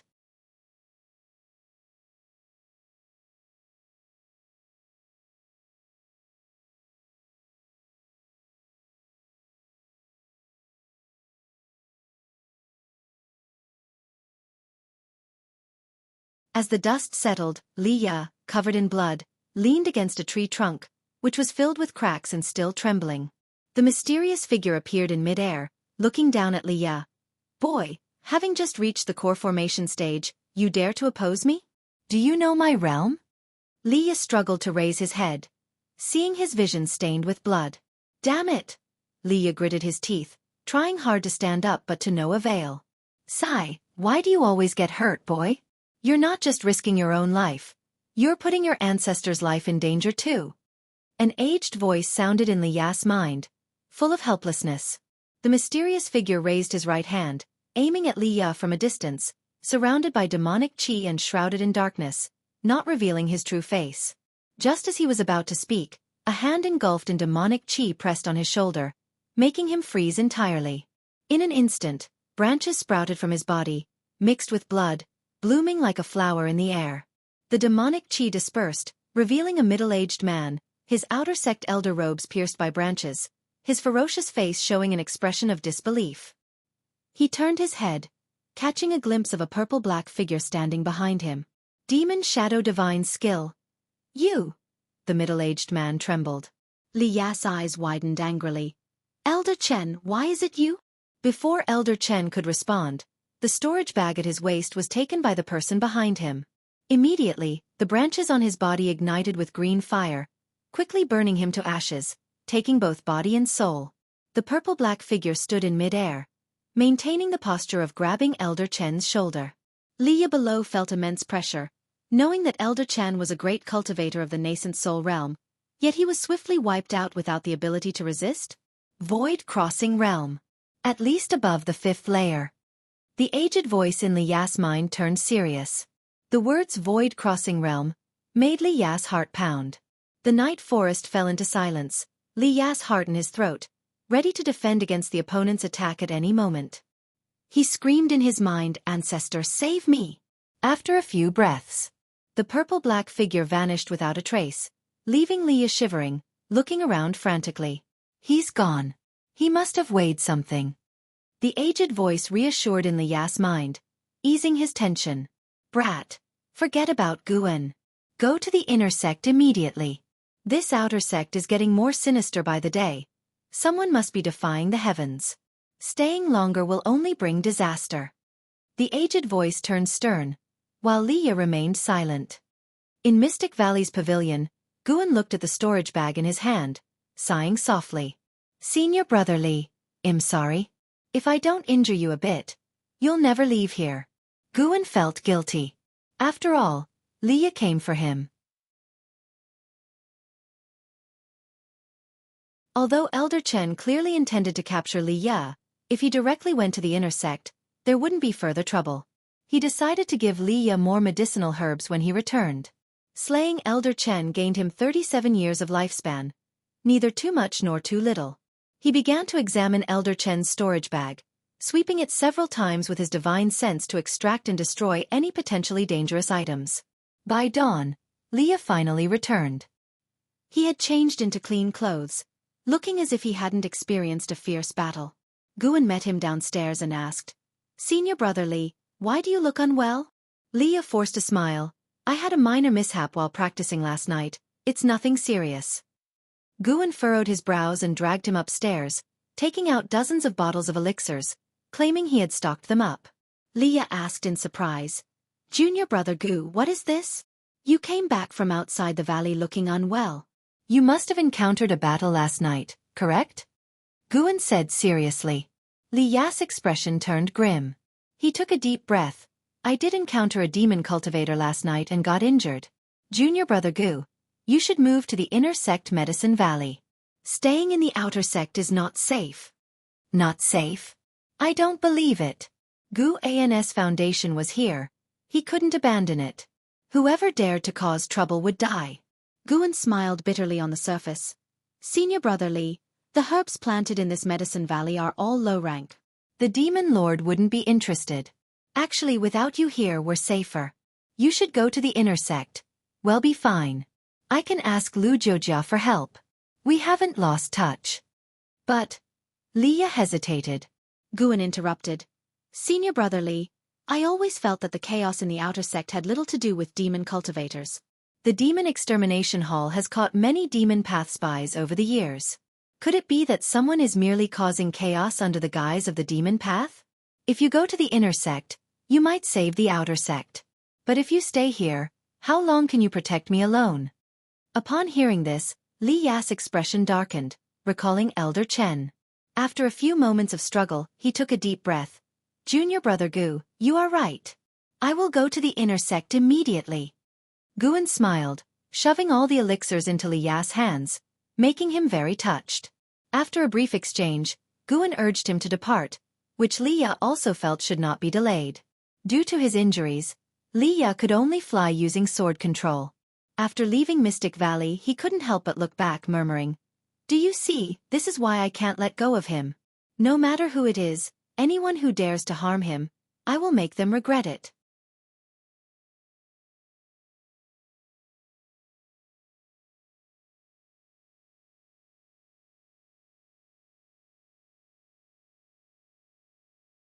The disciples of Mystic Valley were puzzled as to why Guan had been staying there so often lately. It wasn't until Wuxia and Tangyu went to the outer sect that they learned that demon cultivators had recently infiltrated, making them nervous but also touched. The master cared for them. Since the establishment of the Third Medicine Valley, the disciples had felt distanced from Guan, but now they felt close again. Wuxia bore the greatest pressure and began to compel the disciples to practice spells, striving to make sure everyone had some measure of self-defense. He bought some noisy spells from the outer sect for the disciples to practice. It was difficult to counterattack demon cultivators, but if the commotion from the battle was loud enough, it might draw support from the outer sect. Guan did not stop him. Perhaps this could enhance the cohesion of the Mystic Valley and just as well train Wuxia's leadership and organizational skills. A few days later, Yilan came. She came for the same reason as Li Ya, worried about Guan. In the attic, Yilan took out a treasure sword from her storage bag and placed it on the table, saying, "Recently, there have been demon cultivators around, and their cultivation levels are not low. This sword is named Qinghong Sword. Carry it with you. Although it doesn't have strong power, it is connected to my white spirit sword. If you encounter danger, I can sense it immediately, and I will come to rescue you." Guan couldn't help but find it amusing and said, "Junior sister, your cultivation level is only a few layers higher than mine, don't come to sacrifice yourself." Sacrifice herself? Yilan understood right away, glared at Guan and hummed, "Senior brother, if we really fought, I could subdue you with one move. I may act gently in front of you, but others face a different side of me. It seems my junior sister is indeed strong. I underestimated you," Guan said with a smile, then picked up the Qinghong sword. The scabbard was exquisite, carved with an image of a wild goose soaring above the clouds, very elegant. He then drew the sword, and with a flash of sword light, a slender blade appeared before his eyes. "It really looks good. From now on, I will wear it on my waist," Guan said with a smile. These words made Yilan smile brightly. Guan noticed that although Yilan's appearance was not as stunning as Ji Xiaoyu or Li Xuanyu, she looked quite pleasing over time. Yilan sat down, smiling as she watched Guan play with the Qinghong sword. Guan suddenly asked curiously, "If you encounter danger, can the Qinghong sword sense the white spirit sword?" Yilan raised her eyebrows and said, "Why, senior brother, do you want to protect me?" "Ha ha ha, how could that be possible? You know I have never fought. I would only cause trouble for you if I came." "You know that, senior brother. Anyway, if I'm in danger, don't come." "Don't worry, I'm afraid of death." "Hee hee, I'm afraid of death too." "I won't die. I must live on. Without me, I fear someone might bully you." "Nonsense, all these years have I ever been bullied? Then may senior brother live safely forever." Since Li Ya left, the Mystic Valley had not encountered any more dangers. When autumn arrived, Guan calculated the time and realized that a batch of medicinal herbs in the Third Medicine Valley should be mature. So he returned to the Third Medicine Valley. As he walked out of the transmission array platform, his gaze involuntarily looked towards his attic. Someone was in the attic. Shenzhen. Guan did not go directly to find Shenzhen. After all, that attic had no secrets, and the only secret, the Green Hero Travelogue, she happened to like as well. He walked to an area and began picking herbs. Seeing the constant stream of notifications, he couldn't help but smile, feeling extremely joyful. No matter how high his cultivation level reached, Seeing an increase in lifespan always made him happy. He wondered how many realms his cultivation could reach with 1,000,000 years of life. He had searched through all the books in the Outer Sect's book collection hall but had found no record of ascension, and no one knew the true extent of this world. The bigger the world, the higher the realms must be. Just the Supreme Sect had great cultivators in the Void-Crossing realm. The true inheritor who was traveling might have surpassed the Void-Crossing realm, but still couldn't be invincible in the world. The path of immortal cultivation was long and arduous. Guan picked herbs while his mind wandered. After he finished picking, he turned and walked towards the attic. When he passed by Elder Tian said, "Miss Shen has come looking for you several times." Guan nodded slightly, then continued walking. Elder Tian hesitated for a moment and said, "I have told Elder Gu Zong about what you mentioned. Perhaps the situation in the Outer Sect can be improved." Hearing this, Guan looked back at him with a smile and said, "Elder Tian, see, everyone has their use. You always say you're ready for the grave, yet you can help thousands of disciples in the Outer Sect. Thank you." Guan raised his hand in salute and then turned and left. Elder Tian pondered deeply, murmuring to himself, "Everyone has their use." On the other side, Guan went upstairs and pushed the door open, seeing Shenzhen sitting at the desk, writing. She still wore black clothes, her face covered by a black veil, her long hair coiled into a bun, with 2 strands of hair swaying on either side of her face, giving her eyes a gentle and serene beauty. Shenzhen didn't lift her eyes, as if she didn't see Guan enter. Guan walked over, circling to her side, trying to see what she was writing. At that moment, she calmly set her pen down and put away the paper. But Guan, who had already seen part of the content, had a strange expression, hesitating to speak.